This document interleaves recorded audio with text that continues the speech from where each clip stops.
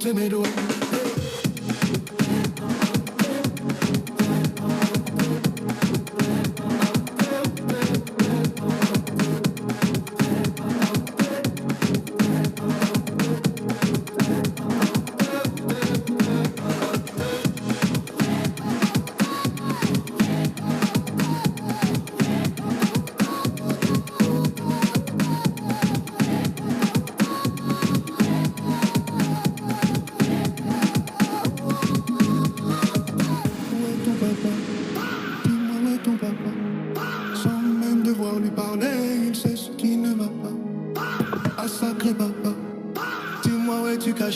Ça doit faire au moins 1000 fois que j'ai compté mes doigts.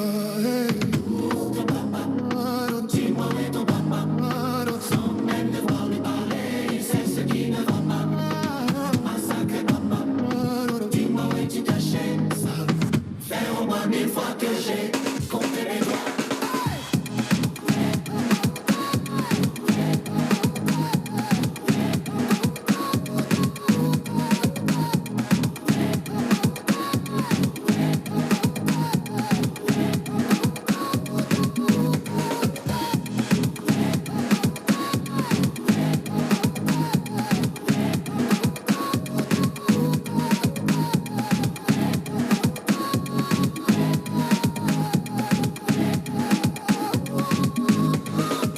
What's going on, everybody? I hope everyone's having a fantastic evening, afternoon, pre-noon, no matter where you are in the world. I'm Hasan Piker. This is the HasanAbi broadcast coming to you live from somewhat sunny New York, ladies and gentlemen. We're live. It's New York and New York. And I hope everyone's having a fantastic one because today's a beautiful day. Today's a wonderful day. Today is a very special day. Now you might be thinking to yourself, Hasan, is it a very special day because you traveled all night? Is that what it is? Because you're in New York? Is that why? And I mean, that's part of it. That's part of it for sure. I mean, I'm very excited. Is it a very special day because I was just on Majority Report? You know, New York, Afghanistan, concrete jungle where dreams are made of. There's nothing you can't do now. You're in New York. Admit you love New York. I do love New York. It's true. Are those the real reasons? Are those the real reasons why I love it? You sound muffled. Wait, really? Do I? Is it because of the merch drop? Is that what you think? Like, is that why you think I'm excited? No, that's not the only reason. I mean, that's one of the reasons. But I think the real reason is because you already know what the real reason is, ladies and gentlemen. It's the same reason every week. Right. Well, it's Friday then. It's Saturday, Sunday, what? It's Friday then. It's Saturday, Sunday, what? It's Friday again. Yeah, that's right. It's freaking Friday. And you already know what it is. We celebrate our forefathers in the labor union movement, the anarchists, the socialists, the communists, the trade unionists, the Marxists, and even the liberals that participated in labor action and delivered to us the 5-day work week, eradication of child labor. It's freaking Friday, baby. You already know what it is. It's mother freaking Friday. More like Friday. More like fry gay. You already know.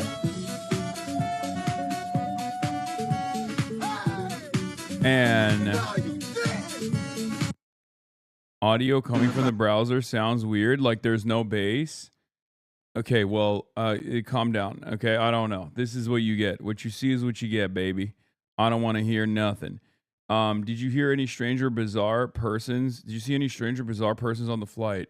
There was a bunch of HasanAbi heads on the flight, as always, but no.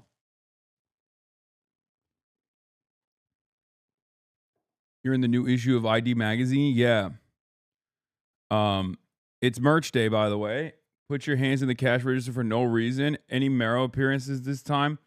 I should hit him up. Bro, he was so tired last time I saw him. I felt bad. But yeah, it's Friday, March 27th, 2026, ladies and gentlemen. I think your shirt is muffling your mic. Take it off. You should fix it. That's funny. Ha, you're funny. You were in Jacobin. Dude, I was in Slate. I was in Jacobin. I'm in Tubi. I'm in Quibi. Catch me on Quibi. You know? I'm all over the place, man. I'm all over the place. I'm everywhere. Okay? I'm in New York Times. But yeah. Unk making motions, yo. Yeah, Unk's got all the motion in the ocean. I'm in New York City DSA. New York City DSA is posterizing me for some reason. I guess they didn't get the goddamn memo, you know? I guess they didn't get the memo that, I'm a danger. I'm a danger. They should tell Bernie Sanders, who is Jewish himself, that I'm a dangerous anti-Jewish terrorist, you know? Little cafecito. I'm in New York City. All right. It's merch day. Your boy is canceled. The number one canceled streamer of all time. We're on stolen. I don't know what, it's not Tongva, but I don't know what kind of stolen land we're on, but I know that shit is stolen. And this is the part of the broadcast where I tell you about my personal news about what's going on in the world of HasanAbi Pygram between the time period where I press the stop streaming button, press the start streaming button. So help me God, that's what I'm going to do. We are not going to do the customer service stream as we normally do because it's merch day and everybody knows on merch day, everybody goes, hey, Algonquin, stolen Algonquin land. My apologies to the Algonquin peoples. Also stolen Cuomo land, technically. The Cuomo will rise up once again. But Lenape land? Okay. How are the airports, King? LAX was perfectly fine. I don't know what that's about, but I don't know what that says.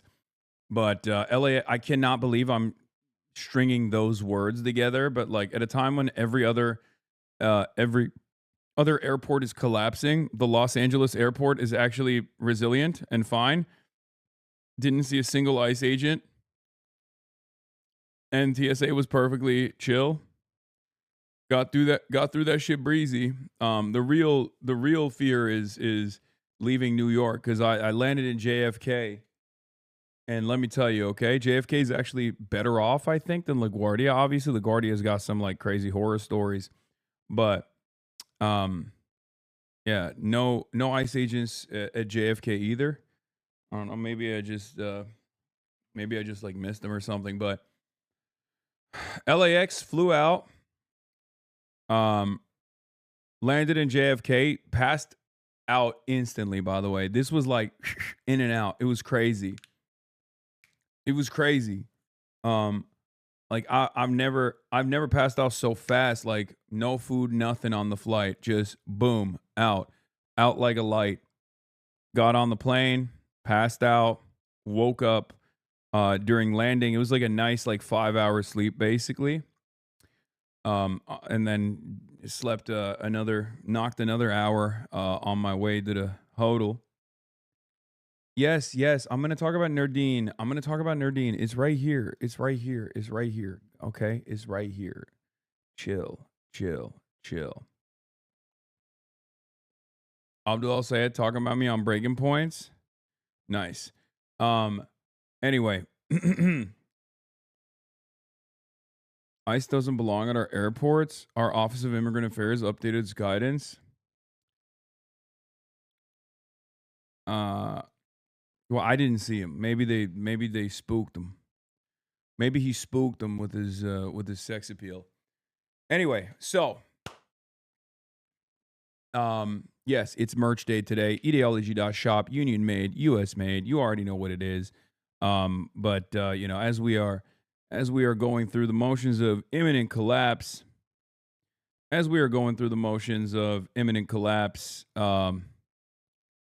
the least you could do is look drippy. You know what I mean? The least you could do is look freaking drippy. But thoughts on Iowa, not political. I just hate those Cornhuskers. I mean, I have no feelings on Iowa.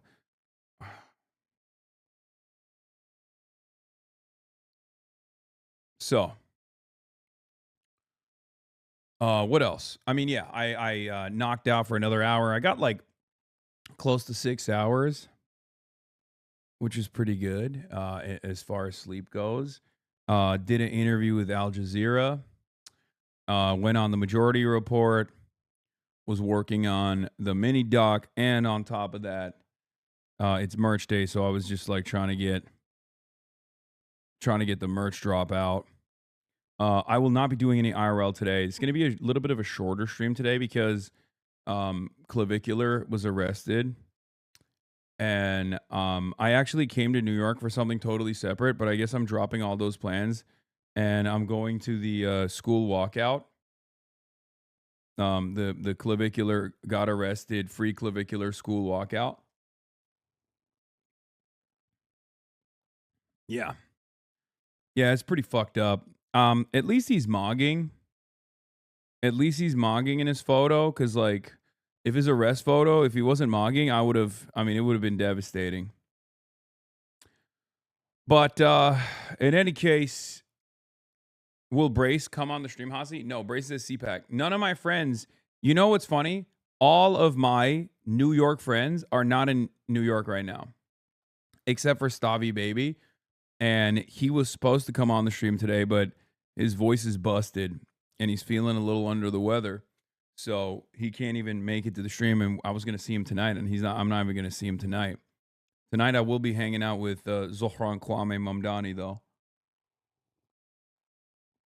Off stream, not on stream. But Noah didn't even come back with you? No. Noah was supposed to stay an extra day in LA, but he actually is on his way back right now. He's just not here. But yeah, Brace flew directly to Dallas after Cuba, so he's not even here. Felix is also not here. He's in LA, but Felix has been sick. He's got like a little stomach thing.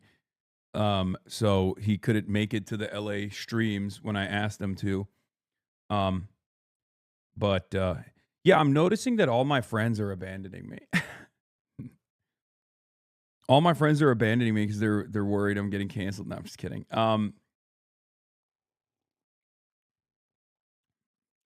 Adam is not here. I don't know if he is revealed where he is in the world, but he's not in New York City right now, so I can't even, like, literally none of my friends are here. I'm in New York City. They're all not in New York City. They're spread far and wide around the world. It's not even a joke. But it doesn't matter. We have a lot. We have a lot that we're going to be doing. I have guests galore regardless. Effie Phillips Staley, I'm going to be hanging out with her tomorrow. Potentially going to a No Kings protest in New York City. See what this No King stuff is about in New York. See if they actually have a no war association with No Kings. What are you doing with Zoran tonight? Having gay sex. Having sex of the gay kind.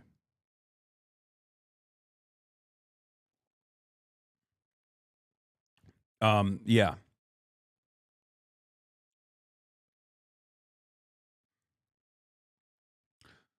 Did you see the Cash Patel emails? Yes, I did. We're going to be covering that later, obviously. But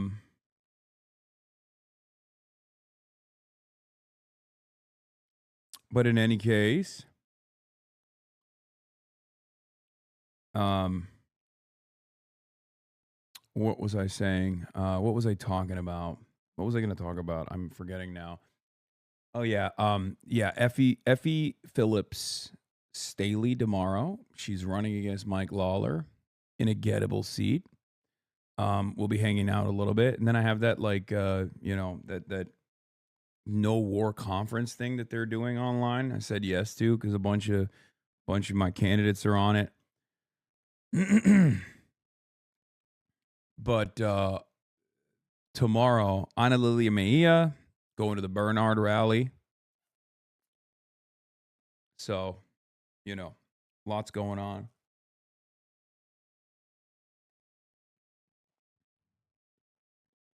Lots going on in the world, folks. I'll give you a 5. Chunk, you mentioned the merch 8 times. Show off all the shirts, man. Yeah. Okay. Ideology.shop. You already know what it is. It's that time of the year. It happens like, twice or 3 times or sometimes 4 times a year. But yeah.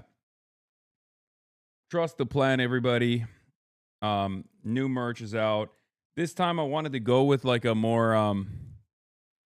I wanted to go with like stream memes a little bit on this lineup.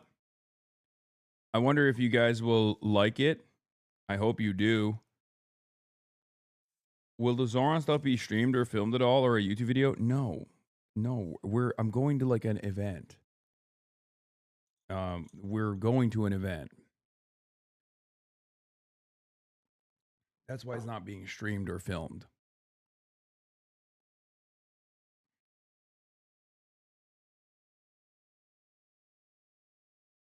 Not everything that I do is on camera, okay? Jesus Christ. Come on. Love the early 90s Desert Storm trading card vibe of it all. That is exactly the vibe of it. You already nailed it. We got Acquire Nukes, Nuclear Doctrine t-shirt. Acquire Nukes, Nuclear Doctrine for Sovereignty and nation building. We got New World Order, American Century of Humiliation tee. This is literally like a ripoff of a Bart ripoff. This is a fake Homer Simpson Desert Storm t-shirt ripoff. It's Kaya saying, I was there and it sucked. Operation Woke Sharia Law, Operation Southern Spear.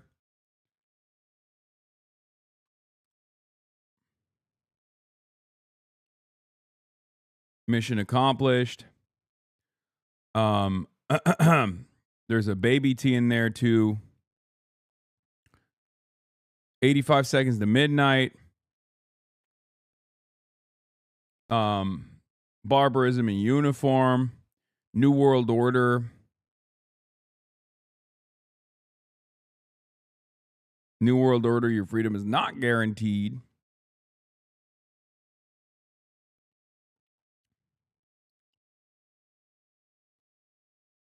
We were trying to do a PBS one too, but we couldn't do it in time. Sending a polite request for black baby tees in the future? Sure. The New World Order t-shirt comes in a t-shirt and a hoodie, according to plan. And then the You Lose t-shirt. You sunk my battleship. You lose.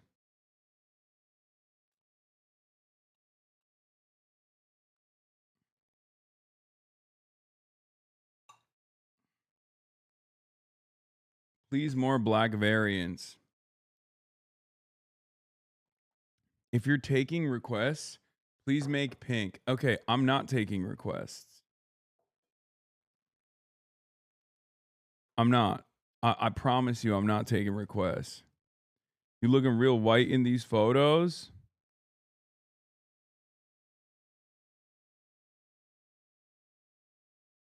I know. I've been looking real white. I've been looking hella white.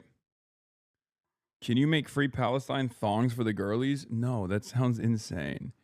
Is this merch allowed to pass the Hormuz? This merch. I have it on good authority. Shred out of the mouth of Aragshi. If you rocking this merch, if you are a Filipino boater, if you are, because most of the naval trade is occupied by the Filipino population, Swagapinos, right? To all my Pinoy gang Swagapinos, if you are wearing one of these pieces of merchandise, the IRGC Navy will clear you. You will not even need to pay the toll. I have Foreign Minister Arakshi's word. Okay? So just remember, many benefits. Many benefits. They're letting the fishermen, the boaters, as long as you are Filipino and wearing HasanAbi merch, the IRGC will give you proper clearance. That's $2 million off.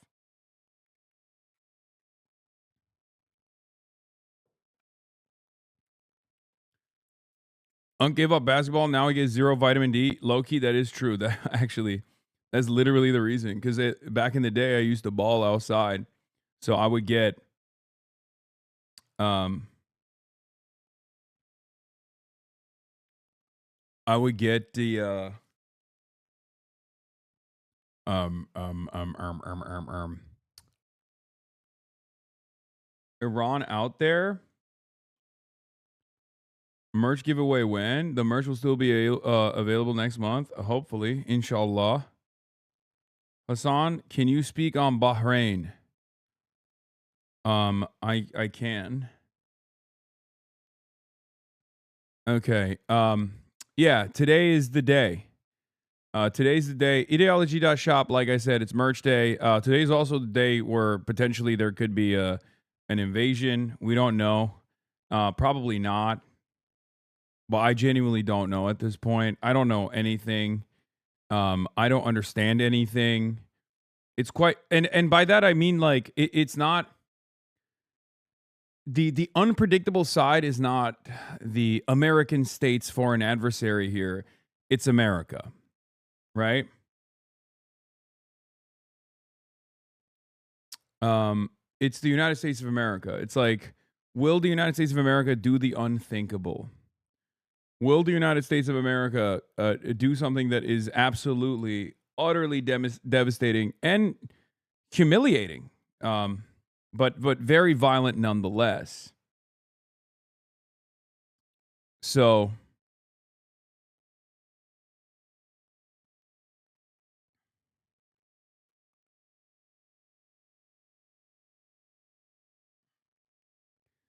you know, that is what's going on. New York City, are we invading? Question mark, question mark. Iran hacks Kash Patel.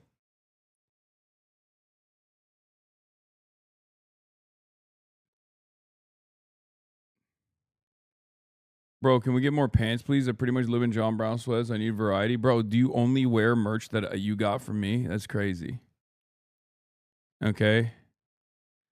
Are we invading Iran? Iran hacks Kash Patel's email. Epstein's Fury, day 28. CPAC without Trump. DHS funding TSA. New merch time. Get in now. Times are hard. Don't shame our clothes.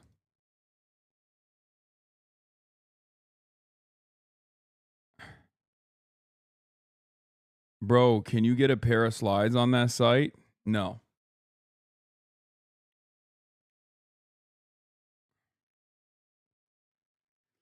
Long shot, but let me be your lethal shooter and retool your game into a spacing big type a la Brooke Lopez.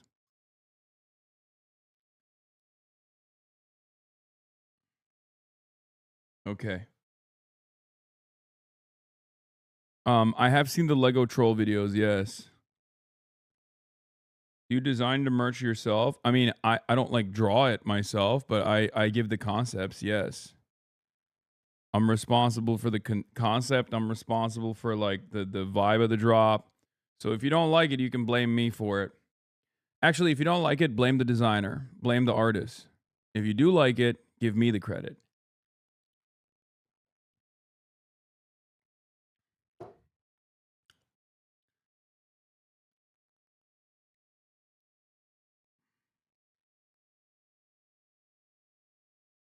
Have you balled recently? I have not. I haven't balled in a minute.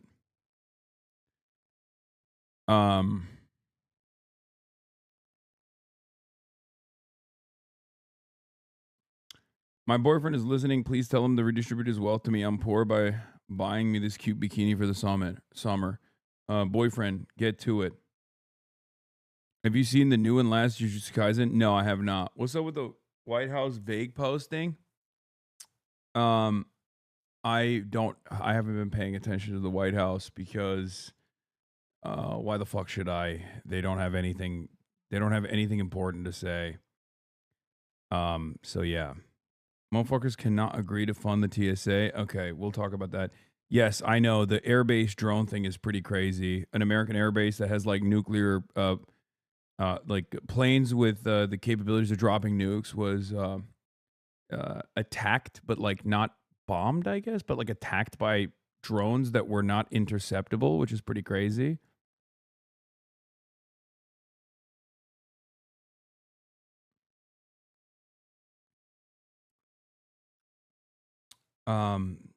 Yeah, I don't really care about the White House like vague posting or whatever.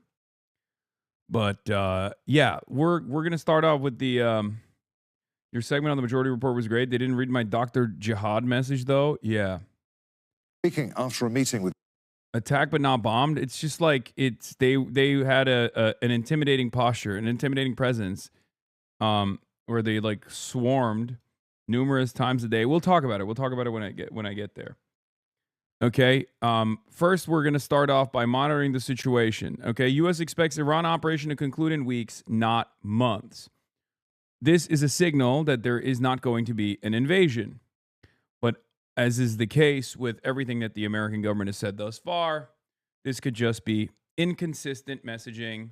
This could also be just a bait and switch, especially because we are currently shipping as many troops. I mean, not like enough troops to like fully invade Iran, because I don't even think we have enough troops to fully invade Iran unless we take the non-combat units in the military and turn them into combat units, which would be, I assume that'd be very difficult to do. I feel like you only do that when you're straight up waging like a defensive war, right? Or like World War II type situation.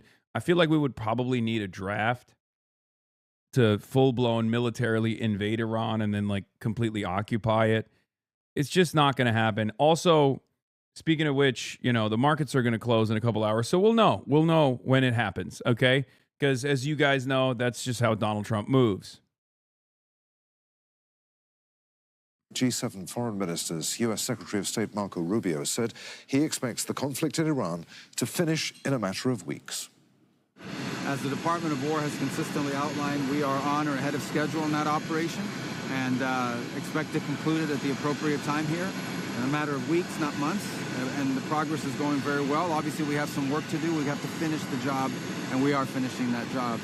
I did describe to our allies, however, that immediately after this thing ends, fill up your tanks before market closes. I mean, I have an EV, so I'm set.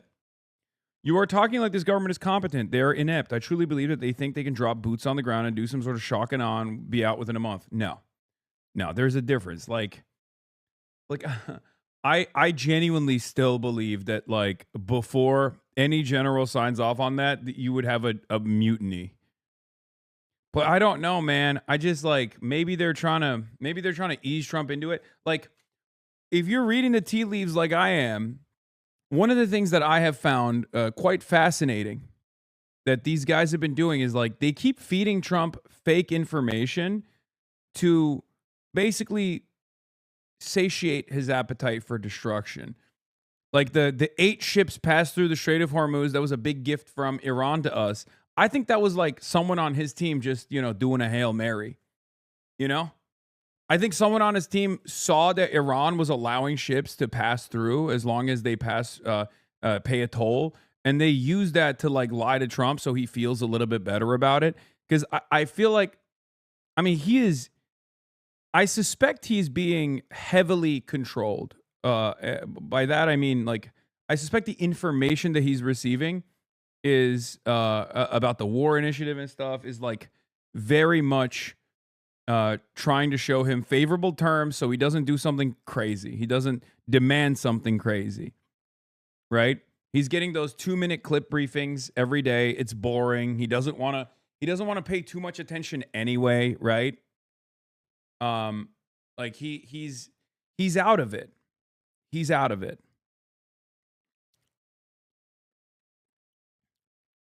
Listen to Brian Berletic. The longer this war goes on, the better from the perspective of blockading China. This is the neocon Hail Mary attempt at maintaining unipolarity.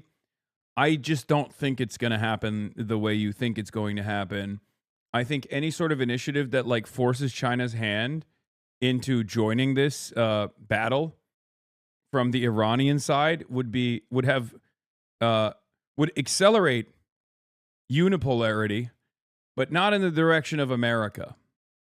Does that make sense? You feel me? I don't think that this would be favorable terms for the United States of America, especially considering that the United States of America has not been able to achieve any of its military objectives against Iran, a much weaker and much poorer country than China, right? Iran is using the leverage it has, which is the control that it can enforce over the Strait of Hormuz, a choke point, right? But China is the manufacturing hub of the planet, right? China is the manufacturing hub of the planet. China could literally shut off American defenses entirely. Because right now, we have functionally unlimited offensive capabilities, right? Except even on our Tomahawk missiles, we have apparently burned through a quarter of our supply, partially because we are incapable of using aerial missions that and the bombs that we have that we can drop from our planes, which are plentiful, right? You only use Tomahawks from afar if you have not been able to maintain air superiority. Those things need to be refilled. In order to make more Tomahawk missiles, you need the commodities that are being procured, manufactured, and rare earth minerals that are refined in China. There is no complete independence from China, even on our defense side. So if there was any sort of like serious war where China felt so threatened that they were forced into, kind of like Iran, ironically enough, forced into this battle, they will hit us with the trade nuke, which is export controls. Okay? Yeah, see? Someone else is also saying the exact same thing. Here's the fun part. Tomahawks need samarium cobalt magnets for their fins. China controls 85 to 90% of the supply because samarium is mined almost exclusively in China. Thank you for your attention to this matter. See?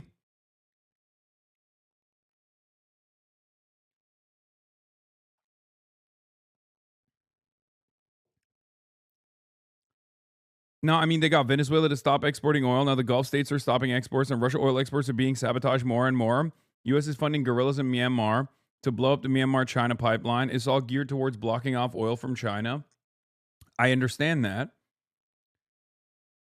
The reason why they're trying to gain a foothold and rebalance multipolarity even, as it stands currently, is because China, in the multipolar structure that we're living in, right? Because we are. It's no longer America's world, right? China has the leverage. The tariff war proved that reality in a way that even American idiots could understand. If you recall, initially when Liberty Day started, right? What did I say? I said China has a lot of levers to pull in this conversation, in this back and forth, but because they want stability, they'll allow Donald Trump to destroy global trade for a little bit, to showcase to their European partners that they are the stable and reliable allies, and force them to reconsider their relationship with China, which they did, right? They did do that. That's precisely the reason why a lot of these countries went to China. A lot of their leaders went to China. European leaders did. Mark Carney did. Keir Starmer did, right? And they started developing bilateral trade commitments, which is beneficial for China. But then during the Liberation Day tariff situation, you done got raided full. Hey, thank you. Is it Majority Report? Majority Report, thank you for the raid. Hope you had a good stream. I was on it. But yeah, if you remember, a lot of Western analysts couldn't make sense of what Trump was trying to do. I explained to you what the goal was, but then I also explained to you how this would, end up not panning out for America. When they tried to add additional qualifications while they were, having back and forth talks about like how we do a soft landing on this like unnecessary trade battle, China added additional export controls. They didn't actually pull the trigger on those export controls because it's the nuclear option, right? But they just, they added that in They added that onto the pile to say, hey, we can do this to you. We have the ambition. So that is the reason why Donald Trump is so desperately trying to control as much of the oil supply as he possibly can so that we take back a little bit of leverage against China. Do you understand? Because China has all the leverage in a multipolar world right now. We have none of it. Because as long as the Gulf exists, China can get their oil from the Gulf and meet their energy demands from Russia and the Gulf. So now we're trying to shut off those other areas where China can get their energy demands from in an effort to create leverage against China's export controls. Because the reality of the matter is we need China more than they need us. Obviously, it's a balancing act. They need us for, purchasing their goods that they're manufacturing for us. But at the end of the day, if push came to shove, we would need them more than they need us. Okay? This is ultimately part of boxing out China, but I sincerely doubt that there is a thorough design here. We didn't even refill our strategic reserves before going into a conflict that could shut down global oil supply. I agree. I know. There should have been a lot more space between the extraction of Venezuelan oil and like being able to successfully refine Venezuelan crude at a level where we could potentially stave off any sort of supply shocks. But we didn't do that. We didn't even wait for that. We did not build our strategic reserves either. We didn't do any of that. We just went in balls to the wall, partially because, once again, this is Israel's war. Okay? This is Israel's war. We're just kind of in it alongside Israel. And that's why the timing of it is so hasty. And that's precisely why we did it even though Trump's generals were telling him this was a bad idea, specifically because this would be a bad idea against China.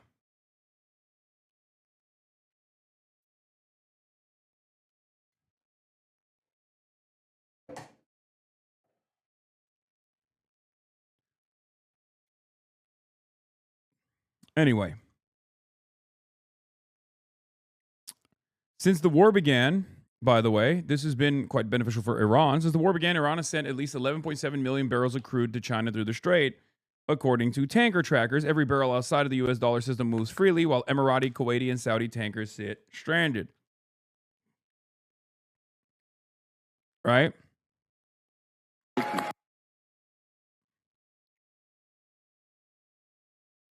By the way, Israel is obviously still doing its absolute most to fuck up the bag. They are as aggressively as possible trying to go up the escalation ladder and ruin any kind of off-ramp that America might get, because their goal here is to basically destroy the Iranian economy as it stands and piss them off so much that Iran strikes back with a devastating blow that makes it virtually impossible for America not to respond. That's the goal here. Just so you understand. If you're wondering, like, why is Israel doing this? Like, I don't understand. Why is Donald Trump saying we are going to find an off-ramp here? Why is Donald Trump saying, like, oh, it won't be real war. It won't be like ground troops or anything. We're going to give a 10-day negotiations process, a 7-day negotiations process. Like, Donald Trump and Israel are signaling very different things. Donald Trump is, when it comes to like actually what he's preparing for, what his next steps look like, he's also signaling something entirely different than what he's saying. But when you listen to what he's saying, he makes it seem like there's a deal out there to be made. Okay? I don't know how much face saving will take place if there is such a deal, especially as it currently stands, as, you know, Iran controls the Strait of Hormuz. And it doesn't seem like they are willing to give that up. And why should they? Okay, they want it. militarily, and now we live in the might is right world, right? If you live in the might is right universe, you can't really complain about that. People in House are flaming for this exact take because obviously Trump is directing everything Israel does. No, I think that's the old guard mentality. I talk to a lot of people. I talk to analysts that are from the region, like in the MENA region, and even they still believe this. This is what Hassan Nasrallah was saying. This is what Ali Khamenei was saying. They were all Noam Chomsky readers, okay? Every single one of them. None of them paid attention to Mersheimer. They all paid attention to Noam Chomsky, and they thought, no, of course not. Like, America holds all the cards. Now, does America still hold all the cards? Of course. Well, Iran definitely has more leverage in this circumstance, but I mean, like, between America and Israel, who actually controls who? Of course, America at the end of the day could easily tell Israel, enough is enough. But again, I have to see it to believe it at this point, right? Because, like, something is different. Trump 1 was a change in attitude, and Trump 2 has been an even more accelerated version of that, where we don't just rely on Israel for intelligence, or we don't rely on their assessments. We have given them the driver's seat. We've given them the keys of the car in our MENA policy, in our Middle East, North African policy making. And it seems like, judging by the way that we're operating here, the timing of it, the lack of warning to our allies, it genuinely feels as though we are just trying to make up. Like Israel is guided us into this. Israel has goaded us into going to war with Iran, and now we're just like trying to find a way where we benefit, right? Because, as I've said over and over again, like, there is a larger long-term goal here of gaining leverage over China, our number one foreign adversary. Our long-term goal here is absolutely to gain leverage over China by potentially imploding the Gulf and then becoming like limiting the oil import capabilities that they have, right? On one hand, I do hope the regime is overthrown, but on the other hand, I don't want an American-Israeli puppet in charge. There's no world where the regime is overthrown and then it isn't an American-Israeli puppet. And the U.S. does tell Israel enough at times, like during the last war with Iran, despite how much their defenses were suffering, they were willing to keep going until Trump made them cut it out. We let Israel drive, but we always hit the brakes. So I think Israel is trying to do as much damage as possible for the U.S. tightens the leash, kind of like how they escalated in the days before ceasefire. Yes. But even if there was a long-term goal of like cordoning off China from, major oil exporters, and cut off China's like oil supply, energy supply to the best of our ability, if that was the actual goal, the long-term maximalist goal here, right? Because at the end of the day, everything that we do is anchored towards fighting against China in this Cold War that we're trying to desperately engage them in. And obviously, the tariffs play a role in this. Like, the goal of that was also to try to force all of the other regional countries into creating a competitive manufacturing industry, specifically India, and then also get all of the countries that are purchasing Chinese goods to no longer do that, fixing our trade deficit with these countries instead. But every single plan, the follow through doesn't make any sense. Like, I get the goal. Okay. I get the goal. I understand the goal. But there's no reasonable mechanism to achieve these results. Does that make sense? We're done with our objectives. One of the immediate challenges we're going to face is an Iran that may decide that they want to set up a tolling system in the Straits of Hormuz. Not only is this illegal, it's unacceptable. It's dangerous to the world. Illegal. Nothing, and I mean nothing, is illegal, okay? We made this reality. And even then, we should be thankful that Iran still abides by like some of the previous standards, even if they violate them. It's not even it's not even a question. I mean, look at our targets, man. Iran does not hit civilian targets unless there's like intelligence that there is, like a military person stationed there, right? And you can see that with the civilian death tolls, right? Like the civilian casualties on the Iranian side are far higher than the civilian casualties in the Gulf nations or the civilian casualties in Israel. So it's not even a question who is actually doing unlimited bombing campaigns. It has nothing to do with Islam, man. Stop. Oh God, everyone, you're doing like Orientalism, but in a woke way. When you do this thing where you're like, oh no, it's because of Islam that they don't want to kill children. Like, shut up. That's not the case. Okay, it's nothing to do with that. That's not a part of the calculation. Like, I'll entertain the martyrdom mentality when it comes to Iran, but I'm not going to go so far as to be like, no, they're abiding by long-standing rules of war specifically because of Islam. That's not the case. No, they're just abiding by the rules of war. That's what it is. They're holding on. They're only going up the escalation ladder. They're only going up the escalation ladder if Israel or America strikes first. Okay? Turning now to the war in Iran and another sudden shift by President Trump. The president has now extended his deadline for Iran to reopen the Strait of Hormuz by 10 more days to April 6th. It happened just minutes after the close of trading Thursday when all three major stock markets suffered big losses. Ed O'Keefe is at the White House. Ed, good morning. Glad, good to see you. Happy Friday. With the war about to hit its fifth week, President Trump is feeling pressure. RGC Aerospace Force Commander Sayed Majid Musawi responds and says it's no longer eye for an eye. So this is coming from coordinated strikes that happened an hour ago. Here, breaking news from DropSite. Okay, coordinated strikes have hit all three of Iran's largest steel plants simultaneously. Mobarakeh, Isfahan, and Khuzestan, the backbone of the country's non-oil economy. Together, they produce roughly 70% of Iran's steel output. Iron and steel is Iran's second largest export category at $6.48 billion, its primary hard currency lifeline outside of oil.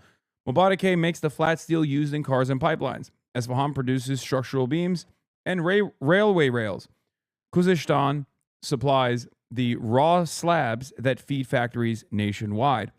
Steel became Iran's top non-oil export precisely as a sanction hedge, as it's cheap to produce using local ore and natural gas, a critical source of foreign currency when oil revenues were blocked. Hitting all three at once targets critical industrial capacity and the economic architecture Iran spent decades building to survive Western pressure. Okay? And there's confirmation from the Iranian state TV as well. U.S. attacked two of Iran's main steel production plants in Isfahan, Mobarakeh Steel and Khuzestan Steel. Iran is the 10th largest steel producer in the world. Iranians knew from the very first day that the nuclear issue was merely a pretext for the destruction of Iran. Fars News shares details on U.S.-Israeli strikes that hit two of Iran's largest steel facilities around 9:30 a.m. Eastern Time. Damage at Mobarakeh Steel in Isfahan. Electricity substation was hit. Alloy steel production line damaged. Power unit. This is Iran's largest steel maker, producing over 7 million tons annually. By targeting the electrical substation and power plant, the strike effectively paralyzed the facility's high-end melting operations, even if the main buildings remain standing. Deputy Governor Akbar Salehi said one person was killed and two injured, adding the plant was operating at the time with workers present, per IRNA. Damage at the Khuzestan Steel in Ahwaz. The strikes hit two storage silos and several warehouses. Crucially, the blast furnaces, units 1 and 2, were reported to be undamaged as they were offline at the time of the attack. The damage to storage and logistical sheds disrupts the supply chain, billet and slab exports, but leaves the core heavy machinery intact for now. Deputy Governor Valiullah Hayati said U.S. and Israeli warplanes carried out the attack, according to FARS. Now, Iran's foreign minister, in the aftermath of this, confirms new Israeli strikes on steel, energy, and nuclear infrastructure, says Iran will exact a heavy price. Okay? State media have confirmed strikes on the Shahid Kondab heavy water complex in Iraq and the Ardakan yellow cake plant in Yazd. Foreign Minister Arakshi said on X that Israel struck two of Iran's largest steel factories, a power plant, and a civilian nuclear site, among other infrastructure. Israel says it acted in coordination with the U.S. He adds, attacks contradicts POTUS extended deadline for diplomacy. Iran will exact heavy price for Israeli crimes. Okay? So is this a situation where Donald Trump is simply signaling a peace offering that he does not intend to commit to? Or is this an instance where Israel is actually trying to fuck up a potential off-ramp?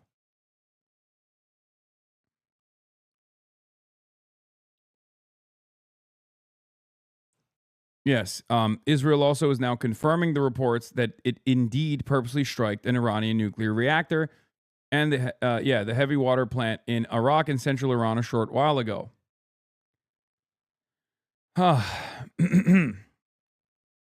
One trick pony? Yeah, Israel only operates with this standard. There's no other way. Okay? They exclusively do this. Okay? They exclusively do this.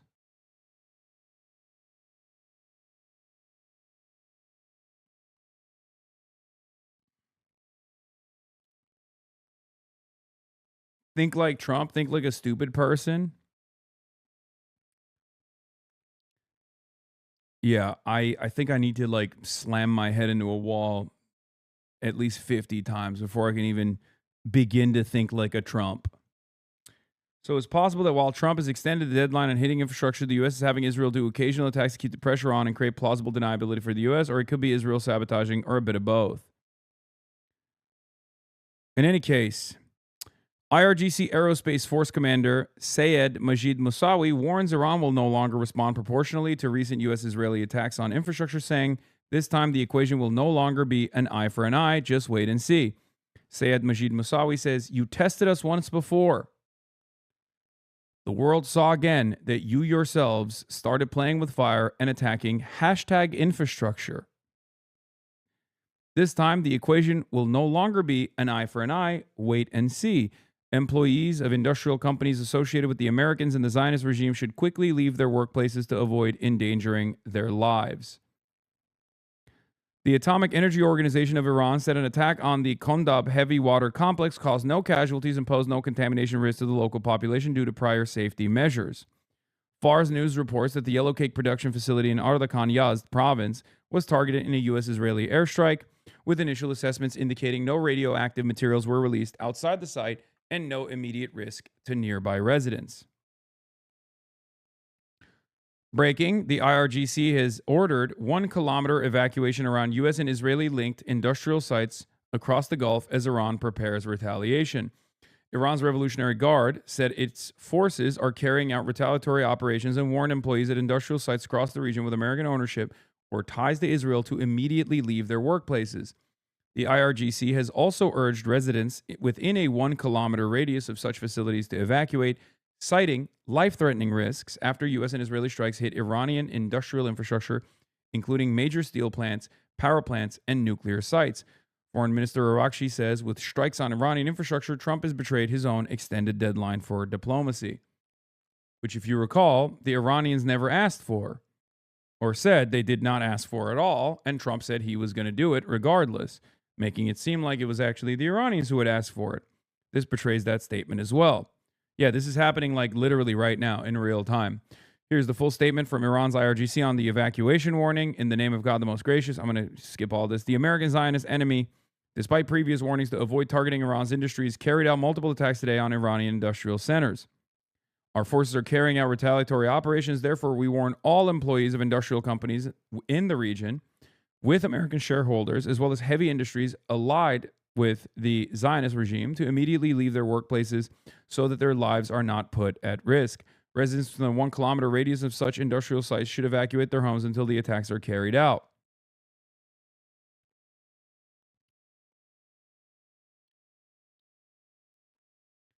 Kev Jun says, it's maddening that we live in a world where one state can do as it pleases in recklessly escalating conflicts into greater and greater wars until the whole world is burning and no one in the West is willing or capable of stopping them. We are capable of stopping Israel. We just choose not to, for one reason or another. Iran has issued a series of urgent warnings and evacuation notices for major steel facilities in Israel and multiple Gulf states, declaring them military targets and ordering workers to leave within 4 hours. The warnings attributed to the IRGC state the sites have become military targets and are expected to be attacked within the next few hours. In Ashdod, Yehuda Steel; in Kuwait, United Steel Industrial Co., Al Hid in Bahrain, Fulath, Abu Dhabi, UAE, Emirati Steel Arkan, Masjid Qatar, Qatar Steel. Each notice warns that anyone remaining at the facilities risks being caught in imminent strikes, marking the expansion of the conflict beyond energy infrastructure to heavy industry across the region.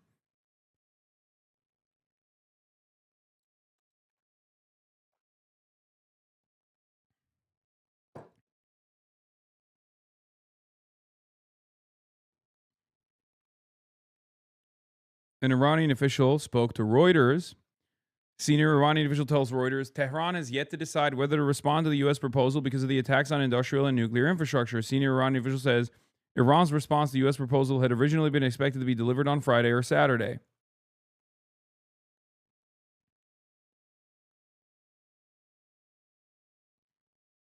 Why Qatar Steel?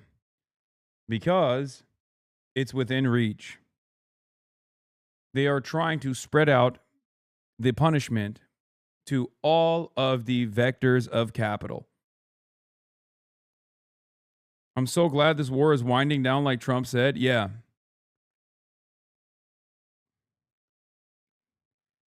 Now that we know what has happened already in the last hour, let's go back to what Trump was saying this morning. Trump says he's extending a pause on Iran energy site strikes. Even from some in his own party to bring the conflict to a close. And for the first time, he's revealing how he knows Iranian leaders are ready to talk.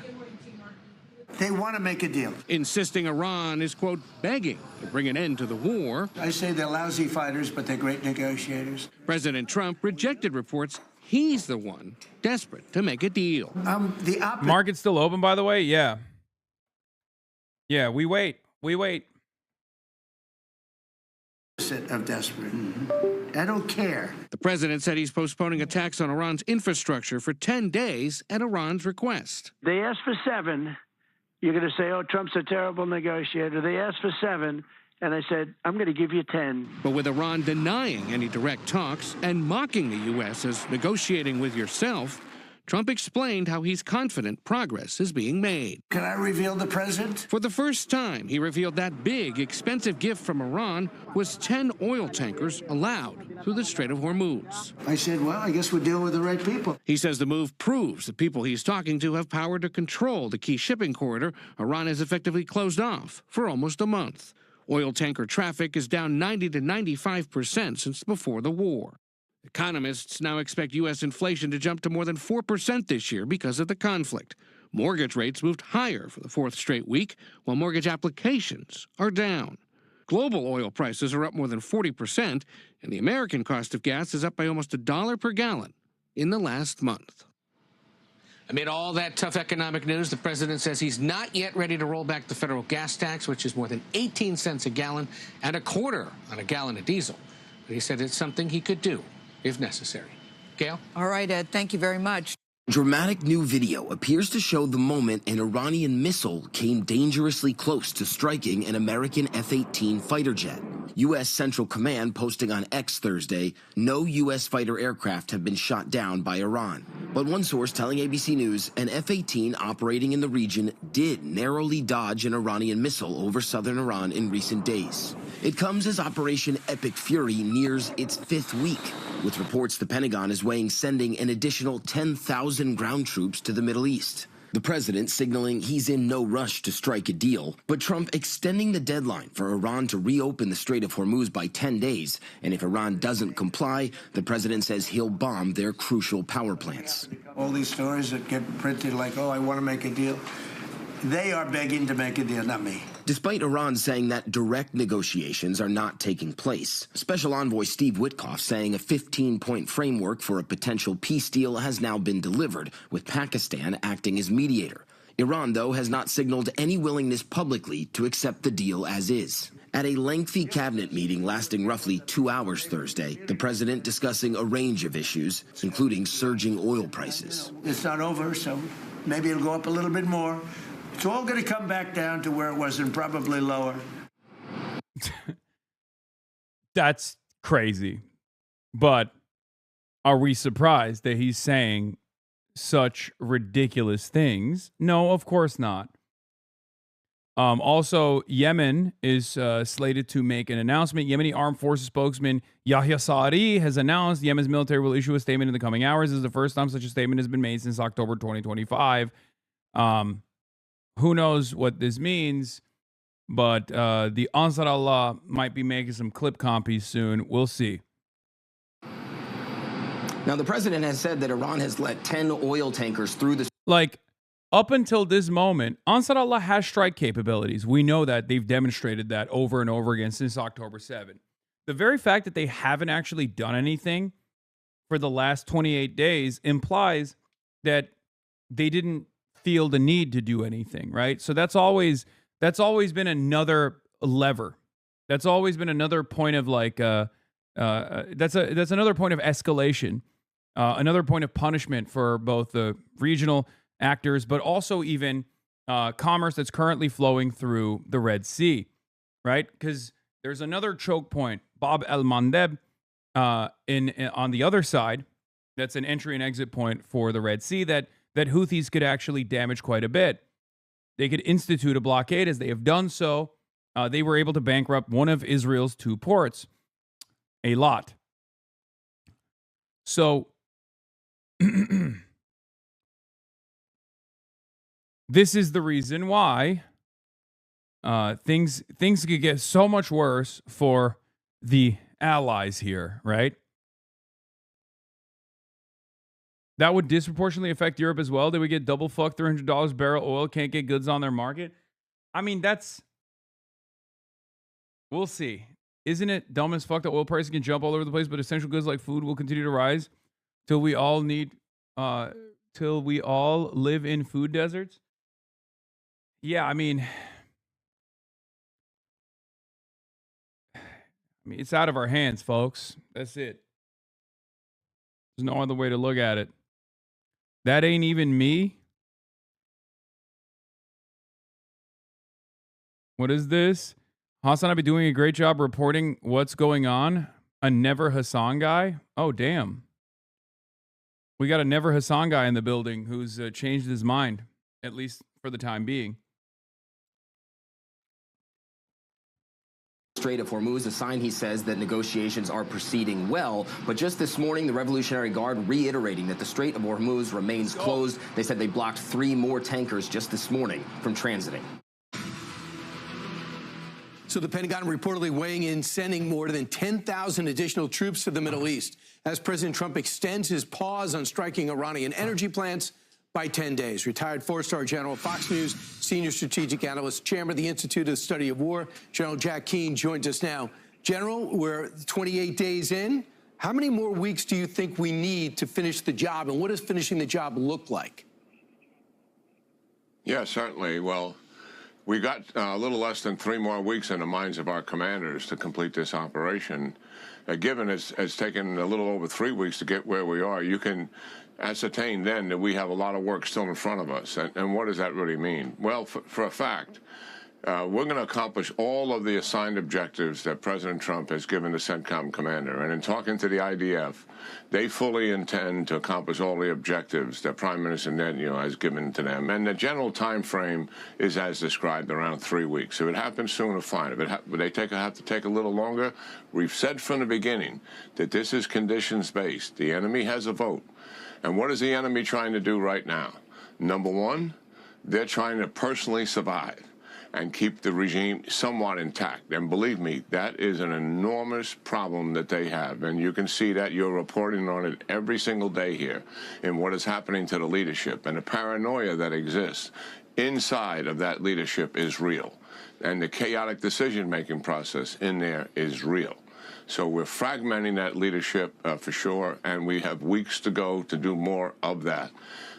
The second thing they're doing, in addition to trying to survive individually and as a regime, is they're trying to protect their assets. I love this guy. Mark is becoming more bullish. Markets are finally starting to price out chaotic White House statements. It took far too long, in my opinion, but now that it's happened, people will increasingly drown out the president. Credibility matters. If you keep making statements that fall apart in days, it disappears. Yeah, I still don't believe that. I'm going to be honest with you. I don't believe that at all. And the reason for why I don't believe that, I mean, it'll still swing. It'll still swing. It's nowhere near close to what it would be if it actually cared about the solid fundamentals and like ready availability of fucking barrel of oil, right? The reason why I say it's also cope is because Elon Musk exists, right?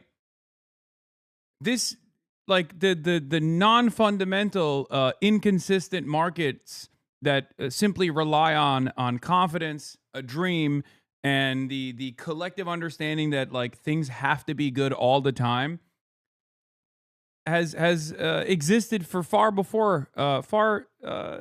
long before Donald Trump came out and started doing this crazy shit. You know, long before then, Elon Musk at every single investors meeting lies aggressively. Everyone knows he lies, but it doesn't matter, right? Because there's too much vested interest in the stock price going up for Tesla, because it's a tech stock, right? So people lean into the speculations, even though Elon Musk has never followed through on any of his promises. So I just don't believe it. I think like, it might soften Trump's impact a little bit, but that impact will still remain. Especially because the market is so consolidated in the hands of a tiny sliver of the population. The top 10% of wealth own 90% of the stonks, all the wealth in general. That I think that they can move in whichever direction they see fit. And they're moving in that direction. They let Trump molest the money, and then they let Trump unmolest the money, even though the money molestation continues.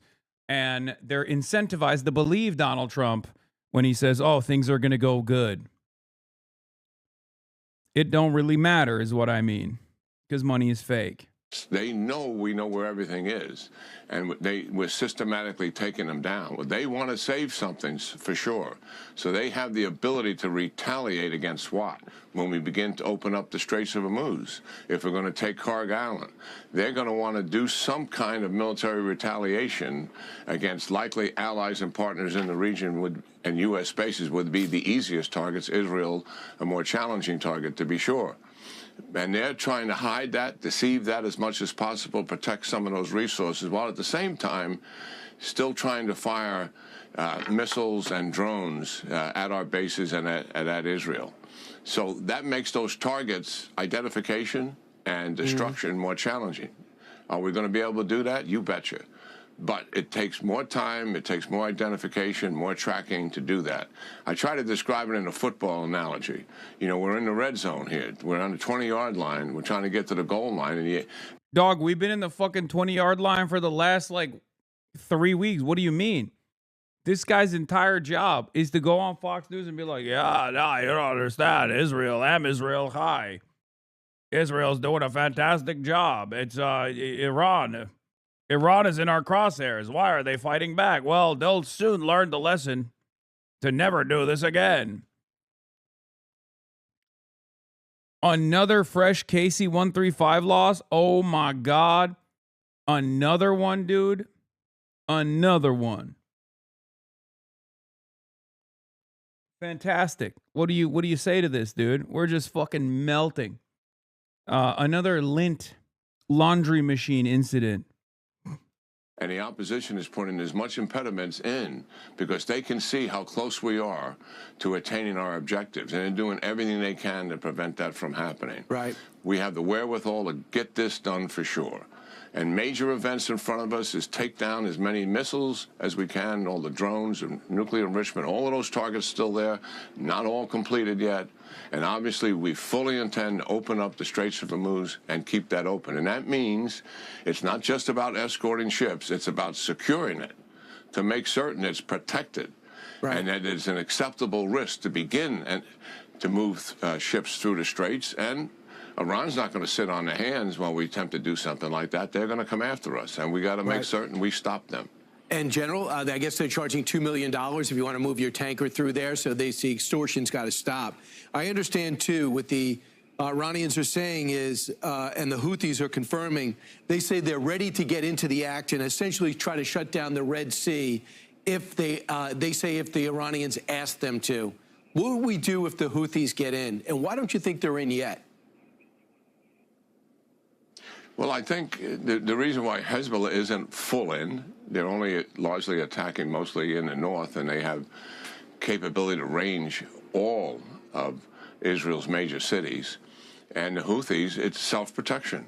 And listen, they're not sure Iran's going to survive. So why should they hang themselves out and lose all of their resources and their capability to impose their will in the area that they're most concerned about, right there in Yemen?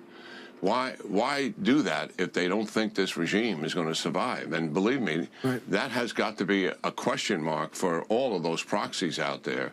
And how much risk are they willing to take on, given the shaky situation the Iranian regime is in? That's got to be a part of the decision-making process they're going through. I understand, according to reports, we had the coordinates, or the Israelis had the coordinates on the Speaker of the House and the Foreign Minister. And we're asked by the Pakistanis, don't kill them. We're dealing with them. Those are the two people we can talk to. So the U.S. told the Israelis to back off. Would that be a good move if that indeed happened the way I said it? Well, I don't know anything about that, nor do I pursue Why does this dickhead have an Israel pin? I mean, you know, at least he's doing it. At least he's like doing the NASCAR meme, you know? He's showing who his big donors are, right? Inquiries like that. It's plausible something like that would happen to keep the lines of communication open for negotiations. Listen, anybody close to this knows who the Iranians are. None of us think that these negotiations will materialize. And the reason is simple for our audience to understand. We're asking Iran to give up, to surrender everything that we're willing to take away from them, everything. And if they don't do that, no deal. And that's the reality of what we're facing here. So are they in a position to do that? Given this 47-year history of the regime, their tendency is not to surrender all of that, to dig their heels in and try to survive. Right. That's more likely the path we're on. I actually prefer the military option anyway, because the military option continues to destroy that leadership, continues to break them down, continues to make them much more vulnerable to collapse after. It enables us to take Carg Island, which is 90% of their fuel distribution. That would cause economic collapse. And I mean, this is fantasy land, right? It's just fucking pure fantasy land. You hit steel production when you don't have the capacity to diminish their military capabilities. Okay? The soldiers are not sitting at fucking bases. They haven't been since the beginning of the opening salvo. You've bombed out basically every emptied out Busage headquarter, every emptied out IRGC target you possibly could. And you tried to attrit their strike capabilities, the Iranian strike capabilities, to limited success. So now it's clear that Iran is still holding the Strait of Hormuz and enforcing its capabilities and allowing commerce to flow through, but with Iranian conditions. So Donald Trump has to make this calculation. Do we just continue? Do we continue going in? Do we send in troops? Do we cause American sons and daughters to return home in flag-draped coffins? Is that what we're going to be doing? Or do we try to pull an off-ramp here and try to save face?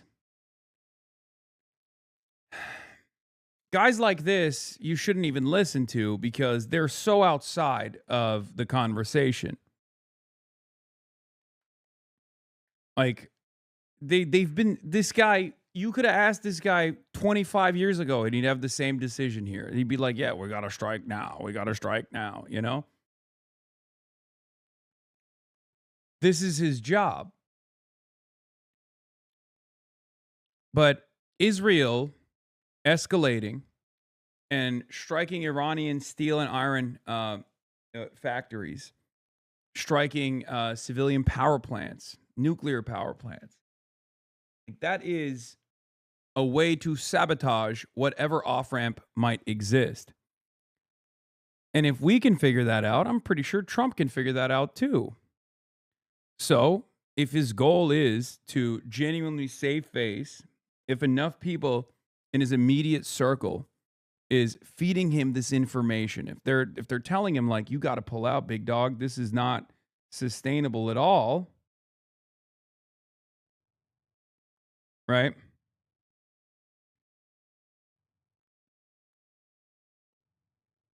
Gives us huge leverage in holding the regime accountable. Then for what? Don't go out and kill any of your population. If you do that, this is what we intend to do to you. It gives us huge leverage that negotiations would not provide us. General, you had a huge day. You got up early for us. We truly appreciate you keeping your Friday appointment. General Jack Keane, thanks so much. Be sure to like and subscribe for all the Fox News latest on YouTube and catch full shows streaming now on Fox 1. President Trump is weighing several options that could result in heavy U.S. casualties. It's a heavy sentence to say, but that's the reality. And according to Axios, on top of invading Clark Island, a move that Trump, of course, we've pointed out, has talked about since 1988, the Pentagon is also drawing up scenarios that involve military action on several other Iranian islands. Those islands key to Iran's oil production, as well as control over the Strait of Hormuz itself. Axios is now reporting specifically on some other possible invasions, and I know Seth had spent time talking about two other islands closer to the Strait of Hormuz, and also seizing the Iranian ships that are carrying Iranian oil. Ben Burgess defends you using the scope of current affairs piece. If you dare kill your own population, we will kill them for you. I mean, that's the American method always. Gavin Newsome defends Trump's actions in Cuba. I know.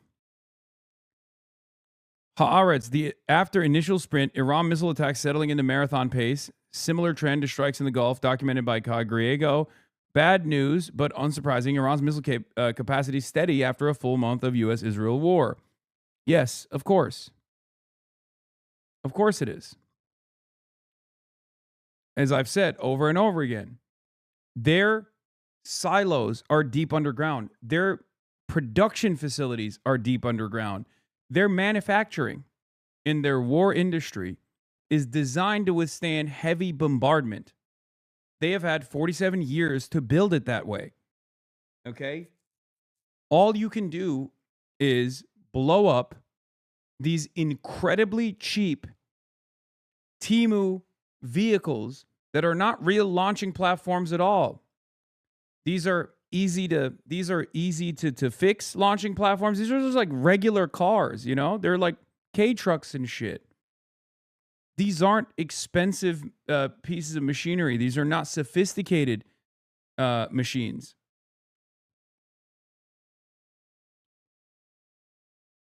They're disposable. I've shown you the missile cars, right? So, knowing what you know now, I hope you understand what I was talking about. A little bit more sophisticated than K-Trucks. Yes, of course it's a little bit more sophisticated than K-Trucks, but like it's infinitely less sophisticated than the regular launching platforms that America utilizes, that Ukraine utilizes, that the Western world utilizes, that Israel utilizes, that like these are not fixed position launchers in general. And not only that, but they're not like those massive fucking trucks that you see that are millions of dollars. Okay?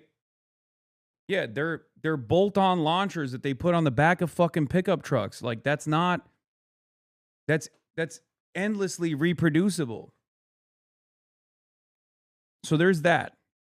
And then the other side is because the silos are deep underground and the trucks come out from these cave systems that they have all around this massive country, in, mountainous regions, that the best you can do is try to shut off the entry points into the caves.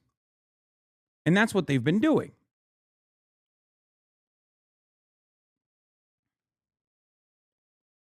That's what Israel and America has been doing. They've been shooting entry points into the caves, and then they have bulldozers and tunneling equipment that they have inside of the entry points of the caves. They bring them out and they dig themselves out, and they bring out the K trucks once again, and they keep lobbing fucking missiles.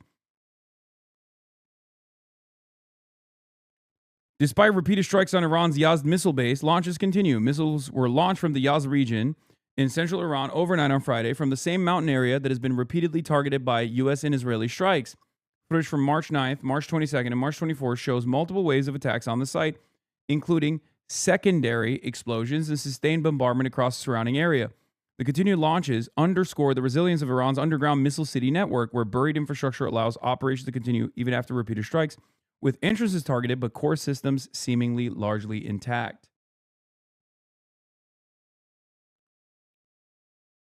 This is why I say the Piker Broadcasting Service is for tomorrow's news today, right? Because DropSite is reporting on it right now. We've been talking about it for like the past 20 days at least. New York Times will inevitably confirm it and report on it a month from now. Okay, Piker Broadcasting Service, subscribe. Piker Broadcasting Service, for you the people. By you the people, for you the people. Isn't DropSite fake news? Oh, shut up. It's not funny.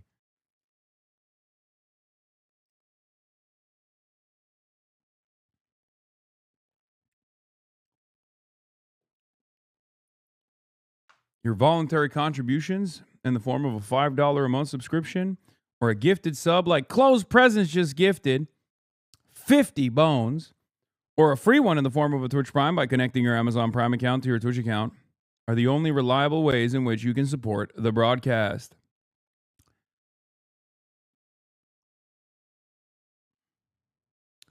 That's right. Even without the mountains, the U.S. couldn't attack the entire eastern part of the country where a significant stockpile might be hidden. Yes, there's also that side of it too. Yeah, this is... Most of the bombing campaigns have also primarily focused on the western side of the country. There's still an entire other side of the country that they haven't touched. Okay? Just remember. And they're launching missiles from that side too. It's just harder to hit east. Why can't we hit east? Because you have to fly over contested Iranian airspace. That's why. Wait, what the fuck?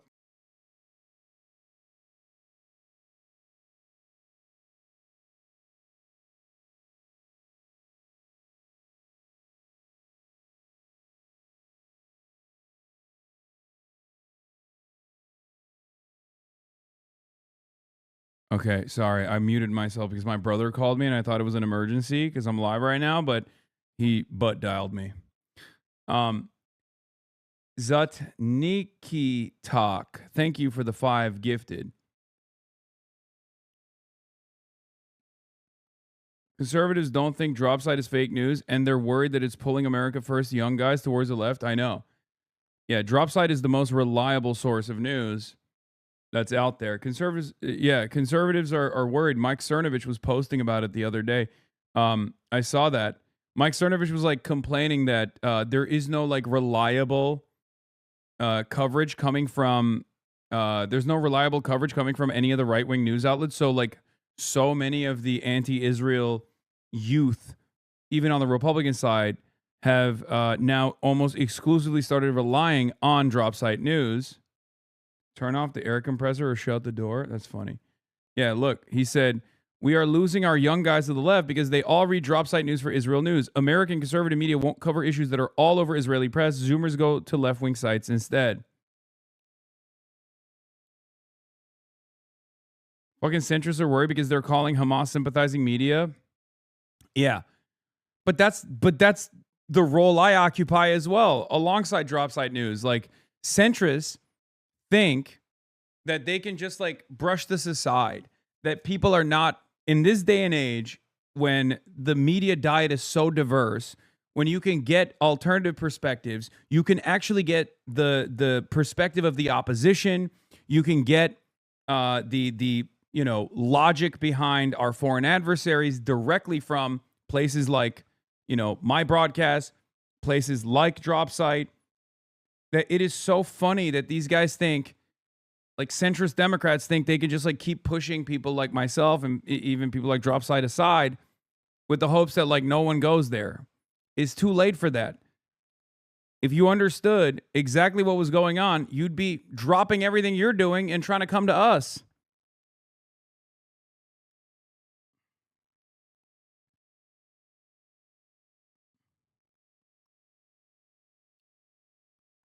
I wish Mehdi would join Dropsite. What do you mean? Mehdi has his own version of that. Zateo. Also, Mehdi's getting yelled at right now because he did the Amnesty International stuff on the Iranian foreign minister. Not Arakshi.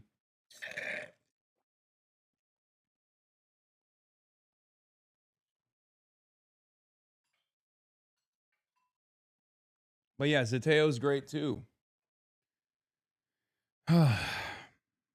Yeah, bro, for real. Like David Pacman is talking about Melania right now. It gives almost no coverage on the war. Yeah, it's a major mistake, and I think it's because of the biases that a lot of people have. They don't want to talk about, they don't want to talk about foreign policy, even if it's like genuinely damaging to Donald Trump. It's the most damaging aspect of the Trump administration as it stands currently. But the reason why they don't want to talk about the foreign policy that much, like the commentators, is because they also have some sympathies with Israel, and they don't want to fucking openly say the quiet part out loud, that like Israel got us into this quagmire, and Donald Trump is the most pro-Israel president we've ever fucking had, and how damaging that's been to America's force projection capabilities and all that stuff, and how damaging that's been to American domestic politics as well. And yet, there's not that much coverage.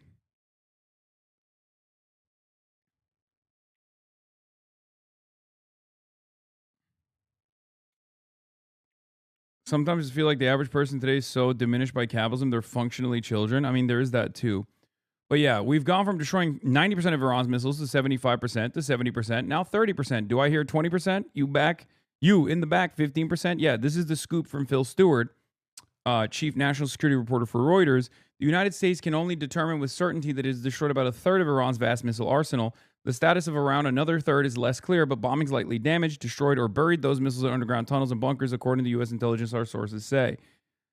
And the fact that they are posting this, what is this? I wish Dropsite promoted far-right and anti-Israel people less. They post a lot of positive Tucker Carlson and James Fishback clips, even though especially Fishback is not newsworthy at all. They seem to think any anti-Israel person is worthy of promoting, which I think is the wrong direction. They still do great reporting, though. No, I mean, they're not sympathetic to those guys at all, though. I mean, I know them very personally. Yeah. Oh, this was funny. This was a funny take from Zaid Jilani. If Israel dropped a nuclear bomb on Tehran, the ADL's main complaint would be what a Twitch streamer said about it. Why is it always that someone who criticizes Israel creates anti-Semitism, but nothing Israeli extremists say or do can create bigotry? It makes no sense. Yeah. Now listen, I don't think Zaid likes me that much because he sees me as a culture warrior, but on the woke side, and he's like very, very invested in culture war stuff. He hates all any and every mention of like any socially progressive position. My criticism of him is revolve around that as well. I think he pays too much focus, too much attention, and too much emphasis. Puts too much emphasis on how libtarded people are too woke or whatever. But these last couple of weeks have caused him to come to my defense as well.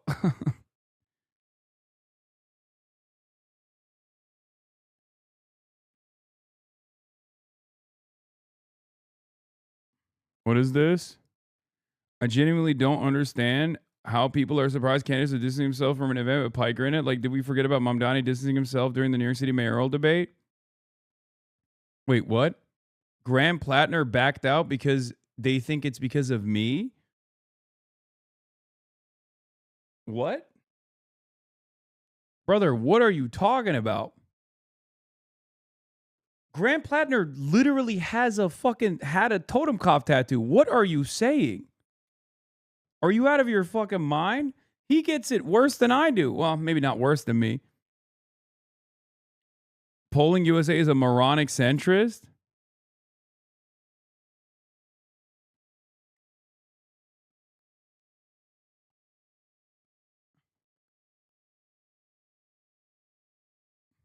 The one guy that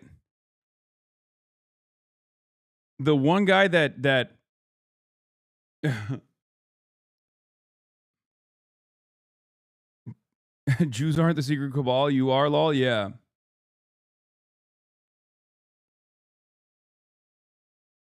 Support of the PBS is my litmus test all election season. Yes.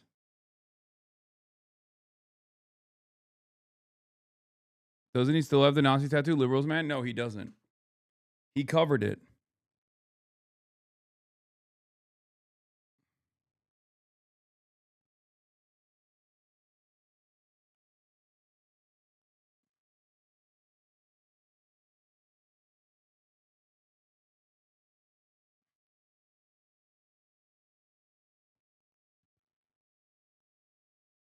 I feel like the criticism would be gone if you had another public event with Mamdani. No, it doesn't even. No, that's not gonna.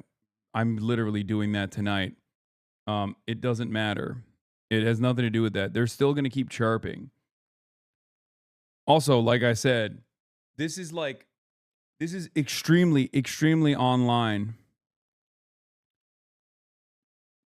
And anytime these guys write any op-eds or anything like that, and they don't reach out for a fucking comment, just know it's a little bit sus.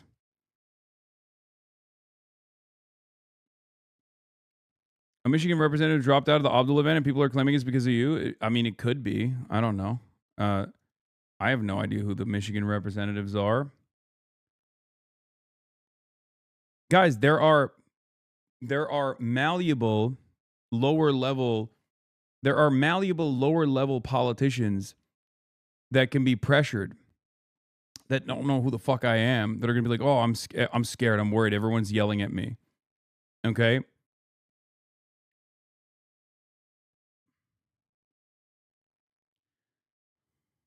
Have you seen this yet? How is this not Drewski? Indian Farmers Union taking support of Iran. Okay, let's continue with this. Trump invading several Iranian islands. Oil, even as they've taken away the sanctions that would allow. Okay, you guys are literally highlighting and making a bigger story out of like dumb shit. Okay? People that are not even on the billing on these events. You understand that, right? Like, we have a platform here. Be a little bit more responsible with it. You don't have to invite me into every single thing that you consider to be a controversy and derail what I'm trying to do right now. Okay? Stop being silly bitches and stop drama posting. There's more important things to cover right now. Okay? Iran to sell that oil, but being contradictory doesn't stop them. Does it sound to you that we're on the verge of a potentially dramatic escalation? It does, Aaron. Now, it doesn't mean that it's going to happen, but the likelihood has increased that it will happen. And what we're looking at is the increase in the force posture by the U.S. forces. The fact that not only do we have about 50,000 troops in the region right now, but we are also getting more. We're getting more airplanes, more Air Force squadrons are coming in, fighter squadrons are coming in. We have, of course, the two MEUs that are, one is basically there already and the other one is approaching. And then you also have, of course, the 82nd Airborne. So all of those elements are critical elements for America's firepower in general, and they don't make deployments like this just to have an exercise. This is a demonstration of force that could easily be used for actual combat operations. And every time so far that Trump has done that in this. So weird the dog isn't on cam anymore. Brother, I'm in New York City. And before that, I was in before that I was in Cuba. Do you think I fly around with my 120-pound dog? In this situation, frankly, even with Venezuela, he's used it. I Yes. mean, that doesn't mean it's going to happen, but that's the trend. Seth, when we talk about Abu Musa and two other smaller islands, you had talked about those. Axios is now reporting that he is indeed looking at those, and you had already said that was possibly a very likely option because they're in the strait as opposed to hundreds of miles north of the strait, which is where Har Island lies. So if Abu Musa is the target, then what does that look like? Well, I think, Aaron, we've already seen partially what it looks like because what we've seen is U.S. aircraft striking a range of different targets on Abu Musa and several of those islands there. What that means is they're trying to target any air defense systems on there, stockpiles of weapons, any bunkers, communications centers, where if they do end up landing forces there, they're trying to limit the resistance that is faced. One thing that we have not seen a lot of is the bombing of those of airstrips in case they wanted to land aircraft. Right, you mentioned those runways. C-130 or C-17. So that all suggests the possibility of amphibious landings to seize those islands, which could be used both for defensive purposes if there were incoming strikes to target the any transits of the Strait of Hormuz, and offensive operations. It's crazy because, like, we have no plan. Like, our plans are just a hope and a dream, right? Our plans all sound like don't siege Leningrad, take it immediately. Like, that's what it sounds like every time I hear like which island we are going to take militarily. I am reminded of that famous tweet from that one famous neo-Nazi being like, "Don't siege Leningrad, take it immediately." It's like, how? How do you hold it? How do you take it? How do you hold it? Like, notoriously, amphibious landings are some of the most notoriously deadly battles that America and every other country has ever had in their history. I mean, I'm Turkish. I'm reminded of Gallipoli, okay? Gallipoli was a spectacular failure for the invading forces. Okay? I mean, think about D-Day. It is an unbelievably difficult thing to do. And you're basically throwing piles of bodies into the grinder. And especially in this circumstance, there's not even, you do realize there are 1,000 people doing plans. It's just a question if the leadership's going to use them. Yeah, I know. I just don't think that, I don't, first of all, we don't have months of preparation. This is like kind of escalating beyond our control. And we just keep taking the most unhinged route over and over again. One of the craziest aspects of this, of course, is that, yeah, Yoav Gallant wrote about how this is a good plan. An indicted war criminal wrote this article. I wonder, now I don't have a free press subscription, so I'm not going to, pay for it or anything.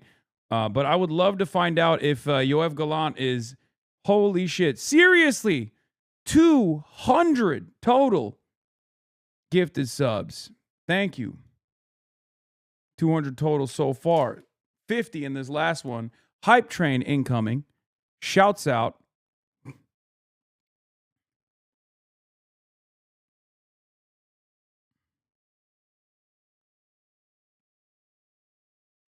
Oh, Houthis in Yemen officially announced entry into the conflict to support Iran. This is coming out 7-8 minutes ago. Piker Broadcasting Service is sponsored by you, the people, for you, the people. Your voluntary subscriptions in the form of a $6 a month subscription or a free one in the form of a Twitch Prime allow me to maintain my editorial independence. Piker Broadcasting Service for tomorrow's news today.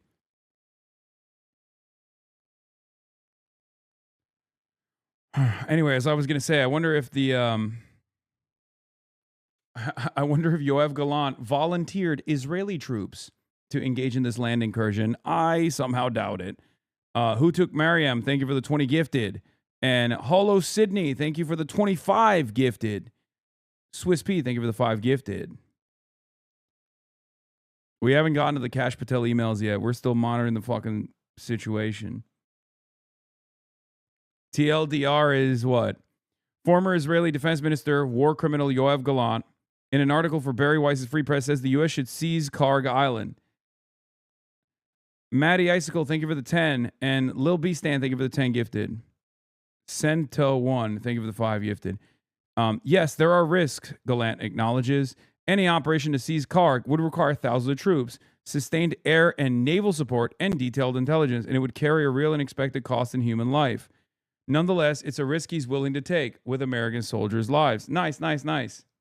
And Juna Pete Farmer, Desh Clock, it's SB98, thank you for the 10.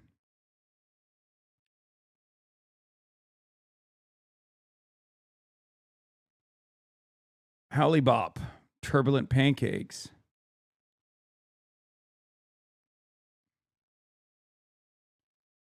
Hormuz may be closed, but all the oilers are coming in. Yeah. Spaceman SR, thank you for the Mood and Goo Fever. Thank you for the 20.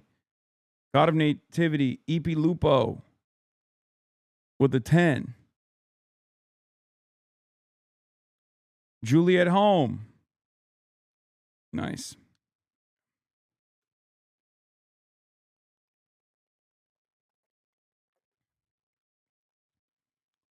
Pause it Chronic. Thank you for the 10.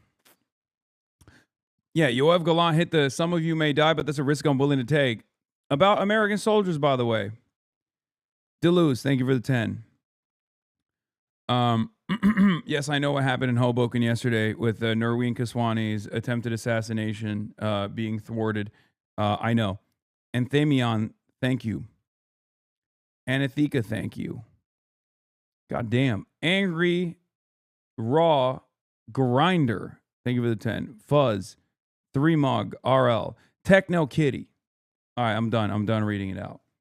I got to continue doing my coverage. Okay.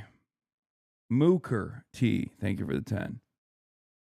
So many gifted subs. I haven't been able to catch one. Yeah, it is what it is. Yo, it's Pipes.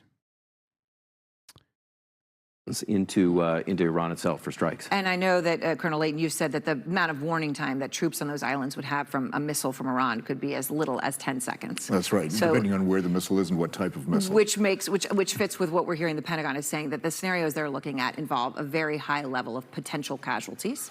A sobering moment, especially given some of the childish rhetoric that gets thrown around, right? We're talking about human lives. Trump reportedly considering an invasion of Larak Island, which lies in the narrowest part of the Strait of Hormuz and is key to Iran's control of the strait, part of the area that's now called Tehran's toll booth. The island is 49 square miles, very small, but it does host bunkers, attack craft that can blow up cargo ships, and radar technology that tracks activity in the strait. All of this Iranian military. Colonel Cedric Layton is back with us at the Magic Wall. So, Colonel Layton, you know, we've talked a lot about Karg. You know, I know Seth's talked about Abu Musa, but Larak is also important. We've got it highlighted here. What would an invasion of Larak look like, especially in the context of what you know is already in the region and what Trump has coming in? Yeah, absolutely, Aaron. So just to orient people right here, this is where Larak is, right here at the mouth, basically, of the Strait of Hormuz if you're coming out this way. Abu Musa is here, and Karg Island is right up here in the northern part of the Gulf. So when you look at Larak specifically, it is right in this area right here where Larak Hussein Obama. The area right here where you could really cut off anything that's going through the strait. So this is a critical military target, or at least potentially a critical military target. Where my sub at? Listen, first of all, you're already subscribed. And secondly, if you haven't been able to catch a gifted when they're peppering the chat, rabbit fingers, thank you for the 10, then you got to do it on your own, big dog. If you haven't been able to get a gifted sub at this point, you might as well use your Twitch Prime, you know? It's free. Every suggestion of how they might invade is dumber than the last. I know. And none of them factor in how they would be able to hold it. Let's say you actually invade, okay? You defeat the conventional forces on the ground. How the fuck do you hold it? Kawoki, thank you for the 25. How do you hold it? And then there's also reports, John Brown. There's also reports about, America depleting its offensive Tomahawk missiles. Like, they're just burning through the stockpile here. They're burning through the midnight oil like there's no tomorrow. They're behaving like there's not ever going to be. There's never gonna, like, new events are not going to unfold. They're behaving like they won't need any missiles and that they'll be able to, adequately rebuild their stockpiles.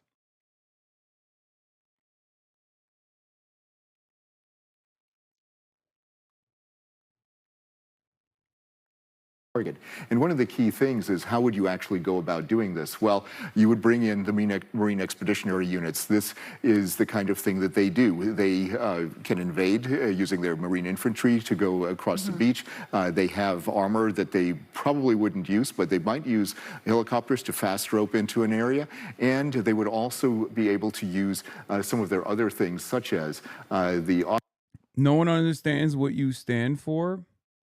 I don't know what that's about. Ospreys, for example, that it can be both helicopter-like, as in this phase, or airplane-like.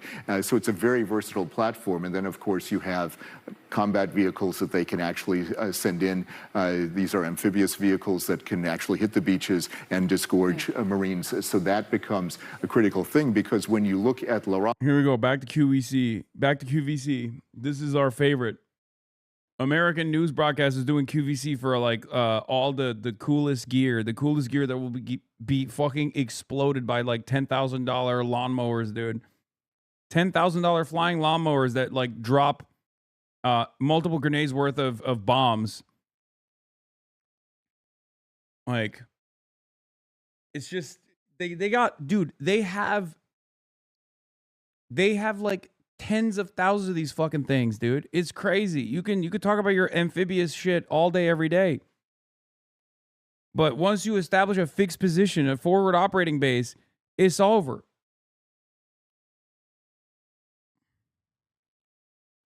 It is a basic rock in the middle of the desert, and it does the kinds of things that you would be able to see in these areas. This area here would be the defended area that you spoke about. Yeah. That has all the radar installations. It's also very mountainous.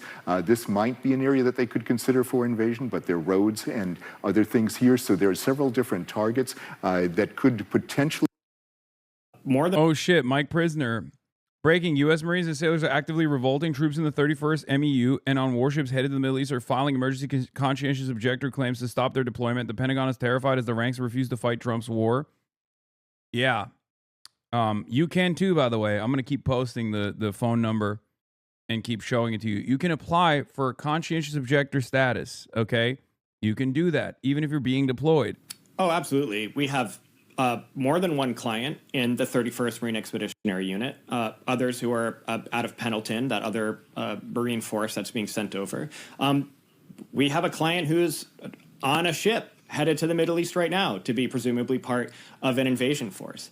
So yes, I mean, just this weekend, I mean, we were dealing with at least 4 kind of rapid turnaround, like people who contacted us saying, I got 1 day, I just found out I'm deploying in a day or 2 days, and working with those people to file expedited claims so we can demand that their command do what's right and keep them home. And so absolutely, and I think the important thing is some people would think that, oh, you can't just at the last minute say you're a CO and not be deployed. You absolutely can. You are. What the fuck? No way. Is there a second source on this? He is the source, bro. It's Mike Prisoner. He runs a he runs like a philanthropic organization that offers legal counsel to troops that want to apply for conscientious objector status. Yes, he's an Iraq War veteran. He's a PSL guy, Party for Socialism and Liberation. Entitled, service members have the right to submit a CO application. Yeah, CCW4COs. At any time, right before a deployment, while they're on a deployment, people can file CO applications and have. This happened during the Iraq War. Infantry soldiers filing a CO when they are frontline combatants. And so, again, it's a right that people have that they don't know they have. And our job is to make sure people know that they have those rights and provide them the support. Yeah.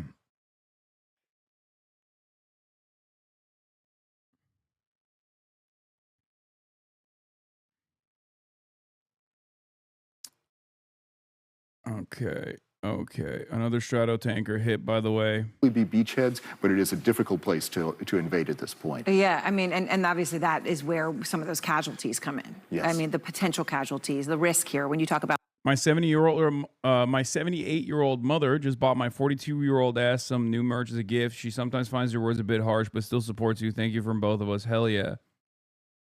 Up a mountainous area and Ideology.shop. American made, union made. Small, but there's a lot there. Absolutely, there's a lot there, and of course, if they hold the high ground until it's bombed, that could give them a field of fire that could control approaches like at this beach right here, or even in the southern areas. So it's a very critical element here that has to be decided, and there has to be a lot of fusion of different forces, air power along with infantry, along with other elements of power. So Iran has been threatening now new threats against U.S. troops who are not staying on U.S. bases, okay? And that might seem a bit confusing, but there's a reason for that. Some of it is, as CNN's reported, some of those troops were moved off the bases before the war even began. But the New York Times is reporting that even more troops were moved off the bases because the bases have been hit. Yeah. And there has been meaningful damage. How much damage is Iran causing to the U.S. bases in the region? So this is pretty significant. These are the bases as we know them right now, and these are the bases that were actually struck by the Iranians. So that includes everything from Al Dhafra Air Base in the UAE, Al Udeid in Qatar, Prince Sultan Air Base, where we did have a casualty, a death near Riyadh, and I've been stationed there. And then, of course, at Port Shuaiba, where we had the mass casualty event with the Army National Guard soldiers. So this is a critical element right here. And of course, they also ended up attacking the area in Bahrain. So this is the Port Shuaiba strike. And what that really shows is that when you look at this area, this shows the vulnerability of each one of these. This is the Bahrain strike, where they knocked out a communications element here. And so these bases are particularly vulnerable because each of them have a unique mission set. And what they ended up doing was move a lot of personnel into office buildings, into other areas, even into hotels. And now what they're doing is they're actually telling people in Iran and in this region right here, they're actually telling them to target Americans in those hotels, in those office spaces. So it's become dangerous in that way as well. Right. I now give the floor to His Excellency, Mr. Sayed Abbas Arakchi, Minister of Foreign Affairs of the Islamic Republic of Iran. Bismillah ar-Rahman ar-Rahim. Distinguished delegates, dear colleagues. Iran stands today amid the throes of an illegal war imposed by two bullying nuclear-armed regimes, the United States and Israel. This war of aggression is blatantly unjustified and brutal. They initiated this aggression on 28 February, while Iran and the United States were engaged in a diplomatic process to resolve Americans' alleged concerns over Iran's nuclear program. They betrayed diplomacy for a second time in the course of 9 months by torpedoing the negotiating table. Oh, there's been no Houthi statement yet. Did you? Iran agrees to facilitate passage of humanitarian shipments through Hormuz Strait at UN's request 5 minutes ago.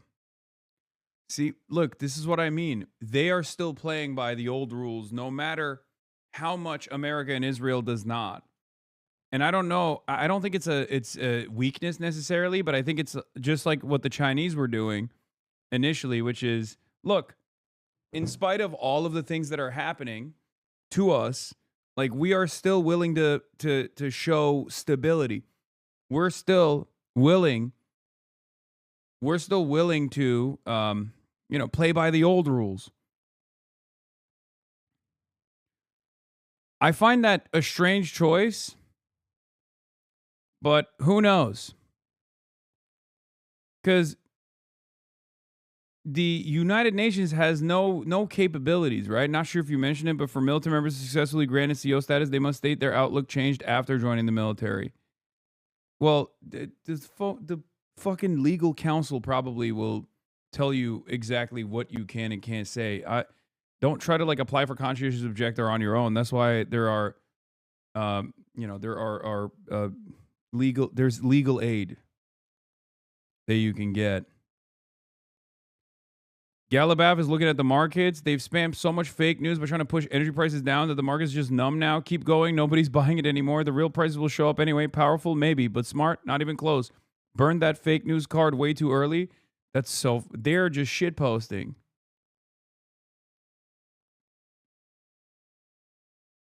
It's incompetent appeasement at this point. No, the thing that led this war to them in the first place. Yeah.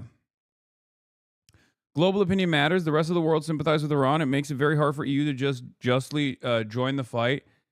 I don't think you understand how depraved the European counterparts are here, okay? They do not operate like that.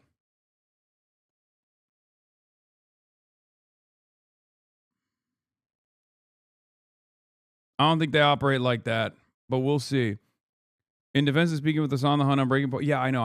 We'll talk about Abdul's response in a second. In a little Among bit. the most harrowing manifestations of this aggression was the calculated, phased assault on Shajara Tayyaba Elementary School in the city of Minab, south of Iran, where more than 175 students and teachers. Do you guys want to know why I think it's a foolhardy endeavor?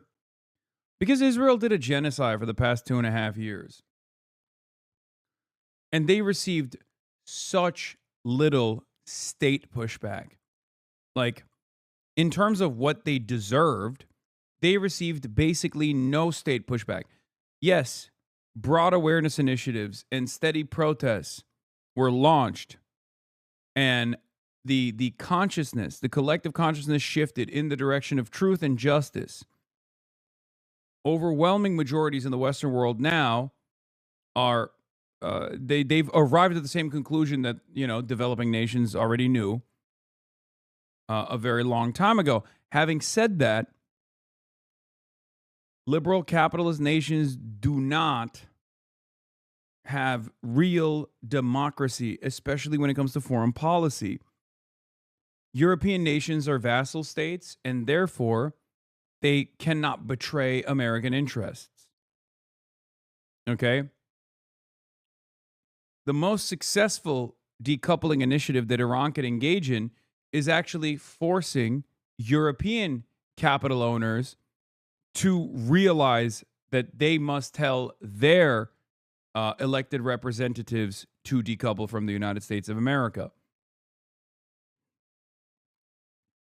Because if you understand that European representatives don't abide by the wishes of the majority in the same way that American representatives don't abide by the wishes of the majorities, and simply respond to economic pressures when the real bosses, capital owners, make those phone calls, okay?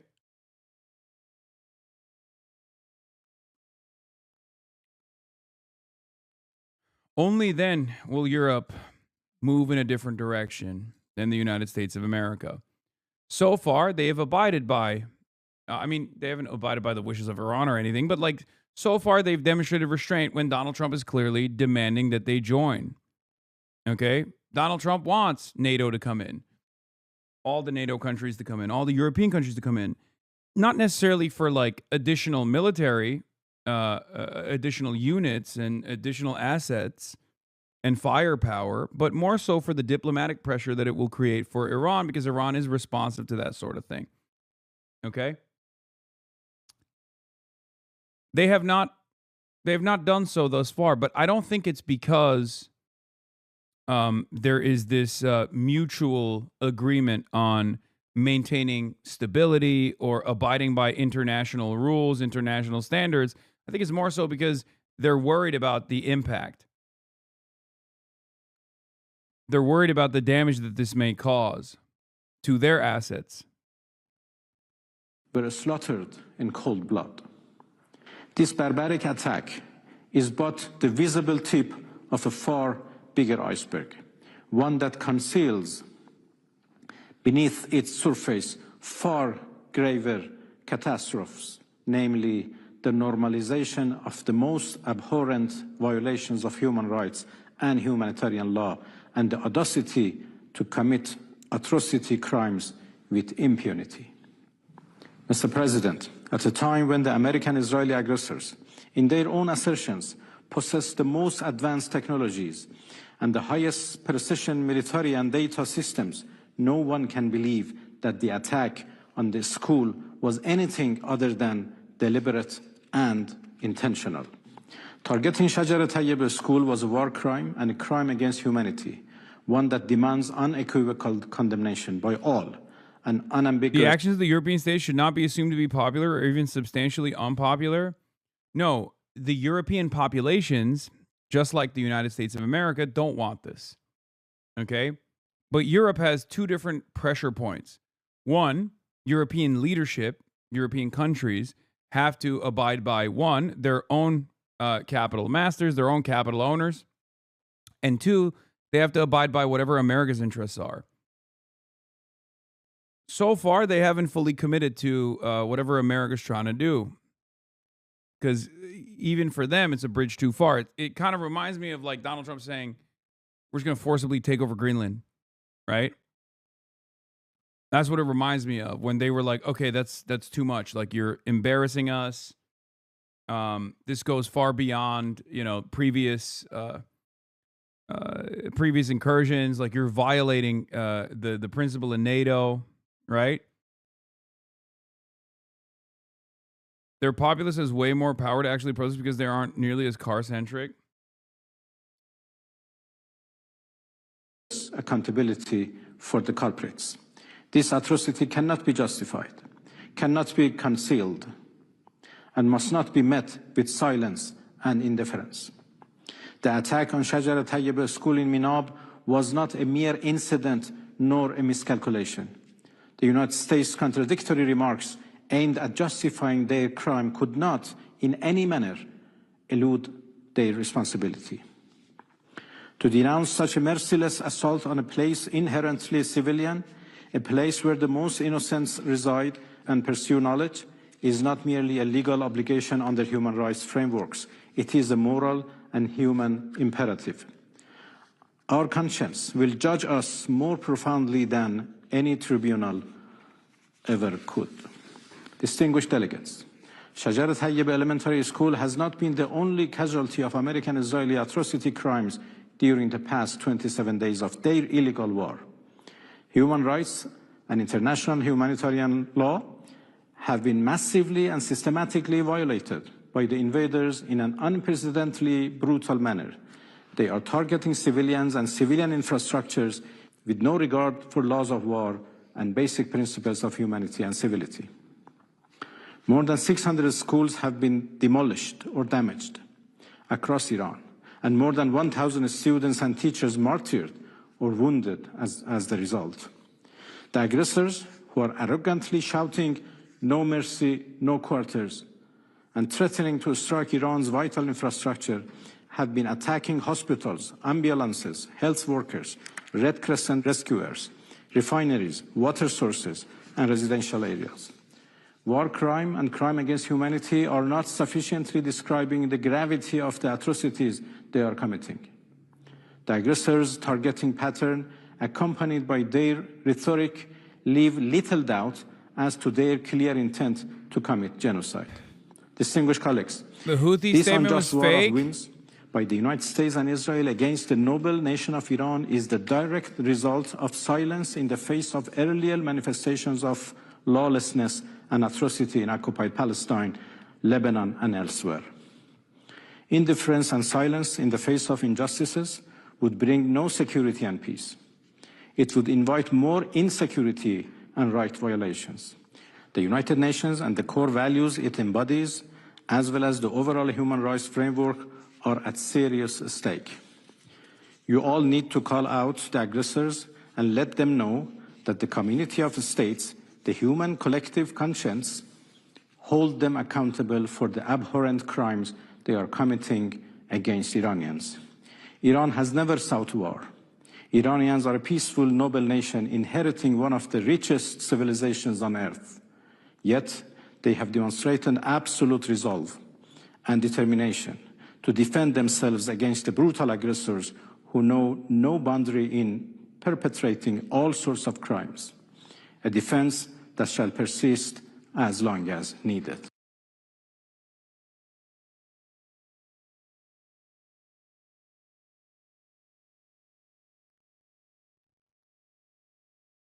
I did describe.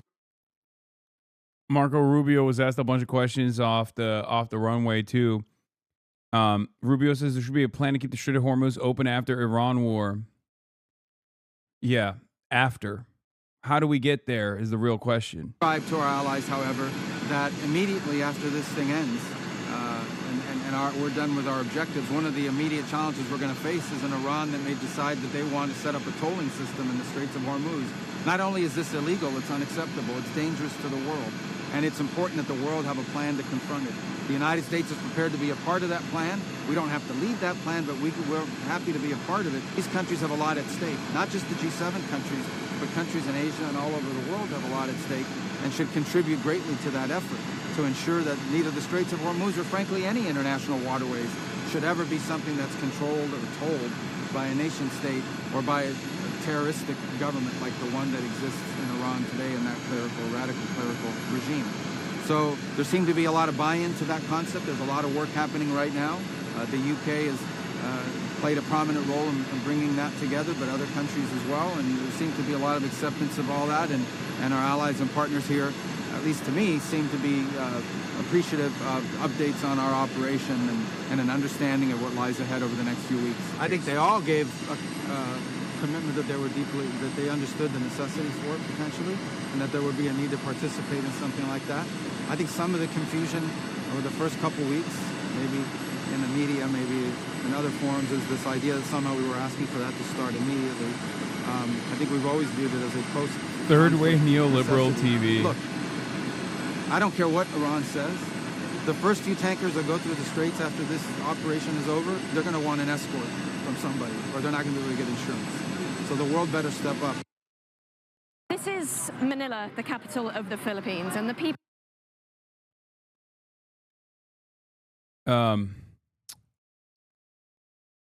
Yeah, there is.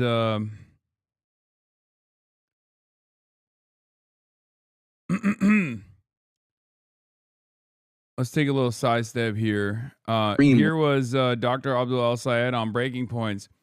Abdul El-Sayed defended engaging with the Hun on Breaking Points, saying, "We're talking about somebody whose job it is to talk to groups of people that you'd think people running for public office would want to be talking to," adding, "This is kind of crazy given Piker was invited to stream live from the DNC in 2024. He pushed back on criticism from Mallory McMorrow, arguing Democrats must meet disengaged voters where they are and focus on core issues like cost of living and healthcare." Oh my God, I fucking hate Gemini. What is this shit? So, as you guys are probably aware of, your boy is in the crosshairs by some of the most no motion having people on the planet. Centrist Democrats, Israel First Democrats, and the like. Okay?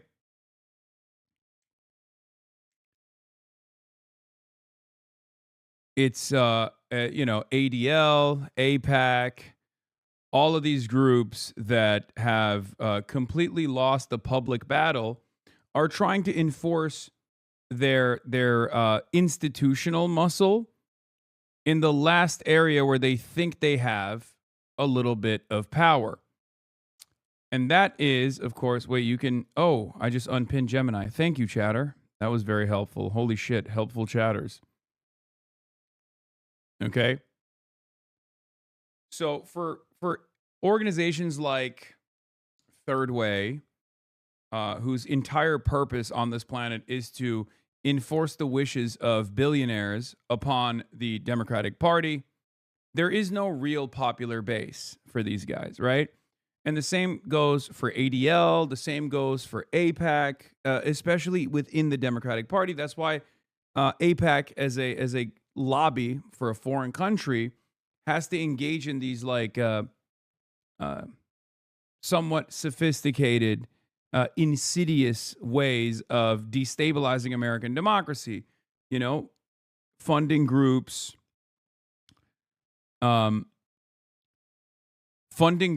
that are not even named AIPAC, and running attack ads that don't ever mention Israel, running promotional ads that never mention Israel, making sure that their candidates that they're funding through these shell groups are not even aren't even really talking about Israel at all, as long as they are a reliable vote on Israel first politics when they get into Congress.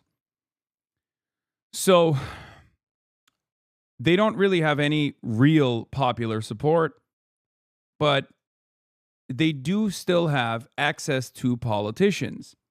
And they're using that access to politicians and pestering them. And they have some media organs that will run these attack ads, especially if any of these politicians respond to the pressure and actually release statements. So then it becomes newsworthy, right? That's when the New York Times will write an article about it. The New York Times is not going to write an article because the ADL is saying I'm an anti-Semite, but the New York Times will write an article if, like, the ADL and AIPAC get a politician to say that I'm an anti-Semite. That's when it becomes, like, actually newsworthy, right? And they've seen a little bit of success in the process, but ultimately, this is not going to change public opinion at all. They've lost the public opinion. This is just them trying to enforce their institutional muscle with the only outlets that they possibly have. And yes, I know the New York Times wrote one. I interviewed for it earlier this morning. They asked me for quotes. They, of course, predictably did not put most of my quotes in there. We'll get to that in a second. But yeah, Mallory McMorrow yesterday came out with a statement alongside Elisa Slotkin and alongside Haley Stevens. This is, again, about the Michigan Senate race, the Democratic primary that's taking place in the Michigan Senate race, right? Michigan State Senator Mallory McMorrow, that's running for Senate against Dr. Abdul El-Sayed, came out with a statement, did a sit-down interview with Jewish Insider, which is a right-wing propaganda outlet for the Israeli government. That's what they do. It's all they cover, right? And Mallory McMorrow sat down with them and basically said that I am the equivalent of Nick Fuentes, right? Like implying that I'm like a neo-Nazi for having the popular position on Israel, right? Like, because at this point, it's no longer just the moral position on Israel, which it always was, but now it's also the popular position.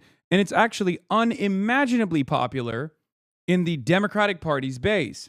So for her to place herself against Abdul El-Sayed and someone like myself is not to actually win votes. She's not signaling to win over voters, right? She's doing that to signal to AIPAC that as Haley Stevens' popularity is waning and she's like deeply unlikable, that Mallory McMorrow will take on that mantle. Like she will be the more viable pro-Israel slant for AIPAC. That's what she's trying to do.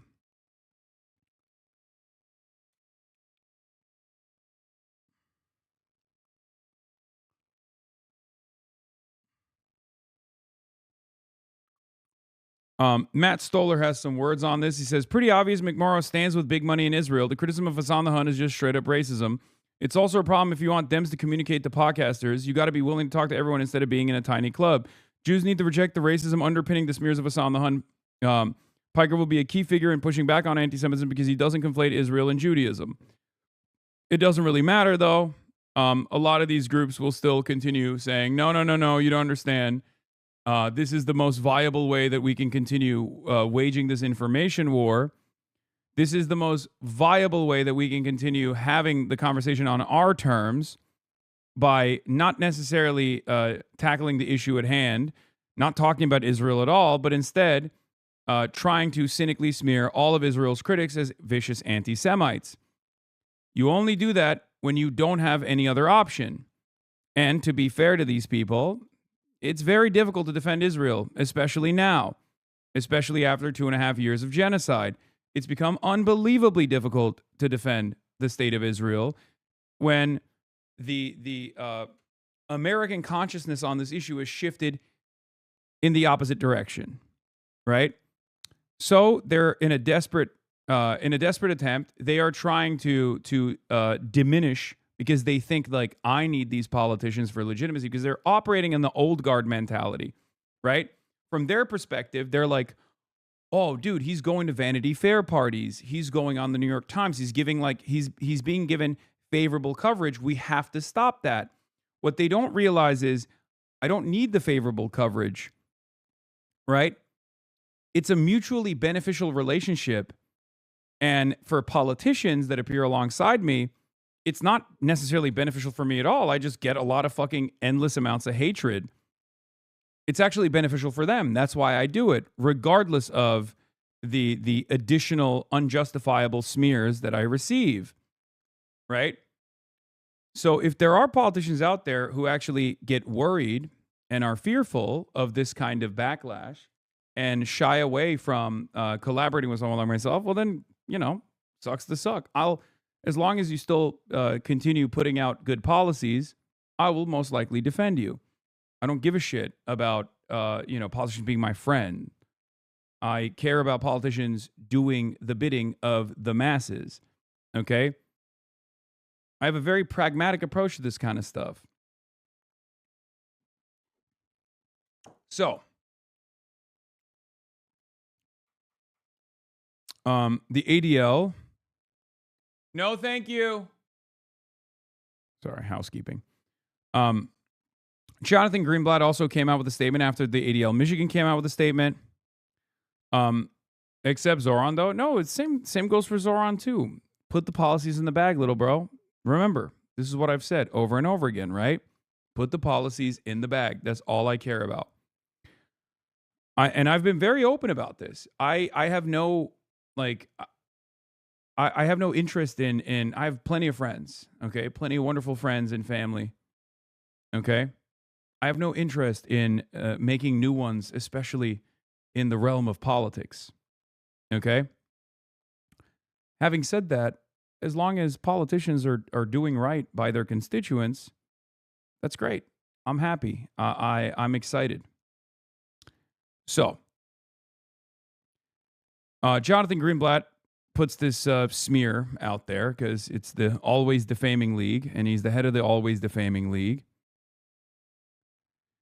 Big Baba Ganoush, thank you for the 10 gifted. Hasan Piker has a long track record of commending and excusing terrorism. He routinely uses his platform to spread anti-Jewish tropes, amplify propaganda from designated terrorist groups, and promote toxic anti-Zionism. Despite a backdrop of intensifying anti-Semitism, Piker does all of this, not only unapologetically, but proudly. Dr. Abdullah El-Sayed's decision to host campaign rallies with Piker is not just alarming, it's absolutely shocking. It reflects a broader trend, the dangerous normalization of anti-Semitism in our politics. What is ironic about this is that there is a very significant amount of unchecked Islamophobia. And Jonathan Greenblatt tying the largest Muslim anti-Zionist content creator, political commentator, to terrorism, terror jacketing me, and claiming falsely that I'm anti-Semitic is actually accelerating that Islamophobia. He's leaning into the Islamophobia. Okay? It's one of those issues that is virtually impossible. What is this? Agreed, talk to Tyler. Why are people saying, why don't you talk to Tyler? I don't know what you're talking about.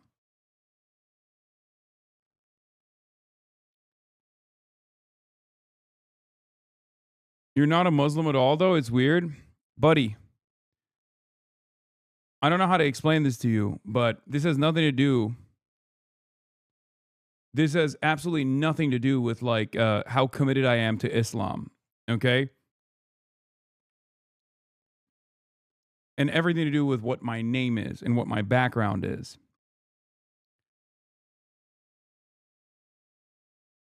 Anyway. That this is happening in Michigan, where Temple Israel was targeted in a violent anti-Semitic attack less than 2 weeks ago, makes it even more egregious. If the attacker had succeeded, it could have been the worst mass killing of children in history. And then he thanks and he gives a nod to Haley Stevens, Senator Slotkin, and Mallory McMorrow, the three Michigan politicians that actually released statements.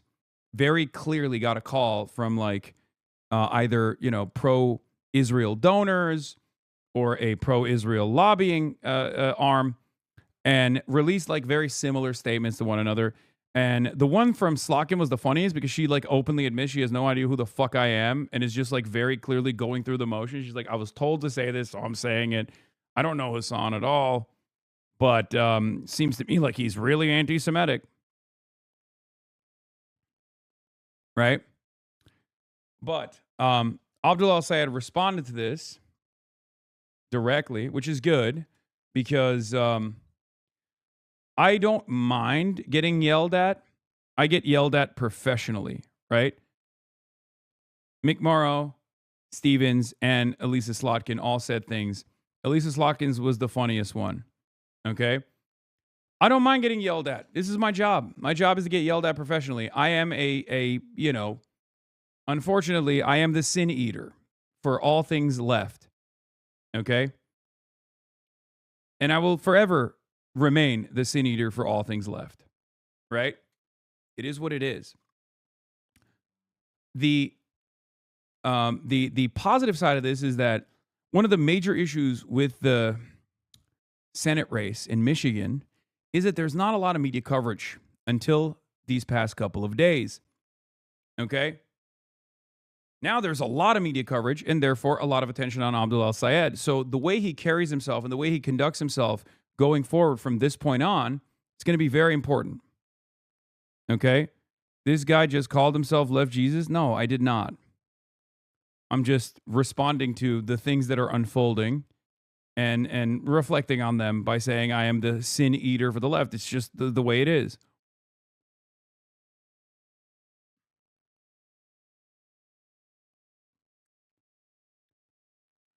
Dr. Abdul al-Sayed responds to ADL, to Jonathan Greenblatt, says, you deliberately conflate Netanyahu and Israel's government for the Jewish people, Mr. Greenblatt. They are not the same. I love and revere the Jewish people because I love all people. And I criticize Israel's genocide because I love all people. I pray someday you understand. Now, of course, Jonathan Greenblatt knows what's up. He's just a monster, a very cynical person, someone who's pro-genocide, someone who is absolutely an ethno-religious supremacist, right, of the highest order. Yeah, Eli Valley also brought this up, and I think it's interesting. If Greenblatt spoke like this, rather than cozying up the Nazis, celebrating genocide, and lying about anti-Semitism, the ADL wouldn't be a toxic cesspool of bigotry and hatred. Eli Valley says, Piker has done far more to combat actual anti-Semitism than has this worm, who earns millions lying about anti-Semitism and contributing to the largest explosion of Jew hatred in generations. Any Dem who heeds ADL smears should be considered a danger to Jewish existence in the U.S.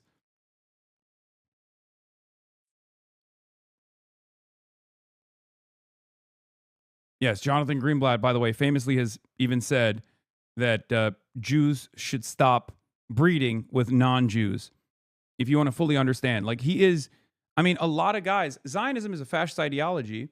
It's an ethno-supremacist, religious supremacist ideology that is exterminationist, as I say all the time. That's why I say Zionism is racism. Zionism is Nazism, right? And in polite company, Jonathan Greenblatt, in a more sympathetic audience, will reveal some of the things that he wouldn't say openly to the New York Times, for example, right? That's the situation. Like Jonathan Greenblatt literally is operating like a, he has the same mindset of like a Klansman, pretty much. And not just against Palestinians at all. It's just like there is Jewish supremacist attitudes here. When you say stuff like, Jews need to marry and only reproduce with other Jews. That's what this is. Jonathan Greenblatt has also been posted with straight up a terrorist. JDL guys, Kahanists, an American terrorist group, by the way. Like, this was JDL, Jewish Defense League, has done domestic terror on U.S. soil and has killed people. It is a terrorist organization, or was a terrorist organization. It was on the terrorism list until Joe Biden took them off the terrorism list. Just so you understand the dynamic here at play. But ultimately, it's not that big of a deal. It's not that it's not necessarily that relevant. And the reason why it's not that big of a deal, nor is it that relevant, is because this attitude is unpopular, is deeply unpopular. What we should be worrying about is not what these guys are saying and the limited amount of press they get around this and the manufactured outrage, right? What we should be paying close attention to is how much money these groups, these pro-Israel groups, these Israel first groups are going to be spending on these elections. Okay? You know, I don't even know. And the point that you made in the first place is that we're talking about somebody whose job it is to talk to groups of people that you would think people running for public office would want to be talking to. They're the folks I want to be talking to. And a big frustration that we've often had is that too often the people who should be voting for Democrats are not showing up to elections at all. And the question is, where are we missing them? Why are we not able to move our message? Well, I think part of it is that too many politicians don't have a message that these folks care about because they are on the wrong side of locking these same folks out. And on the other, it's that we're not actually going to the places that these folks are. I mean, we remember the whole 2024 discourse about whether or not the vice president should have gone on Rogan. So my question is, what is wrong with going and talking to a group of people who have been let down by our politics, cast aside by politicians who aren't talking to the issues that they're talking to? And I'll just say this, the logic of this is kind of crazy given the fact that Hasan was invited to stream live from the DNC in 2024. And so I'm only doing what Vice President Harris did in the first place. I think the question then I would ask any of the folks who are so frustrated about this is, why wasn't there so much more outrage when she did it? Yeah. Yeah. And not only that, but also I've appeared alongside Bernie Sanders, AOC, Zohran Mamdani on numerous occasions. Like, it's just not a thing, right? It's not a real thing at all. They're just trying to manufacture outrage and controversy around it right now because they want to, one, smear me to the best of their ability because they're worried that, like, politicians are going to see my stream as, like, a must-visit campaign stop, right? That's what it is. The reality is these guys are terrified that they have lost their grip. They've lost their capabilities of being able to bully politicians, effectively defanging a massive function of the lobbying. Okay? A big part of the function of lobbying is that you can directly make a phone call to a politician and just be like, the fuck are you doing? You know, shut this up. Stop saying things about Israel. And then they respond, right? If politicians actually place more emphasis on someone like myself, because this community is capable of fundraising, this community is capable of getting reliable door knockers, this community is capable of improving a candidate's chances, even if it's marginal, right? And that this community and myself in particular am capable of creating and generating clicks around a politician. That's a terrifying prospect for a, multi-million dollar influence peddling operation, because I'm not a controllable entity. I don't have big donors. I don't correspond to the needs of big donors. I have my own opinions that I'm very unapologetically distributing with regular frequency, right? That's terrifying. That's it. It's like, I don't want to be corny about it, but the reality of the matter is, it is because I am not a part of this system, right? And neither are you. The way that Democrats smear organically popular left-wing voices they don't control exposes how much contempt they have for their base. Exactly. Totally corrupted party. No way the right would do this for their dumb podcasters. They don't want ideologically motivated people to have influence. They want to be about pleasing big donors. Yes. And it goes back to the same argument that we always present, which is Republicans are scared of their base. So they constantly offer concessions to their base, which is how democracy works. Whereas Democrats run away from their base. Democrats have contempt for their base. They don't like their base. And you see it. You see it in the way that they operate. So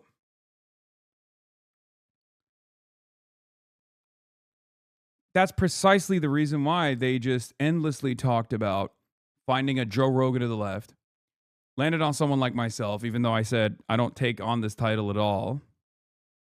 Okay? And then now, the very same people, the very same people like Mick Morrow,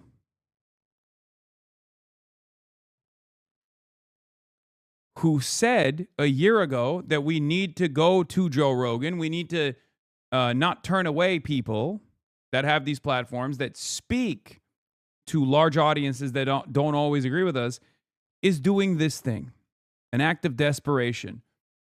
Okay? Until they kicked him out, I think, the third or fourth day. But that's a different story. There were some quotes here from Mallory McMorrow, who's running against you, about Hasan. To quote this from the Jewish Insider, she says, "It is somebody who says extremely offensive things in order to generate clicks, views, and followers, which is not entirely different from somebody like Nick Fuentes. That is not somebody you should be campaigning with at a moment when there's clearly a lot of pain and trauma across our state. How do you bring everybody together when there are difficult conversations where there aren't easy answers?" I'll leave that question to you, Abdul. I'm trying to have conversations with everybody. And I agree that there's a lot of pain and trauma across our state. There has been so much pain and trauma across our state. That's why I've always tried to name that pain and trauma from the jump. You go back a couple of years, we have watched as Israel has decimated Gaza in a genocide. And it took 2 years for my opponent to call it what it was, a genocide. So if we want to be in the business of understanding pain and trauma, I think it's important for us to name pain and trauma. And herein lies exactly the double standard. When we talk about the pain and trauma of some groups of people, that gets ignored. It gets ignored by the same politicians who tend to ignore the kinds of people who listen to Hasan Piker Twitch stream every single day. I'm trying to have a conversation with everybody. I was proud last Saturday to spend my Saturday morning in Jewish prayer services. I was invited in, and I was so grateful to get to share space. At the end of the day, I think it is absolutely critical for us to understand that pain begets pain. And the only way that we heal pain is by going and addressing the circumstances that cause it. That's what I'm trying to do. And then all of this seems completely separated from the foundational issues that people are feeling pain on across our state. Everywhere I go, people tell me about the fact that they cannot afford anything as simple as gas. They can't afford their rent. They can't afford their groceries, and they certainly can't afford healthcare. I'm trying to have conversations about how we unlock our current system, take money out of politics through corporate bribery, how we address the fact that we need to put more money back in people. The system doesn't fear bad ideas. It ignores them. It fears independent voices because those can't be controlled. That's why they don't argue you. They try to invalidate you. Yeah, that's what it is. And there's a lot of dumb fucks out there who want to be like loyal servants of the very same institutions that have failed the public over and over again, right? And that's why they like advance this agenda. But the reality is, it's over, right? Like you can't, like you can disparage me, but you can't win this conversation, right? You can keep repeating over and over again until you behave in this like you can keep repeating to yourself and anyone who will listen to you that I am just like Nick Fuentes. I'm just like Nick Fuentes over and over and over again. But that doesn't actually undermine what I'm trying to do. If anything, that probably legitimizes Nick Fuentes. As a matter of fact, not even probably, that definitely legitimizes Nick Fuentes because you're diluting the severity of the term anti-Semitism by associating it with people who are just anti-Zionist and not anti-Semitic at all and actively fight back against anti-Semitism. I don't know. It's very, very strange. It's very strange behavior. It's like totally antithetical to the goals of the stated goals, the stated purpose of any Jewish advocacy group that wants to combat anti-Semitism. Especially because if you were to ask the average person on the street right now, do you feel like people just kind of throw the term anti-Semitism around anytime someone is critical of Israel?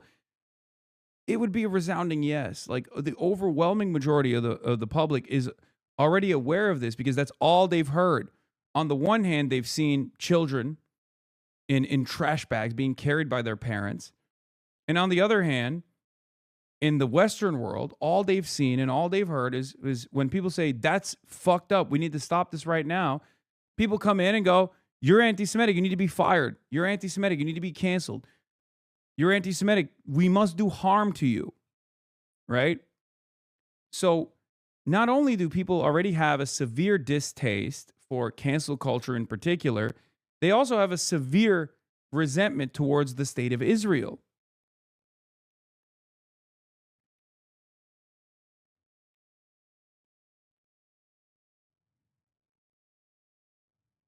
People's pockets by standing with unions and small businesses, and finally guaranteeing every single person healthcare through Medicare for all.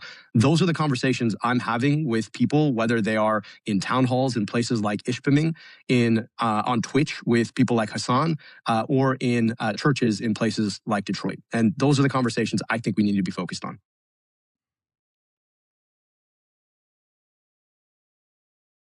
Yeah. It's a good line.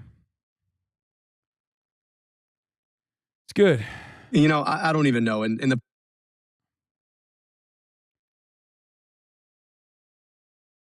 it's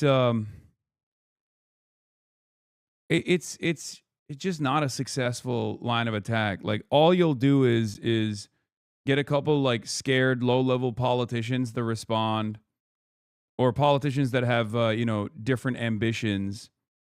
Bizarre trend among moderate Democrats to continue comparing one of the country's most popular left-wing media figures to a literal neo-Nazi. If anything, the comparison only further normalizes Fuentes. Yeah. Let's smear my increasingly polarizing Muslim opponent for associated with the most famous left-wing streamer over an issue voters agree with during an historically unpopular war in the Middle East 2 whole months before the primary. Yeah, it's very, very strange behavior. But like I said, I don't think this is bad. I don't think this is a bad thing for Abdul. It's at most annoying for me, right? This seems normal. Jewish Insider has published at least 7 stories about Hasan Piker in the last 3 or so days. Yeah. Ted Deutsch compares Hasan Piker to Nick Fuentes, says Dem should shun him. McMorrow slams El Sayed for campaigning with Hasan Piker. Hasan Piker becomes flashpoint in Democratic infighting. Elisa Slotkin and Haley Stevens criticize El Sayed over rallies with Hasan Piker. Representative Brad Schneider, new Dems chair, urges Democrats to disavow Hasan Piker. Dems divide on Hasan Piker ties. Third Way calls out Abdullah Sayed's embrace of Hasan Piker. I'm used to it. I'm used to it because my positions were the same immediately after October 7 as they are now. And back then, the majority was not on my side. So if I could withstand the last 2.5 years of unlimited attacks like this, when the majority opinion was not on my side at all, and if I could just like white knuckle through that, then this is nothing. I think the real reason why they're doing it is because although this failed for Zohran Mamdani, I think they're trying to do it to Abdullah Sayed before it gets out of hand. You know, McMorrow could have slammed Hasan and Sayed, and fine, it's politics. The game is the game. But throwing Nick Fuentes in there is just so gross. Like, hey, I want to make it clear you all are actually the same as neo-Nazis. Yeah. Another banger tweet about you. I actually think accusing 2 Muslim American men of being just like a Nazi because they support an end to the Palestinian genocide is actually a really smart thing to do when you're running for Senate in a state with the 6th largest Muslim population in the country. Yeah.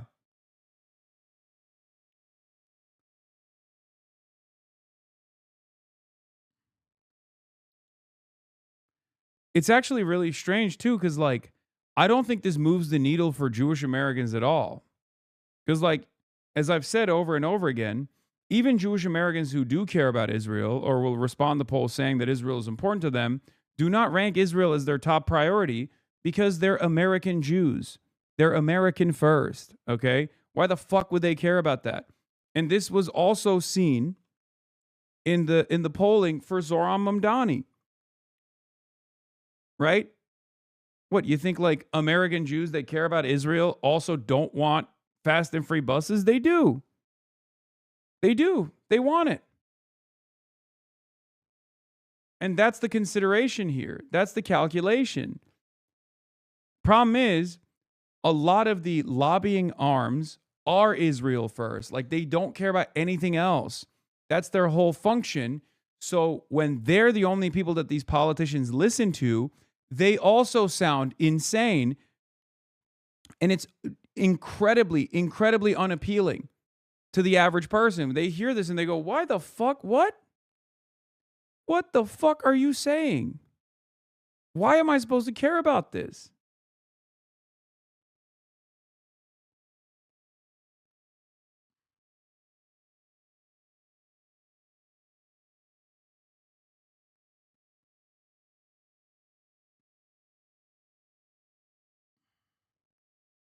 It's insane how someone can see someone calling for more human rights for people and end the genocide, a more humane and equal society, and think that that person must be as bad as a neo-Nazi. Yeah.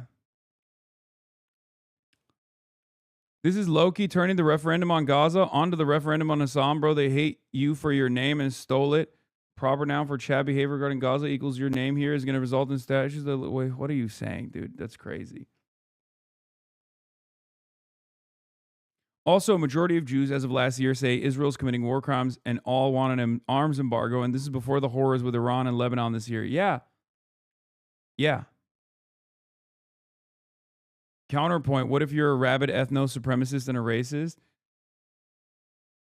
I was asked again last night why I'm so pro-Israel. 1,000 reasons, I said, and then gave him just this one. For years and years and years, Israel has quite literally been on the front lines fighting against one of modernity's greatest threats, Islamism and Islamic terrorism. Israel's been forced to fight this fight on their own backyard year after year. The modern world, free world, Western world owes Israel a great deal of debt, a great debt of gratitude for fighting this fight. Yeah, this is what it is. Joe Walsh obviously is a fucking idiot, so he says the quiet part out loud. And white ladies like, and this isn't all white ladies, but white ladies like McMorrow are at least agnostic to that kind of like unimaginable racialized animosity, right? They don't care about it because it doesn't impact them. They don't care about it because they don't think it's all that consequential, and they will lean into this kind of racialized sentiment subtly while still trying to present themselves as fucking progressives.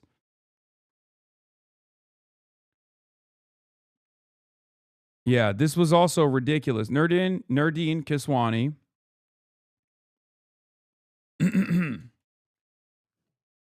And we'll get to the Yemen statement in a second, okay? But Nurdin Kiswani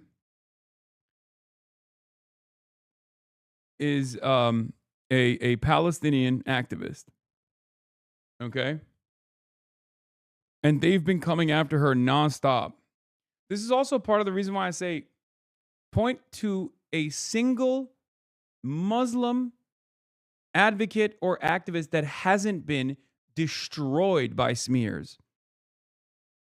Many of you might be too young to remember this, but Linda Sarsour was the original, okay? Linda Sarsour was one of the founders of the Women's March, and they destroyed her character. They assassinated her character endlessly with unlimited smears. Unlimited smears. Thank you for the 50 gifted subs. Yeah, they came after her so aggressively for knowing the truth about Israel and for saying the truth about Israel. Back then, these groups had a lot more success in undermining people with character assassination. And that actually was able to successfully shut off the conversation. Okay? It's gone now. Those days are beyond us. And yet, as Israel becomes more desperate, Israel's defenders also become more desperate and become more unhinged. Nordine Kiswani, like I said, is a Palestinian and the founder of Within Our Lifetimes Palestine. Okay? She's an anti-Zionist. And the New York Times wrote this article because someone tried to assassinate her. And the assassination attempt was thwarted.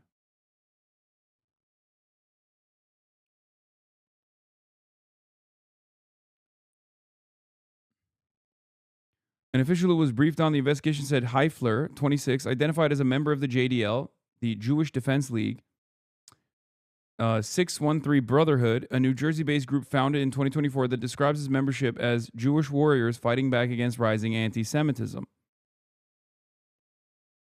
Okay?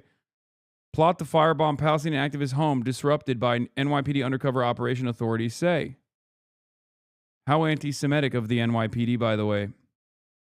Yeah. The assassin, Alexander Heifler, spent weeks discussing the plot with an undercover law enforcement official and at one point went to scope out Kiswani's home. He had assembled components for the firebombs to throw, a dozen of them at her home. She's a mother, by the way. Noreen is a mother, too. So, unfucking believable. Nordine says, late last night, the FBI Joint Terrorism Task Force informed me that a plot against my life that was about to take place and the agents had conducted an operation in Hoboken related to this plot. For months, Zionist organizations like Beitar and politicians like Randy Fine have encouraged violence against my family and me. I will have more to say as additional details come to light. I will not stop speaking up for the people of Palestine. Thank you for your support.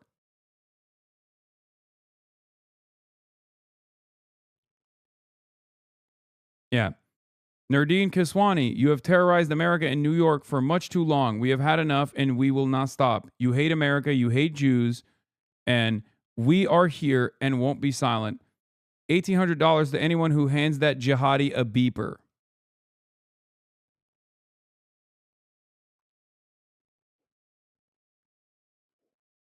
By the way, this is not new for the JDL. This was the MO of the Jewish Defense League in the 1970s and 1980s as well. Yeah. Nordine has gotten more information, says getting more information that they plan to firebomb my home and flee the country. That's exactly what Zionist groups did to Palestinian activist Alex Odeh in the 80s. They didn't face consequences and feel emboldened to continue doing this because they can always escape to Israel. Just like that other pedophile did from Las Vegas. Four members of the Jewish Defense League were arrested yesterday in the firebombings last January 26th of two Manhattan talent booking agencies that handle Soviet artists. Three of the four were linked to both the bombing of the offices of Hurock Concerts, Inc., 1370 Avenue of the Americas, in which one person died of smoke inhalation, and of the Columbia Artist Management, in which no one was injured. The charges were eventually dismissed because two JDL members refused to testify against their comrades. This is in the 70s and in the 80s. For what it's worth, the prime suspects in Odeh's assassination were believed to be affiliated with the JDL as well.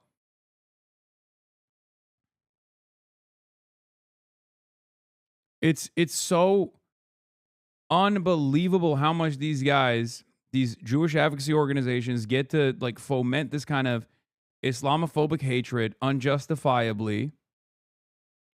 And then, diehard loyalists decide to act on those desires, knowing full well that they can try to successfully do this and have reached success in the past, and then escape to Israel. It's ridiculous.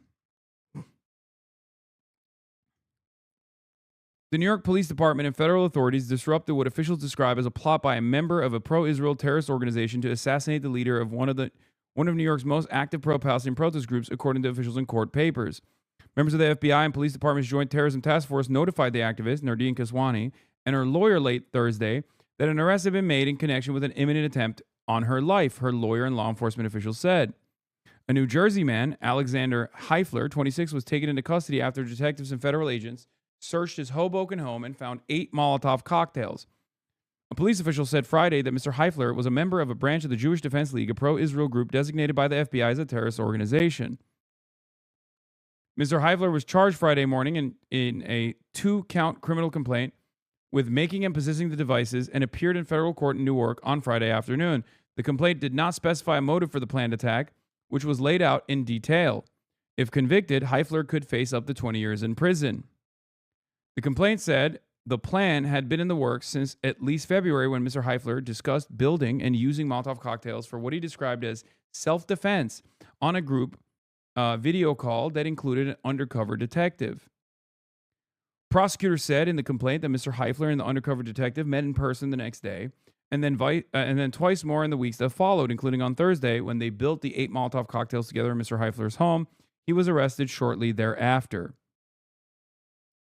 Mr. Heifler planned to use the device to target Ms. Kaswani, 31, the co-founder of the pro-Palestinian group Within Our Lifetime, prosecutors said. He was ordered held without bail on Friday after a brief court appearance in which he told the magistrate judge, Stacey D. Adams, that he understood the charges. He did not appear to have any family members or friends with him in court and was represented by a federal public defender. He swayed and fidgeted nervously in his chair, wearing a gray sweatshirt and a black yarmulke that slipped occasionally off his head. The complaint said that components to make the Molotov cocktails had been found in Mr. Heifler's apartment, including a large bottle of Everclear, a liquor with a high alcohol content. While making the weapons, Mr. Heifler told the undercover detective that he planned to throw some of them at cars and at least one directly into Ms. Kaswani's home. Soon after the weapons were made, law enforcement officers executed a federal search warrant of Mr. Heifler's home, which is on a narrow cobblestone street in Hoboken, and which he shares with several roommates. The complaint said Mr. Heifler had originally planned to flee the United States days after the intended attack, but he told the undercover detective that his travel plans had been pushed to the middle of May. Mr. Heifler attended high school near Princeton, New Jersey, and studied computer science at Stevens Institute of Technology in Hoboken, graduating in 2022. He was working as a machine learning engineer, according to his LinkedIn profile. In court, the judge noted that his income was likely too high for him to continue to take advantage of a court-appointed lawyer. A police...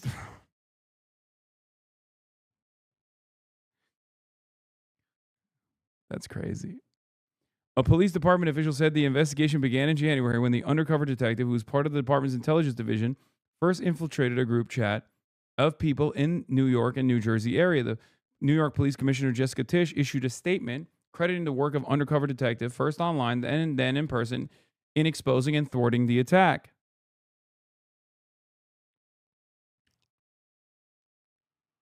This is exactly how our intelligence and counterterrorism operation is designed to work. A sophisticated apparatus built to detect danger early and prevent violence before it reaches our streets, she said. The commissioner did not identify the detective.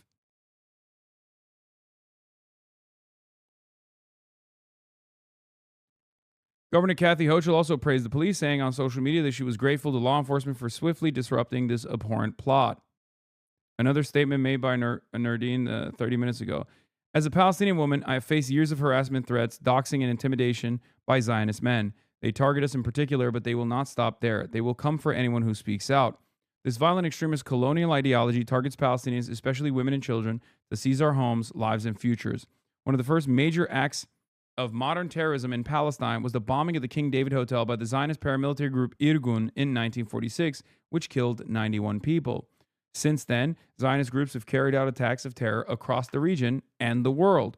They have a history of targeting Palestinians abroad, including the assassination of activist Alex Odeh in the United States, and continue to expand their influence and attacks wherever they operate. They must be stopped. Elected officials or state representatives who work with or support these groups must be investigated. Their rhetoric enables Zionist terrorism. Gaza exposed it to the world, and we must act accordingly. 100%.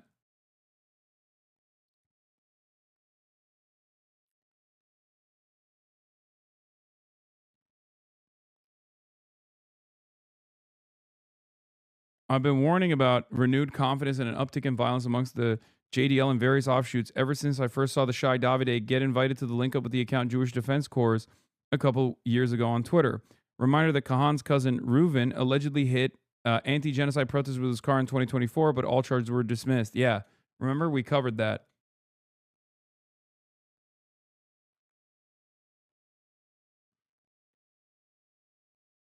Yeah. Meir Kahan is who many many people point to when they're talking about like a Nazi, like a Jewish neo-Nazi. Okay?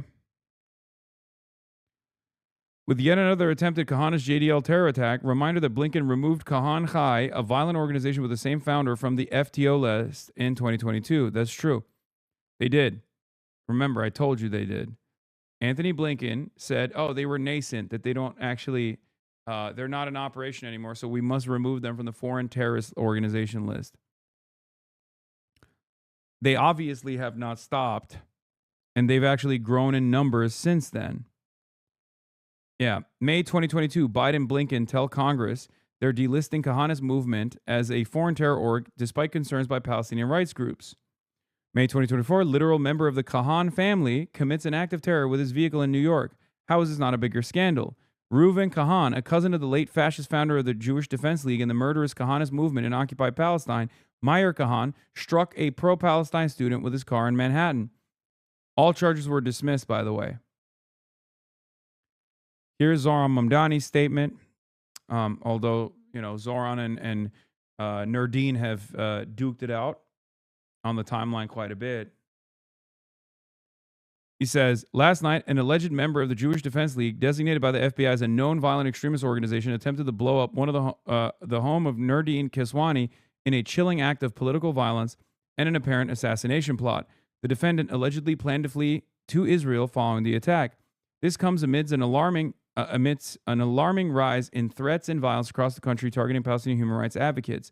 I am thankful for the NYPD and the FBI thwarted this plot, which could have endangered Nurdin's life and those of other New Yorkers. Let me be clear. We will not tolerate violent extremism in our city. No one should face violence for their political beliefs or their advocacy. I'm relieved that Nurdin is safe. Our city must meet hate with solidarity and meet fear with an unshakable commitment to justice to one another.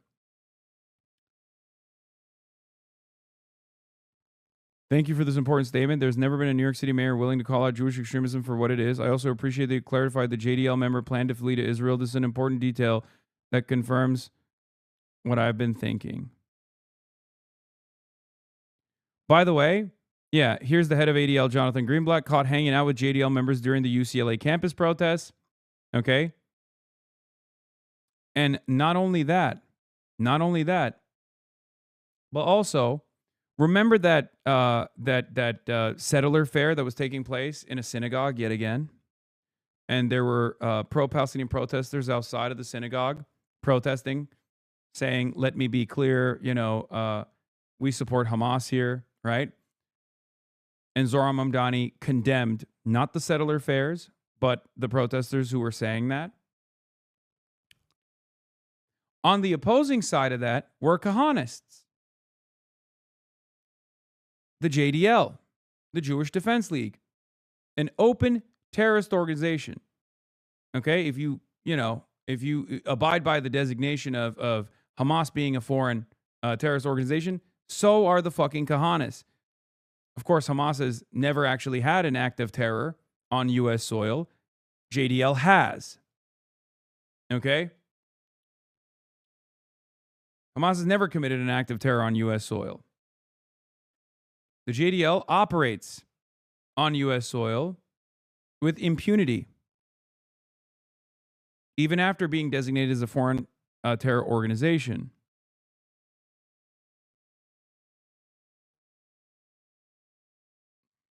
And they were also doing death threats to Zoran, by the way. The Kahanists were saying that they would rape Zoran to death and shit like that.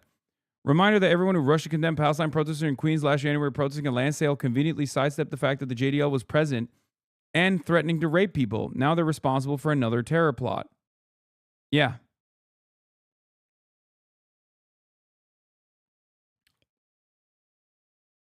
It gets to a point, man. You know?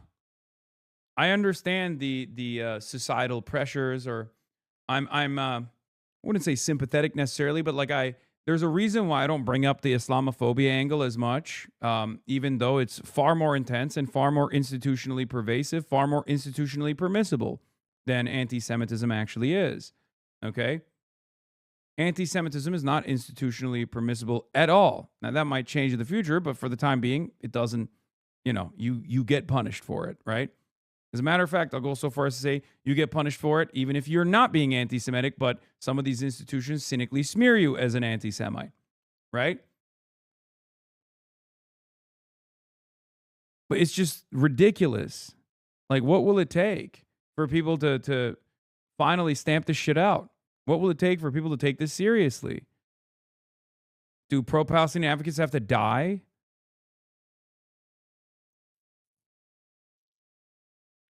It's unbelievable. What began as a routine check triggered by a persistent odor led to an unsettling discovery. A hidden lab operating inside a California warehouse containing dangerous pathogens, including HIV, malaria, and COVID-19 and Ebola. Not in the headline. Police arrested a man named Ori Solomon, a 55-year-old Israeli citizen. Investigators found a cache of weapons and arrested Solomon on federal weapons charges. Yeah, this happened recently as well. Initially, they reported it, I believe, because... is this the same one as the... No, there's a... Yeah, oh, this is also tied to China. Yeah. So the lab, or like the warehouse, I believe, was like owned by a Chinese national or something. So that's why they wrote the... That's why they wrote the initial investigation saying, oh, China's trying to do a terror attack. Turns out the dude who was operating the warehouse, like the actual dude in the warehouse, was Israeli.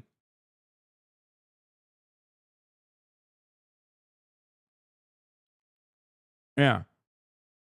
An Israeli citizen was arrested in Las Vegas after police found a cache of weapons, lab equipment, and more than 1,000 samples of unknown liquids at a home tied to a widening biosecurity investigation, the Los Angeles Times reports. Ari Solomon, 55, is accused of illegally possessing firearms and improperly disposing of hazardous waste. Authorities said officers in protective gear removed materials from the home, which were consistent with those found in a separate case in California. That investigation began when a foul smell led officials to a warehouse in Reedley, where they discovered a hidden lab containing thousands of biological samples, 1,000 lab mice, and evidence of at least 20 infectious agents, including SARS, hepatitis, and dengue. If you guys remember, by the way, at the UCLA campus protests, they released lab rats. I don't know if it's connected to this, but I do remember that. Do you remember that? At the UCLA campus protests, the pro-Israel terrorists, the counter-protesters, went to the peaceful student encampments and released lab mice from a bag.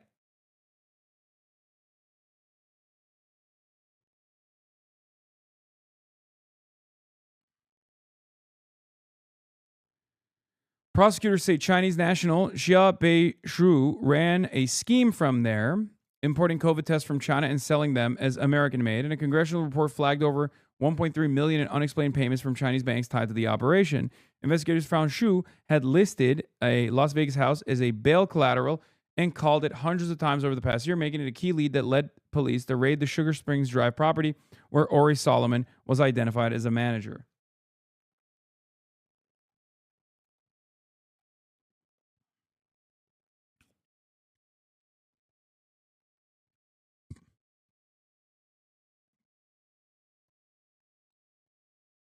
How much do you think people would have covered the story? Like, because this is the first time you're hearing about it. Story's been around for a couple of weeks now, almost a month, and they're You know, they're re-reporting on it because like the initial suspicion, I remember reading about it in like maybe like 2 months ago. How much you want to bet if this guy was Muslim, it would be in every headline, every article, every news outlet would be covering it, every single one. Just remember that double standard, okay? It's true, it exists, and there is no reason to deny it.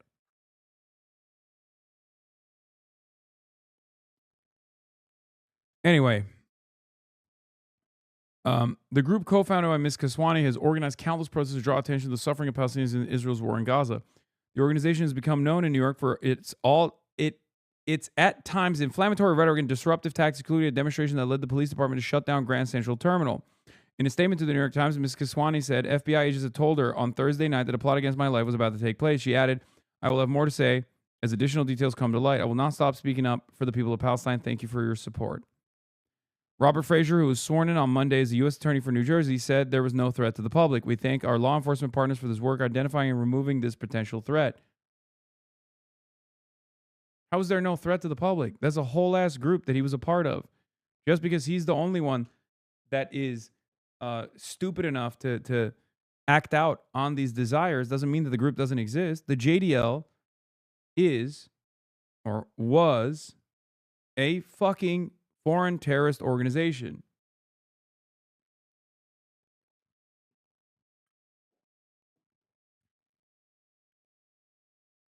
Ms. Kiswani has drawn the opprobrium of pro-Israel groups for saying she supports the liberation of Palestinian people by any means necessary, including armed resistance.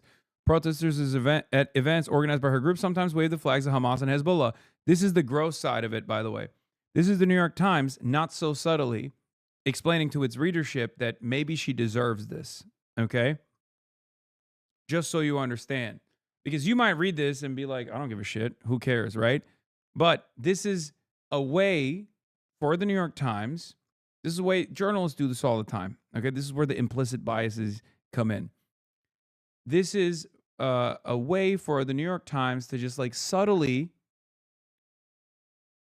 anchor the story around how Nardine is not a perfect victim. Okay? A grosser version of this would have been to put this at the top and not bury it, right? So at least they had the decency, if you want to call it that, to not put how much of a rabble rouser Nardine is and how much she actually does deserve this kind of incident.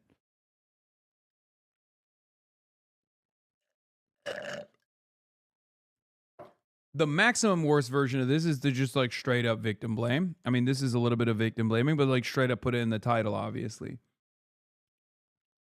The group's tactics and its use of certain slogans have led to accusations that it and its members are anti-Semitic. Ms. Kaswani has long denied those accusations, argued that her activism opposes Israel, its policies, and its structure as a Jewish state. A common chant within our lifetime protests is Judaism, yes, Zionism, no. The state of Israel has got to go. But pro-Israel and many Jewish groups have rejected our argument, calling it a smokescreen and saying Zionism is intrinsic to the religious or ethnic identity of many American Jews. Okay, well, that's crazy, and that should change probably. Okay? You know, that's not anyone else's problem but those organizations. You can't have your cake and eat it too, especially when, you know, cat's out of the bag, toothpaste out of the tube. Israel is and they deserve this, by the way, deeply unpopular entity, okay, for its unlimited violence to its neighbors and its unlimited violence and torture regime towards the 6 million Palestinians that it unfortunately currently illegally occupies the lives of, okay? So just running around and consistently saying, well, sorry, this is our thing. This is our religion. Yeah, well, it's no different than fucking, you know, someone who's an ISIS supporter being like, sorry, the Islamic State is a deeply embedded part of my ideology and my identity. You're being quite Islamophobic. Okay? Officially, within our lifetime is a small membership that may not exceed a few dozen people, but since the war in Gaza began, its reach has grown significantly. Its protests often attract hundreds of people whose marches have closed bridges and stalled traffic in the city's busy streets. When Meta shut down the group's Instagram account in February, just 5 months after the start of the war, it had roughly 180,000 followers. Ms. Kiswani's activism has made her a reviled target for pro-Israel groups In February, she filed a civil rights lawsuit against one of those groups, Beitar US, which she said had used social media to put bounties on her head. The group had posted about her frequently in years. She also said the group had harassed her in person with beepers, an apparent reference to the Israeli military attack on Lebanon that used exploding pages to kill at least a dozen people and injure thousands more in 2024. In January, New York Attorney General Letitia James announced that Beitar US had agreed to stop what her office decried as widespread persecution of Muslims, Arab, Palestinian, and Jewish New Yorkers who disagreed with its view on the Middle East. She also said the group had agreed to dissolve its New York operations, which run its activities in the United States. Directed by Israel, by the way. Like, it's not even a thing. Like, some of the key figures in this movement are straight up operating out of Israel. Neither the criminal complaint unsealed Friday charging Mr. Heifler nor the law enforcement officials who discussed the investigation suggested that Beitar US or its online activities were connected to the plot on Ms. Kiswani's life. But in her statement on Friday, Ms. Kiswani accused it of being one of the several Zionist organizations that have encouraged violence against my family and me. Yeah, I wonder why she said that. Why are you making it seem like that's a irrelevant factor here? In an email to the Times, Daniel Levy, a spokesman for Beitar US, announced Ms. Kiswani is a supporter of violent revolution and no innocent. He said his organization was not connected to the plot against her life. We, of course, know nothing about this threat and have had zero contact with law enforcement on this issue, he said, before adding, that said, Palestinians are a violent people. What a fucking button to end it on. Just unfiltered racism.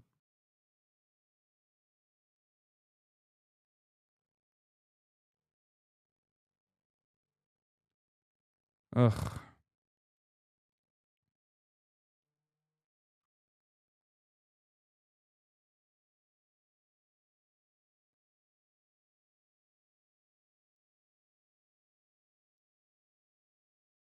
Anyway.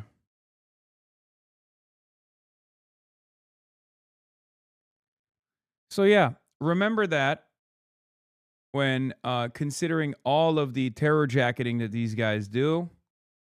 Remember that when considering all the fucking vicious, vile smears that these guys launch against any and every loud and outspoken anti-Zionist. Don't you think 35K viewers would rather watch you play a game or whatever this is? Okay, dude, take a week off. Hasan Piker rallies spark backlash in Michigan's Democratic Senate primary. Dr. Abdul Sayed's primary opponents criticized him for inviting Hasan Piker to a campaign with him. Mr. Piker is a fierce critic of Israel. At least they don't fucking call me an anti-Semite. Tim Balk wrote this article. I gave him some quotes earlier this morning. Tensions over Israel burst into the open in the Democratic Senate primary in Michigan this week after a candidate scheduled rallies with a provocative left-wing streamer who's been an outspoken critic of the Israeli government and its war in Gaza. The candidate, Dr. Abdullah Sayed, who is in a competitive three-way Democratic primary, faced forceful criticism from his opponents and others within his party after announcing that the streamer Hasan Piker would join him at rallies at the University of Michigan and Michigan State University on April 7th. Now, remember something here. If you at this point, you've been in here for long enough, so you kind of probably have a pretty solid understanding of how Hasbara works, okay? But I will repeat it one more time for the newcomers. There are certain outlets in the United States of America that are steadily churning out these sorts of articles, constantly calling me an anti-Semite and like building up the SEO for when people Google my name. And these articles are always released in a timely manner right after I do like some sort of, positive media run or anything like that. I'll go to the Vanity Fair party and then the articles will come out talking about how dangerous of a terrorist I am. The articles usually come from the Jewish Insider, New York Post, I guess California Post is the new version of that as well, and Fox News Digital. Those are like the primary vectors for this kind of thing, okay? But there's a difference. Those are cordoned off, right? Those are very obvious cordoned off news outlets. So when those guys write stuff, and the Free Press as well, when those outlets write things like this, most people don't pay attention to it. It's mostly just preaching to the choir, right? Maybe making them more hysterical. And that's precisely the reason why after years and years of attempts like this, they haven't really met any serious standard. There's also other groups involved in this, like the ADL or its different branches around the country, or other Jewish advocacy groups as well that masquerade as Jewish advocacy groups, but are simply predisposed with defending the nation state of Israel. So normally the way this stuff works is those guys write their articles, they write the smears, it doesn't go anywhere. But this time it's a little bit different. Now it's actually breached containment. It's actually reached mainstream media outlets. Why? Well, I'll tell you why. It's because Third Way, which is not billed as a pro-Israel organization at all, wrote an article, an op-ed in the Wall Street Journal last week, right after I was in the Vanity Fair Oscars party and got some positive press out of that. And from that point on, and I went to Cuba, and then a lot of people were yelling and yada, yada, yada, right?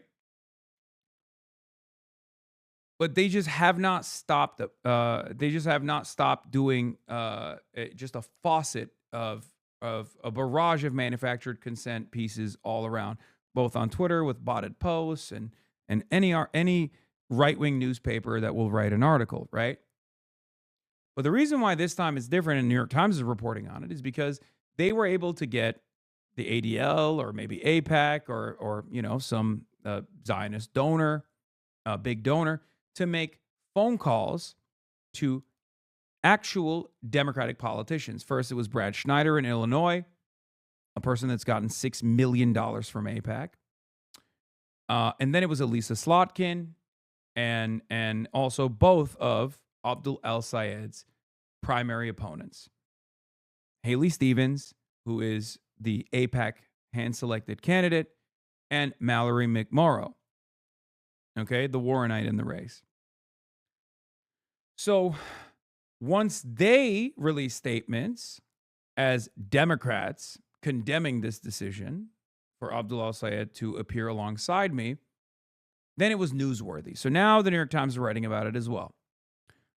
So here we are. Mr. Piker's huge young following has made him an appealing ally for progressive Democrats. He taped an interview with Zohar Mamdani last year during the New York mayoral race and later attended Mr. Mamdani's election night party. In 2024, he filmed a stream from the Democratic National Convention. Some call Mr. Piker the Joe Rogan of the left.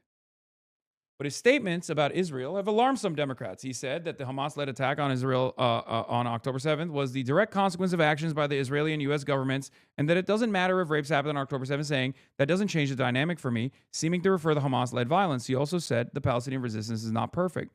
Mr. Piker stood by those comments in an interview Friday. He said he did not deny there was sexual violence during the October 7th attack, but that doesn't make the genocide acceptable. He also once said the United States deserved the September 11th terrorist attacks, but later apologized for the comment. So what's crazy about this is that the quote that I gave, or the context that I afforded was definitely more sensitive than the choice that the journalist took to pick and put in there. It's not obviously a full quote at all. But it doesn't matter. Whatever. Let's keep going. Mr. Piker stood by those comments. Dr. El-Sayed's rival seized on Mr. Piker's planned visit, which was announced 12 days after a man drove a truck into a synagogue in suburban Detroit, wounding a guard in what the authorities described as a target act against the Jewish community. In an interview with Jewish Insider on Thursday, State Senator Mallory McMorrow, another candidate, described Mr. Piker as somebody who says extremely offensive things in order to generate clicks. That is not somebody that you should be campaigning with at a moment when there's clearly a lot of pain and trauma across our state, Ms. McMorrow told the news outlet, adding, you don't fan the flames and stoke division just to get attention. You apologize for the 9/11 quote? Yes, I have in 2019.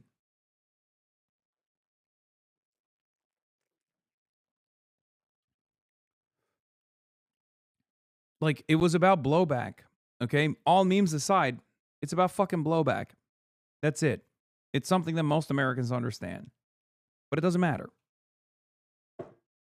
Okay? The mention of the synagogue attempt is a little gross, in my opinion. This is how you stitch it up. This is how you try to somehow subtly, maybe not so subtly, say well, these are the actions born out of the sentiment being expressed by the likes of Hasan Piker. That's not somebody that you should be campaigning with. Anyway, Representative Haley Stevens, a moderate fourth-term congresswoman and another candidate in the primary, said in a statement Friday that it was unacceptable for Dr. El-Sayed to campaign with Mr. Piker. She accused Mr. Piker of building a career on hurtful and anti-Semitic comments. In the interview, Mr. Piker strongly denied accusations of anti-Semitism, saying that his criticisms of Israel are confined to the country's government and not directed at Jews broadly. States and people are wholly removed from each other. Said, adding, I find it very cynical when people say that I'm anti-Semitic or make any conflation between Judaism and Zionism. Dr. El-Sayed, Ms. McMorrow, and Ms. Stevens appear to be in a tight three-way contest, according to numerous public polls. Democrats are hoping to hold the Senate seat in Michigan as they chart a narrow path to win the chamber in November general election. The closely watched Democratic primary has been seen as a test of the direction of the party going into 2028. The seat is now held by Senator Gary Peters, a Democrat who was not running for re-election. In 2024 presidential primary, about 1 in 8 voters in Michigan voted uncommitted as a part of the protest of President Joe Biden and his approach to the war in Gaza. Mr. Biden was running for re-election at the time. In largely Arab American precincts in the state, about 75% of Democrats voted uncommitted. Dr. El-Sayed, whose campaign called for lowering the temperatures after the synagogue attack, showed no sign of backing down over Mr. Piker. He suggested Friday that Mr. Piker provided a valuable voice at a time when the party is grasping to reach younger voters. We always ask why young people don't vote, Dr. El-Sayed, a progressive former public health official, said in a statement. Maybe it's because politicians don't talk to folks in the places that they actually are, or worse, purposely exclude them. I'm not a politician and won't stop talking to everyone else who they've locked out. The Detroit suburbs have long been a theater for debates over the Israeli-Palestinian conflict. The area is home to one of the largest Arab American populations in the United States and a large, deeply rooted Jewish community. The local chapter of the Anti-Defamation League called Mr. Piker's invitation to the campaign trail deeply troubling. Jonathan Greenblatt, head of the organization, said in a statement that the invitation was absolutely shocking and reflected a dangerous normalization of anti-Semitism in our politics. Even beyond Michigan, Representative Brad Schneider, a Democrat from Deep Blue, Illinois District, said on social media that Democrats risk losing our credibility to condemn those on the right who traffic in bigotry. He wrote that Mr. Piker was an unapologetic anti-Semite. Mr. Piker said it was very flattering that he was receiving so much attention, but that he was puzzled by recent pushback after years of engagement with Democratic politicians. Former Governor Andrew M. Cuomo, who ran for mayor of New York last year, tried to use Mr. Mamdani's ties to Mr. Piker as an attack line during that campaign. Mr. Mamdani won anyway. Why is it only now that people are getting very frustrated by it, Mr. Piker asked. I assume it's because there is a power center in the party that's worried about losing its grip, losing its relevancy. Also, the flattery one was not the full quote either, obviously. I said, it's very flattering that these people think I'm like this singular figure that is capable of changing people's minds, but I'm merely a reflection of the resentment that the average Democrat feels. That was the full quote. So attacking me doesn't actually do anything other than negatively polarize yourself against like large subsects of the base of support, especially on this issue that is a 90-10 issue.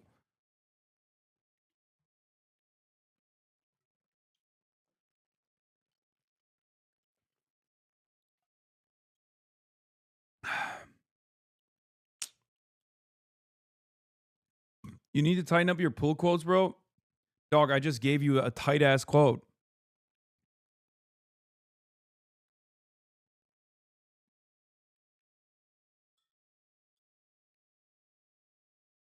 I just gave you the tightest of quotes.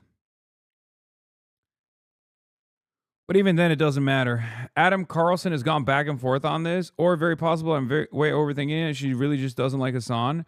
One, I think people in this online echo chamber majorly overestimate how much normal people in Michiganders know and care about Hasan Piker. Agreed. I don't think they do either.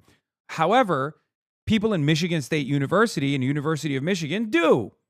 Like, there are definitely fucking student fans that will be like, oh my God, Hasan is coming, where that normally would not go to some random politician's campaign rally.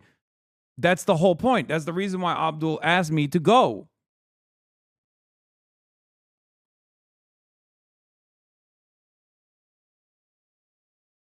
You know? 2, I've had major issues with some things he said, but in my opinion, he's not in the same realm as Nick Fuentes. Oh, thanks, Adam.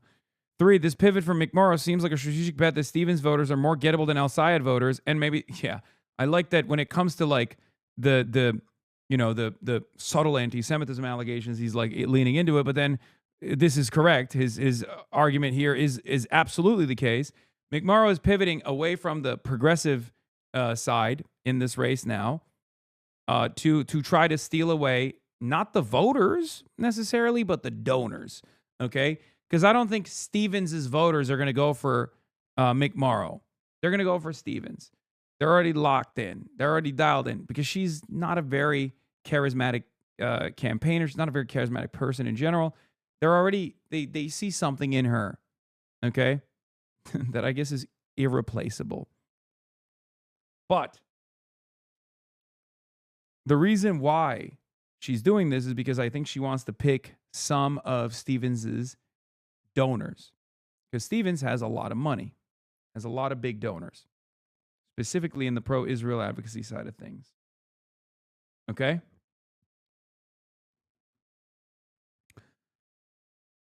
And that she was...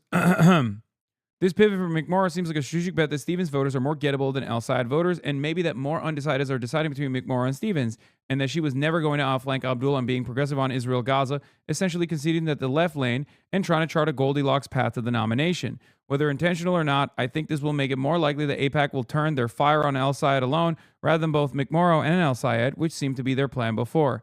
Yes.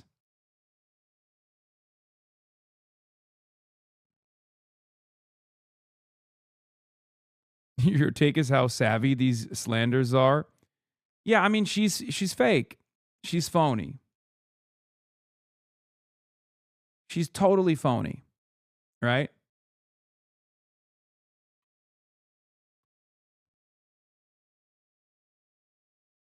Check Mamdani's tweet about the Nurdin attack. He deleted it? No.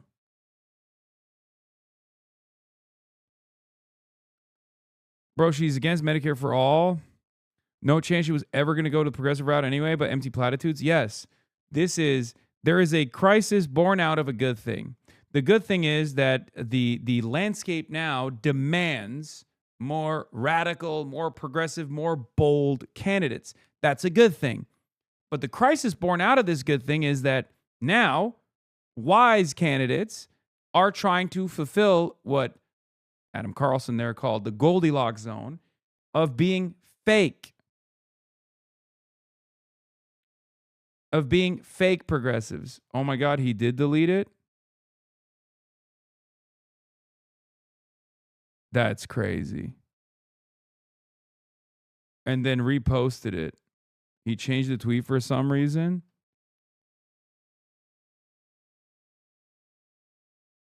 That he was like slated to flee to Israel? Is that why? Is that what he took out? No. He did. He took out the fact that he was changed the offshoot. Wait, where? Oh no, he did keep it in there. Never mind. I can't even fucking see it. Yeah. No, he just corrected it. He just edited it. First paragraph. I'm sorry. You're killing me, man. No. He didn't. He didn't change it like in any way, shape, or form that's like significant. First he said alleged JFL, now offshoot. Yeah, he actually made it a stronger statement instead of alleged JDL. Dems have been reproducing the same candidate with the same pitch all my miserable life. I'm guessing it'll only stop when the sun runs out of hydrogen to burn. Yeah. Slotkin joining Laura Loomer's crusade against the podcaster pretty much sums up the opposition Democratic Party. Didn't McMorrow work at Jezebel? Surely some not Zionist Jezebel vet would have some good stories to tell. Dems have been reproducing. She worked at Jezebel? And she made herself out to be down to earth like Mamdani in ads and just a regular working class person, but here she is seeking donors, hopefully without voters finding out. Politicians these days don't have a backbone. Morals and principles is disgusting. They sell themselves the highest bidder. Yes.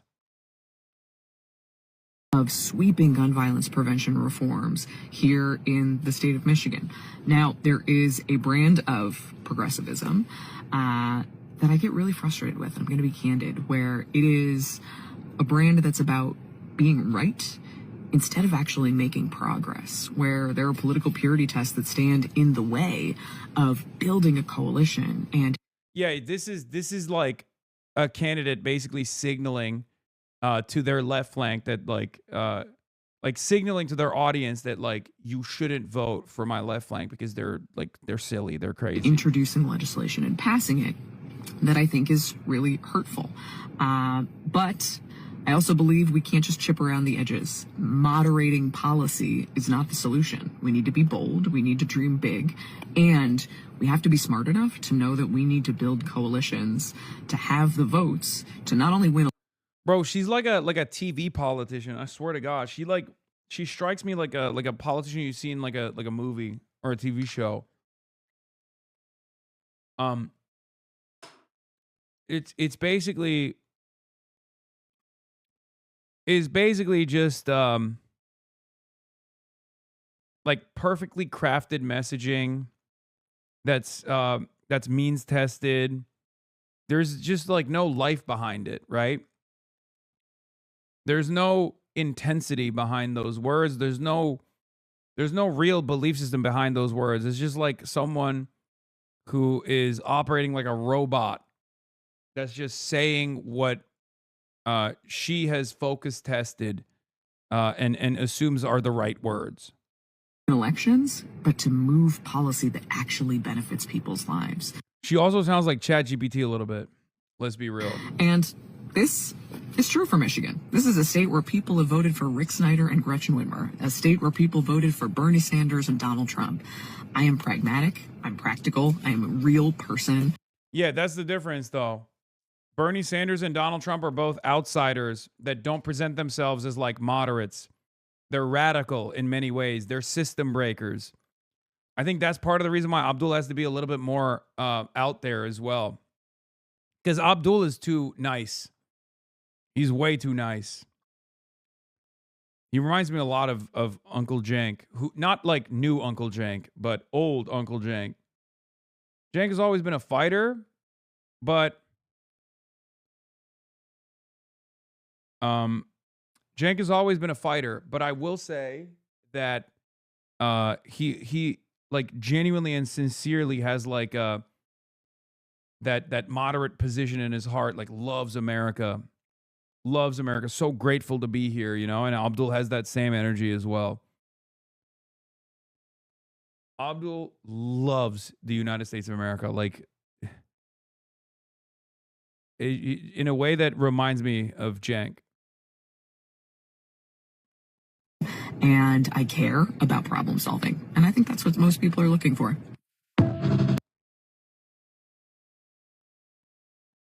The Democratic Party doesn't understand Michigan as a former Michigander. I do get it. You are kind of on the right track. The real answer is that Michigan is gerrymandered to hell.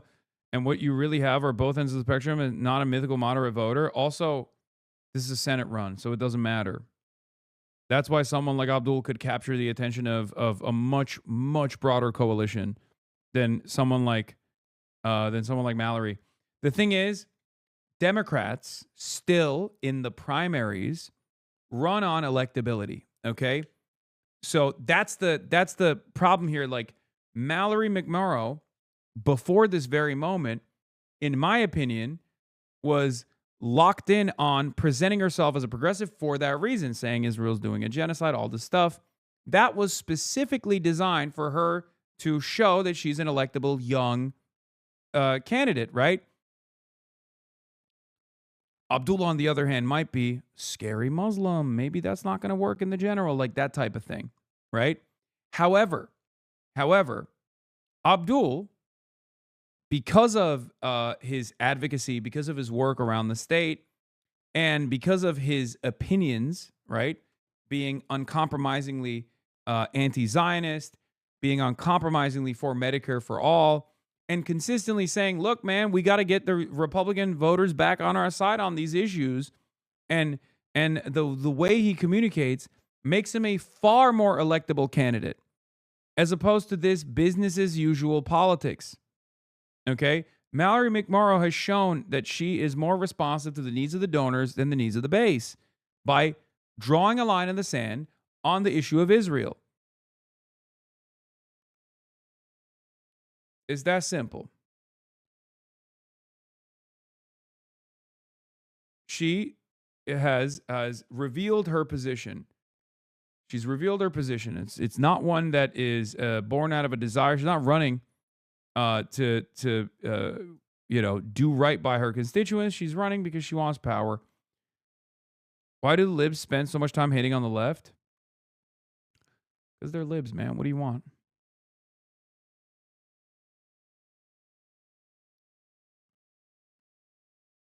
They're antagonistic to the left because the left exposes some of the contradictions. The left exposes the contradictions in the way that liberals run and don't follow through. Smearing Hasan Piker with comparison to Nick Fuentes is obviously outrageous, stupid, and harmful, but it's also just a failing strategy. Ripping your opponents for not being pro-Israel enough, you're begging to lose. Normal people see right through this. No more crying wolf. I agree. 100%.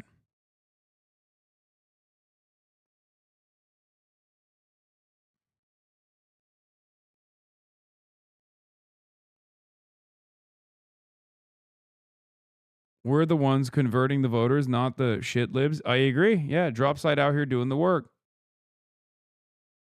I recall like last week or so, there was someone who was complaining that I had actually converted one of their Groyper friends to like an annoying communist now. And this person was a liberal, and they were mad that I had actually pulled someone from the throes of right-wing radicalization, from like being a fucking neo-Nazi, and they were upset. They were upset with me. They were like, ugh, yawn.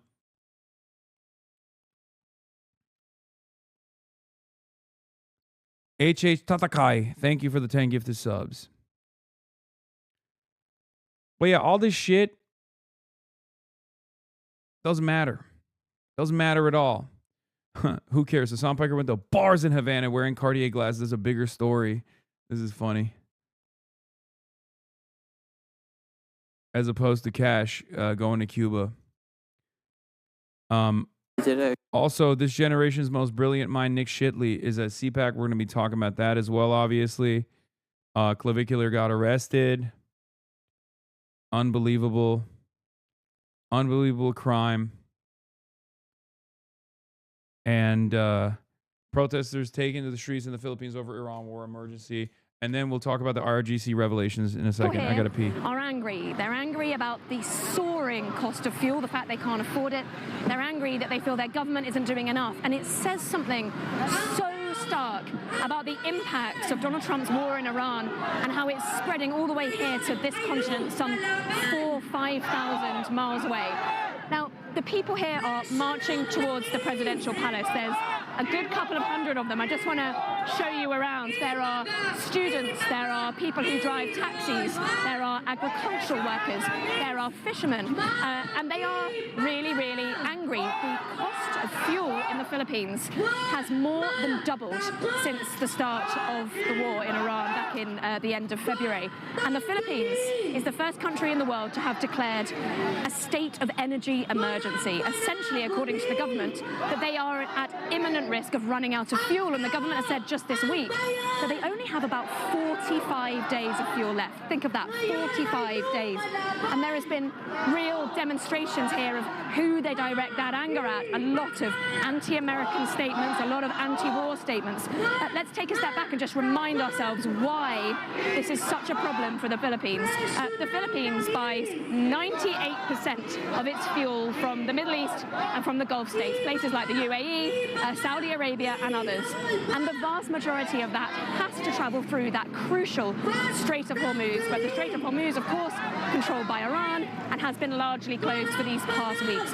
And that means places like the Philippines are in real crisis. I mean, speaking to people here, fishermen and farmers and taxi drivers saying they are currently running on losses if they even go to work because the cost of fuel is so high and that they are just not able to afford those sort of prices. Remember, of course, the Philippines is far from alone in this region. Asia is by far the most exposed continent to the Strait of Hormuz. 84% of all the oil and liquefied natural gas that goes through that strait is bound for Asia. And so there are many economies in this region who are suffering terribly. Places like Vietnam has ordered people to work from home. Schools in Pakistan have been closed. Schools in Laos House have reduced the number of days the students can go to school. It is having a sustained and deep impact across economies that frankly are developing, that do not have the stockpiles, do not have the reserves, and have a lot of people either living in poverty or closer to the poverty line who are less able to absorb. Good job, America. Good job, Israel. Fantastic stuff. You did it.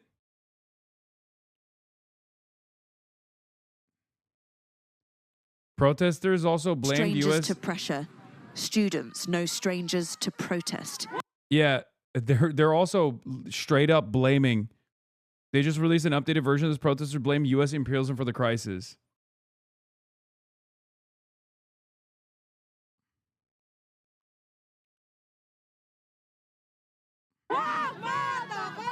"98% of this country's oil comes from Middle Eastern routes that are blocked. A dependency now the cause of genuine crisis. Supplies could be all but gone in just over 40 days' time.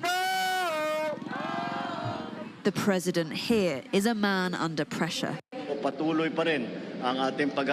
Straight up a cancer on the entire world, dude. We are a cancerous entity.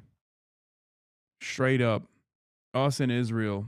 Big cancer and little cancer.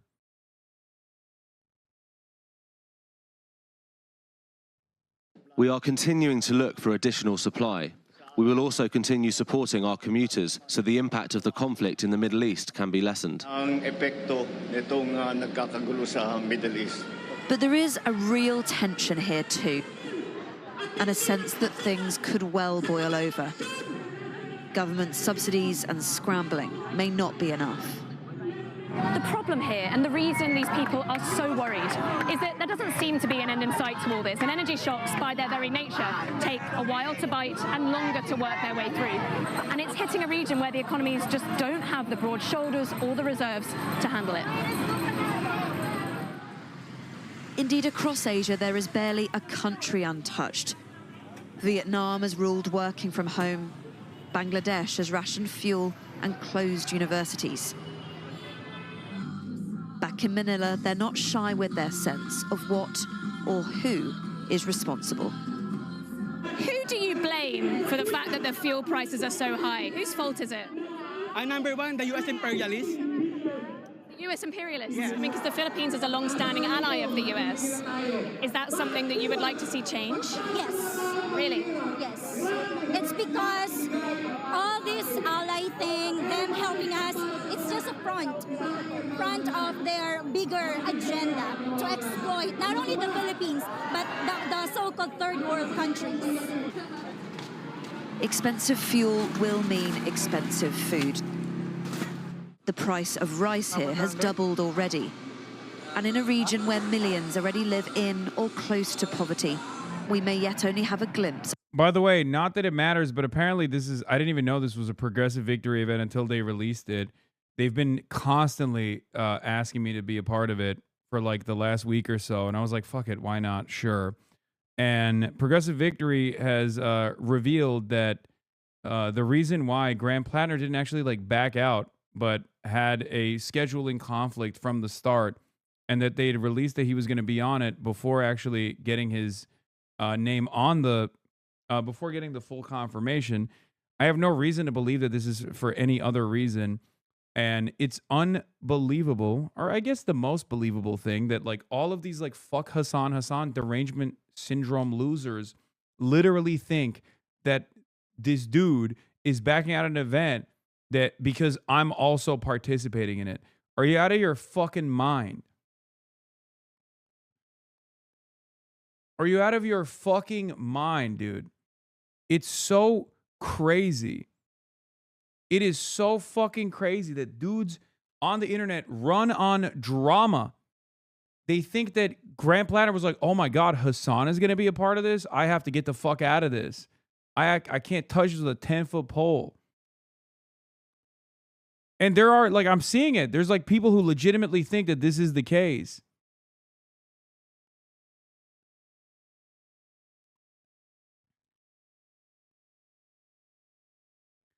I think a guy like Graham Plattner has a lot more consequential red flags that he has to deal with personally, that he has dealt with successfully, as a matter of fact,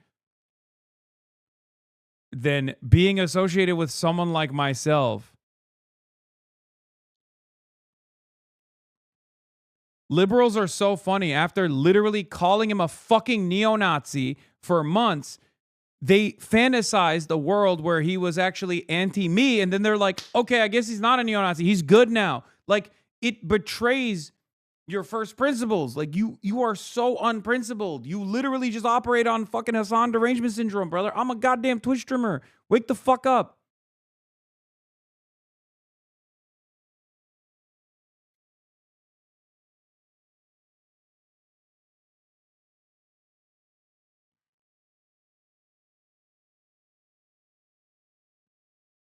What is this? So far today, Michigan State rep. Who is this? Michigan State rep, Maine U.S. candidate. Graham Plattner decided not to rally this weekend for Michigan U.S. Senate. Wait, what? They're not fucking rallying for Abdullah Syed. These people are... What is happening? Is there a world where pro-Israel people don't fucking lie? Like, is there a world where people who are, you know, super invested in defending Israel can just, like, do it sincerely? Why does it always have to be straight up fucking lies? It's so crazy.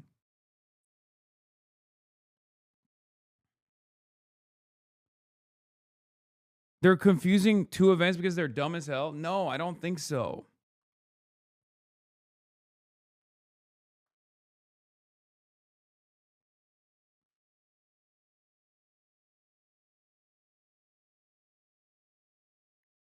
I don't think it's a... I think there is a sincere operation here to... Like, I think these guys... Remember what I said about Cuomo, where I was like, this is not going to land. These attacks are not going to land at all. And it almost feels like Andrew Cuomo has recognized he's not going to win the race. So he's just like doing a favor to some big donor out there by trying to make my brand more toxic, right? If you recall at the time, I was like, why the fuck are they like constantly pummeling me for some reason in the Zoran race? Run a fucking better race, big dog. If you're trying to win, you shouldn't be bringing up a dude that most voters don't know about. And the ones that do know about are you know, excited at this association, or the ones that actually despise me also despise Zoran for the same exact reasons, right? HH Tatakai, thank you for the 100 gifted subs. Do you see what I mean? Like, it's so strange. Taking you down would be the easiest W to achieve right now. Yeah, but you're not going to take me down. Like,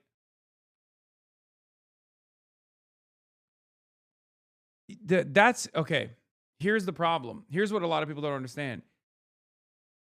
No one, and I mean this seriously, not a single fucking person, not a single fucking person, not a single person in this community is like, oh my God, I love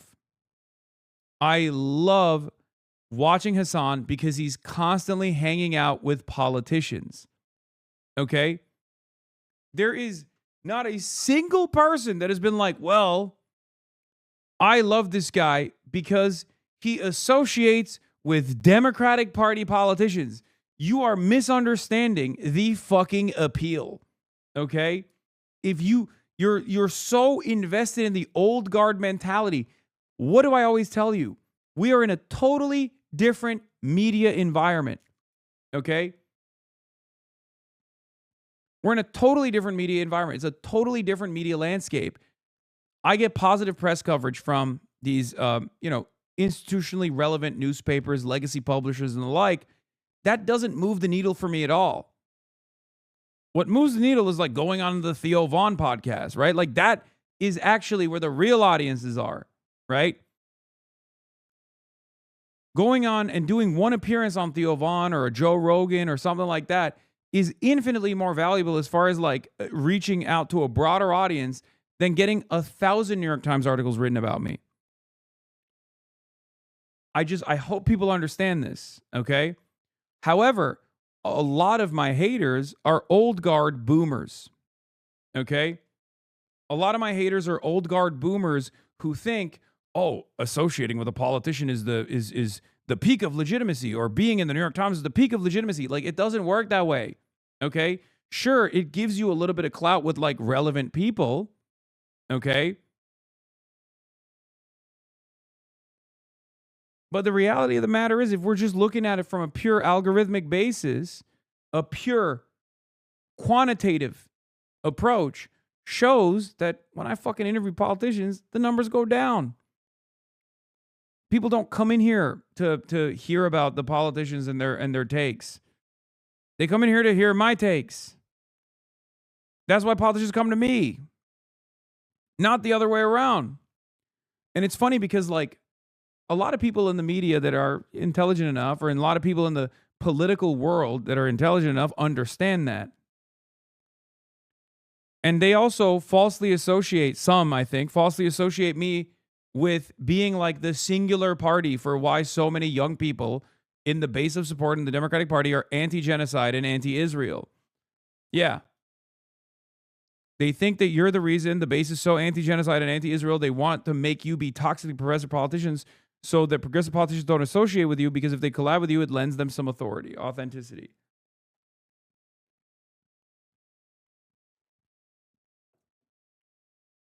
That's why it's so funny when these guys are like, oh, dude, you're doing this for clout. It's like, what clout can I get from fucking standing next to a politician, you idiot? The fuck? You just like don't understand the media dynamic at all. Just as you don't understand the impact that I have. I can help some people arrive at the correct conclusion, but I'm not a fucking singular force that's a mover and shaker. It's you guys. It's all the protests. It's first and foremost the Palestinians that have, in spite of the genocide, been able to show their plight to the rest of the world, sometimes in their last moments. You know? I'm a megaphone. That's all I am. I'm a platform, okay? I have my own worldview. I have my positions. I'm very stubborn. I won't stop my advocacy, but at the end of the day, like, taking me out would not actually solve this problem anyway. Or forcing politicians to not associate with me would not be beneficial for the politicians at all, and it wouldn't do anything to me in any way, shape, or form. Times of Israel wrote an article, by the way. Representative Brad Scheiner, an Illinois Democrat, delivered a forceful condemnation of the popular streamer Hasan Piker on Tuesday, warning his fellow Democrats against embracing figures he says traffic in hate. Hasan Piker is an unapologetic anti-Semite. Schneider, who chairs the new Democratic coalition, wrote in a post on X, Democrats risk losing our credibility to condemn those on the right who traffic in bigotry, anti-Semitism, and hate when our own members of Congress and candidates are celebrating blah, blah, blah, blah, blah. So what's really interesting about this is I've been on the receiving end of like a barrage of smears like this before, for sure. And if this were to happen to me 5 years ago, it would be over, okay? No one would ever listen to what I have to say. I would probably quit. I'd probably have to go away. I probably would be deplatformed. If this were to happen to me 2 years ago, which it did, it would make me very sad. I'd be at least a little fearful that this is going to have a serious negative impact on people approaching me with charitability. But it's happening in 2026. It's too late. When the Times of Israel writes an article like this, as an Israeli newspaper, talking about an American political commentator getting yelled at by an Israel First Democrat that's gotten $6 million from AIPAC, this doesn't actually create any pressure on me at all. I legitimately think they view it like this. Look at how few resources a Twitch streamer put into an Illinois 9 race, and look how close Cat was to winning despite the massive AIPAC ad spend. That's a huge threat to them if that perceived progressive force increases a little more. Yeah. I don't know who the fuck Brad Schneider is, and I'm pretty certain he doesn't know who the fuck I am, right? With love, we can move on. Oh, thanks. Can we? Well, you can move on the next week when you can come back to the chat and talk.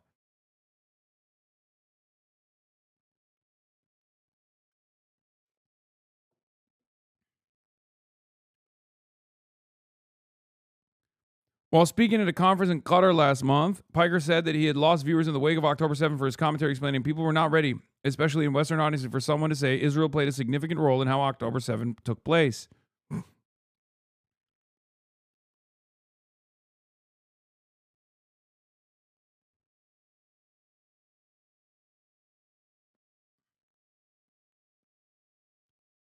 No matter how much shit they sling in my direction, no matter how much shit they sling in the direction of people who collaborate with me, right? I will never be a less popular brand in America, a less popular figure, a less popular organization, a less popular entity than the state of Israel. That's it. And even if I were to become a less popular entity than the state of Israel itself will still be far less popular than whoever else takes my place.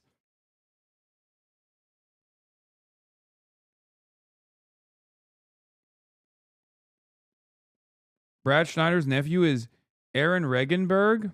Wait, Aaron Regenberg? Is that? No way. Wait, what the fuck? No, you're joking, right? No.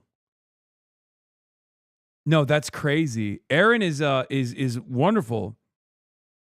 I won't reveal there's Wikipedia told me. Wait, that's crazy.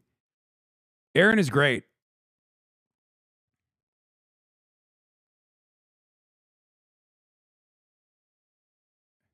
He gets it. Aaron he's at the New Republic. He's contributing editor to the New Republic, lawyer working to hold big oil companies accountable for their climate crimes. Oh my God. Oh my God. That is fucking, what the hell? Oh my God. Oh my God. Okay, I won't say anything else. Okay, that's crazy. Not all nephews are like their unks. You're proud of that? Yep. We're going to have an unk off. Still, Reverbs. Thank you for the 10 gifted subs.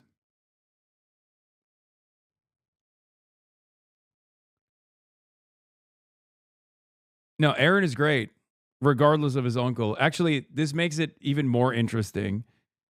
It makes it infinitely more interesting that, this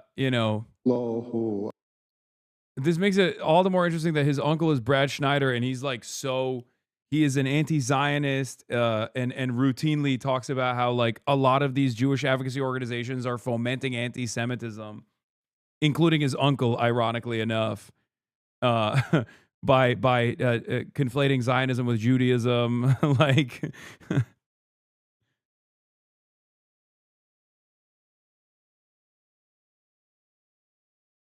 That's got to be a wild Thanksgiving dinner. On Iranian television, revolutionary guards praying amid their missiles in an underground tunnel. State propaganda, yes, but also evidence of the forward planning which has kept Iran fighting this past month, making America's own planning for this war look woefully inadequate. Only a third of Iran's missiles have been destroyed for sure, according to US intelligence officials. Their anonymous briefing seemingly contradicting Donald Trump's claims that he has already won. The Pentagon says American airstrikes have hit more than 10.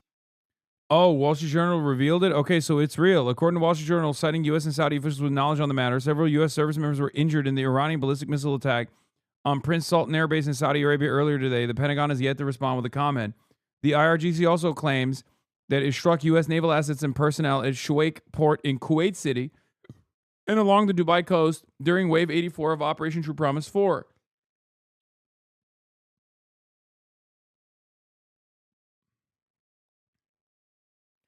Iran's Revolutionary Guard said its Navy carried out a combined missile and drone attack, claiming multiple vessels were hit. The IRGC said 6 U.S. LCU landing craft were struck at Shuaik port, with 3 reportedly sunk and others left burning. It's said that Qadr 380 ballistics and cruise missiles were used in the attack. Simultaneously, kamikaze drones targeted what it described as U.S. drone unit personnel at coastal positions and a hotel in Dubai. The statement claimed a large number of U.S. personnel were killed. I don't know about that. Claims versus confirmed damage. The Kuwait Port Authority confirmed that the Shuaik port was targeted by a drone strike at dawn, causing material damage on March 27th. The UAE Ministry of Defense reported the detection of 16 ballistic missiles and 121 UAVs, drones, on March 27th. Air defense systems successfully intercepted 15 of the missiles and 119 of the drones. Yeah, I don't believe that. Loud explosions heard across Dubai were attributed to these mid-air interceptions. Yeah, by the way,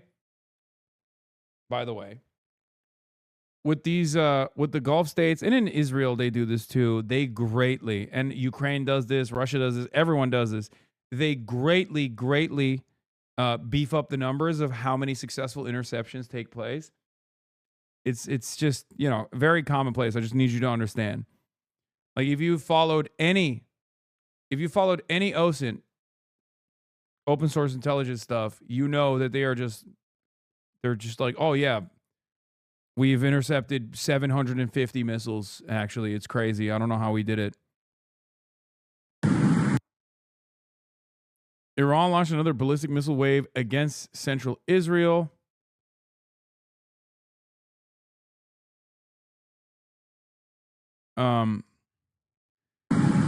As footage shows impacts from cluster munitions in Tel Aviv.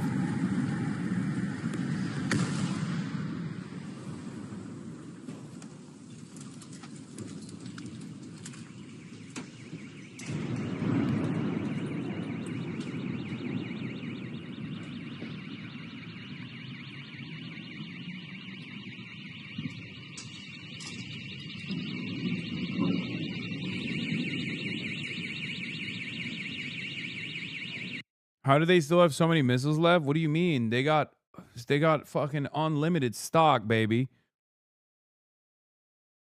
Yeah, also no sirens. Did you notice that? No air raid sirens. Interesting.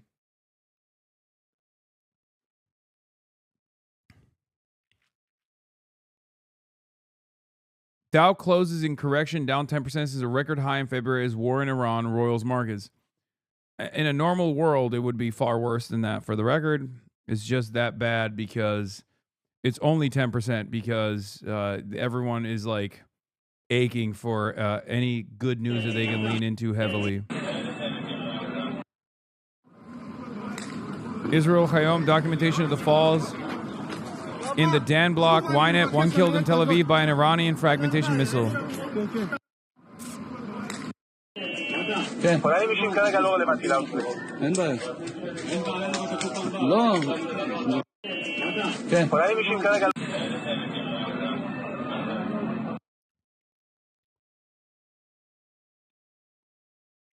Wall Street Journal reveals for the second time. Oh, shit. Even fucking Google Chrome gets busted on this new beefy boy that I got.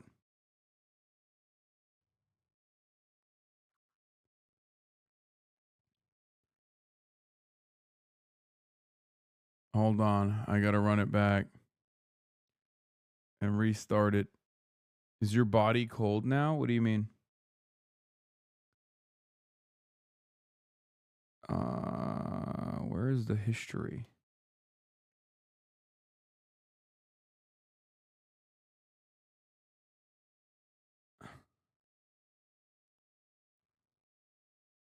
Hold on. I have to restore all of my windows that I closed, okay? Chrome just sucks as a Chrome user. Is so badly optimized. I know. I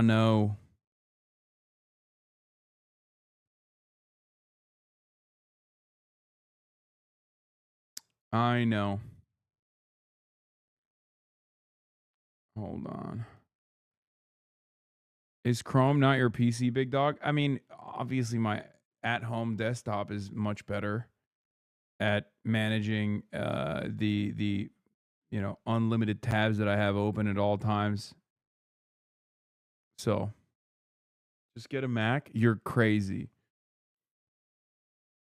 You think a Mac is easier to... We got another hype train. Goddamn.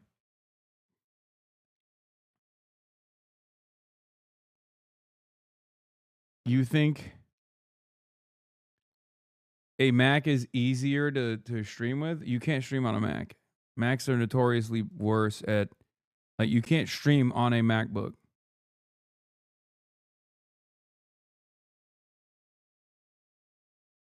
Apple heads.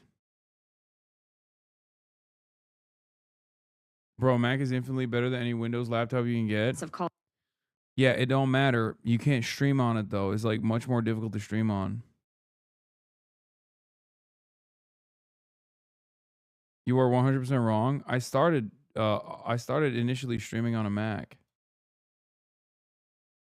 It's not about the hardware, chatters. It's not even about the optimization. It's about the software.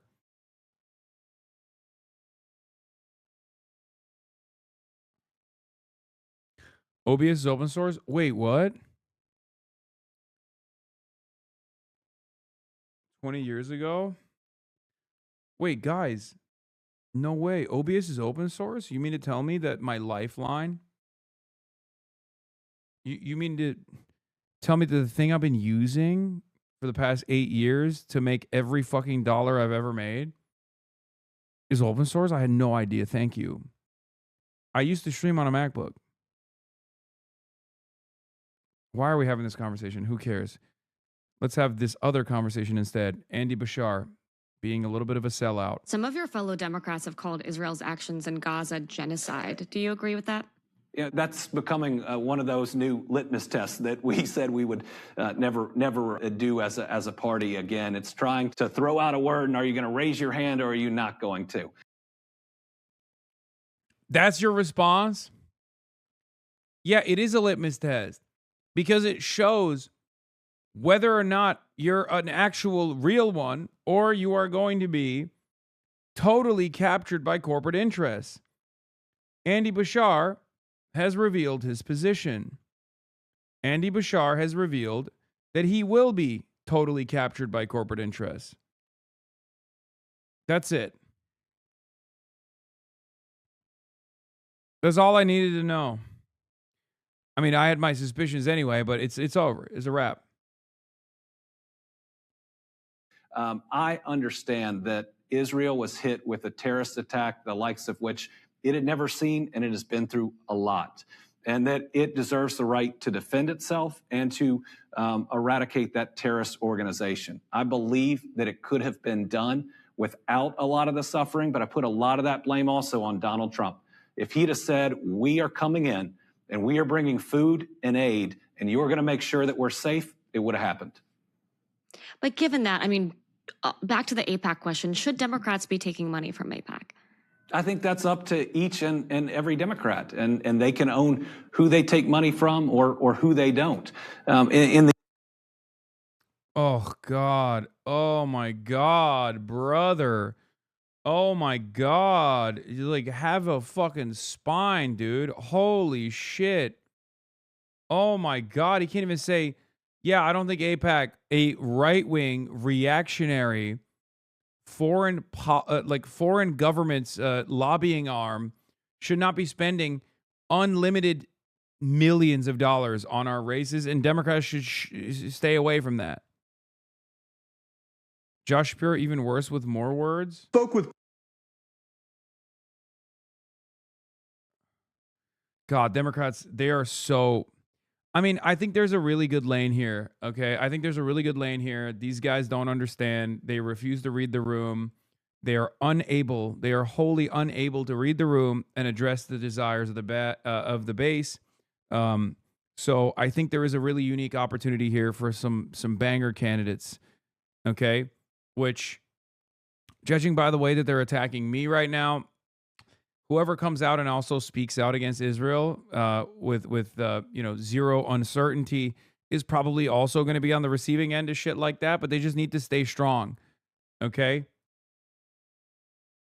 But this is very clear that like the party and all of the front-facing candidates for 2028, they want this. They want this. They want Gavin Newsom. They want Andy Bashir. This is exactly what they want. They don't want someone they want someone who will do apologies. Yeah, dude, stop doing leftist purity culture litmus tests. You're driving away normal people. What's next? Are you going to need Democrats to be against pedophilia, murder? Geez, you lefties and your purity culture. That's what it sounds like. Trump just said Cuba is next at a Saudi council. Oh, fucking Christ. Scumbag. In the end, I think people need to be clear about their stance on the. I mean, Plattner actually is like low key a good example of this. I will, however, say, like, there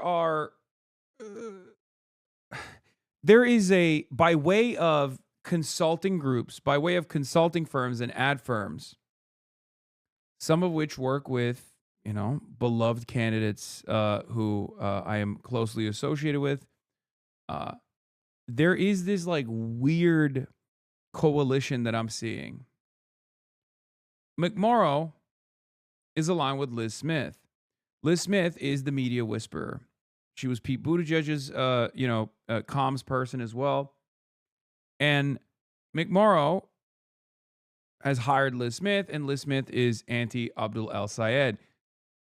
Liz Smith is very close, from what I understand, with Morris Katz, who is the whiz kid that a lot of people wrote extensively that they claimed was like responsible for Zohran Mamdani's campaign victories.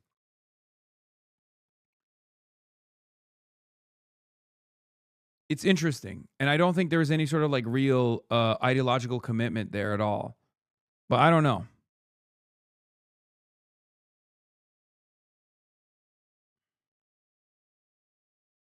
Yes, Morris Katz is very good. The Fight Agency is very good. They're even working. I mean, they've talked about taking their talents over to across the pond and working with Zach Polanski as well. They also work with Tallarico. They also work with Plattner, Graham Plattner.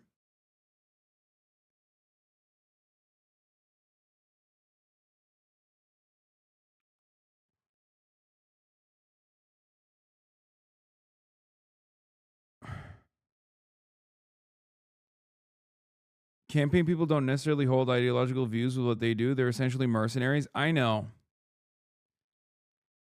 James Tallarico goes, who Twitter lives in progressive things, Rizlas Bashar is? Yeah.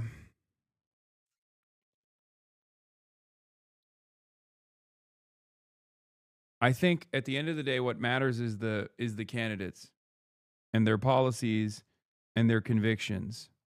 Okay? That's what matters. A good campaign will highlight that.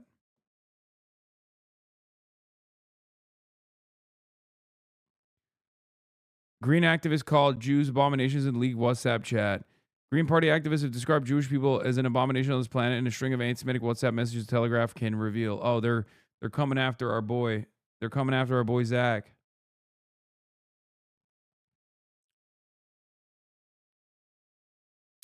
Ay. Anyway, I have to go. It's not true. What is this?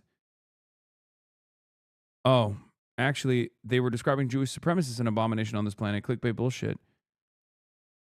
They were Jewish supremacists. She's using the correct description. It's us who have been scared into using the word Zionist because of the fear of being labeled anti-Semites. Enough of being starved or hurting their feelings while they murder and starve children. Yes, take back the narrative and true meaning of the term, particularly Zionism and Semite. They're an abomination on this planet. When the first Twitter handle I was shared as Dr. Arlawan, no, she's going to call the people who have destroyed her and her family.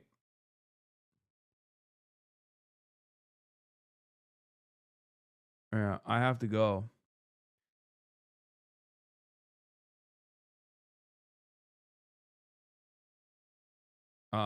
Unfortunately, I have to do an actual half day again because I have an event that I have to go to.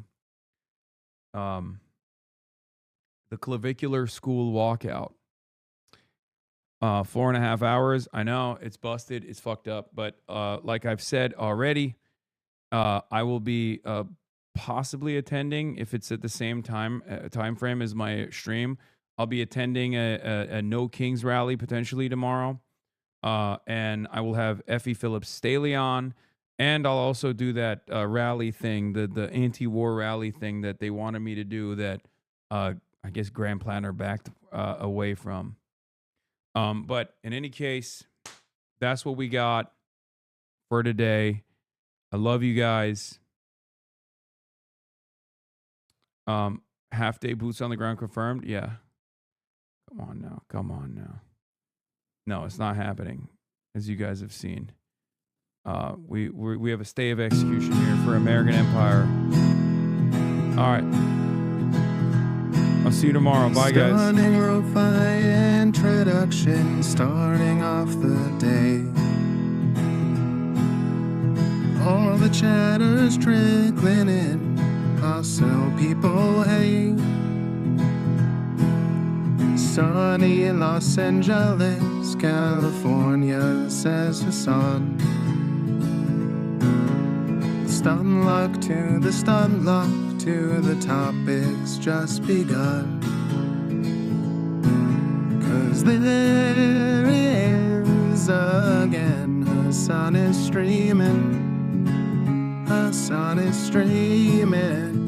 There is again. Hasan is streaming. Hasan is streaming. Reviewing a Chinese train, telling Kaya place.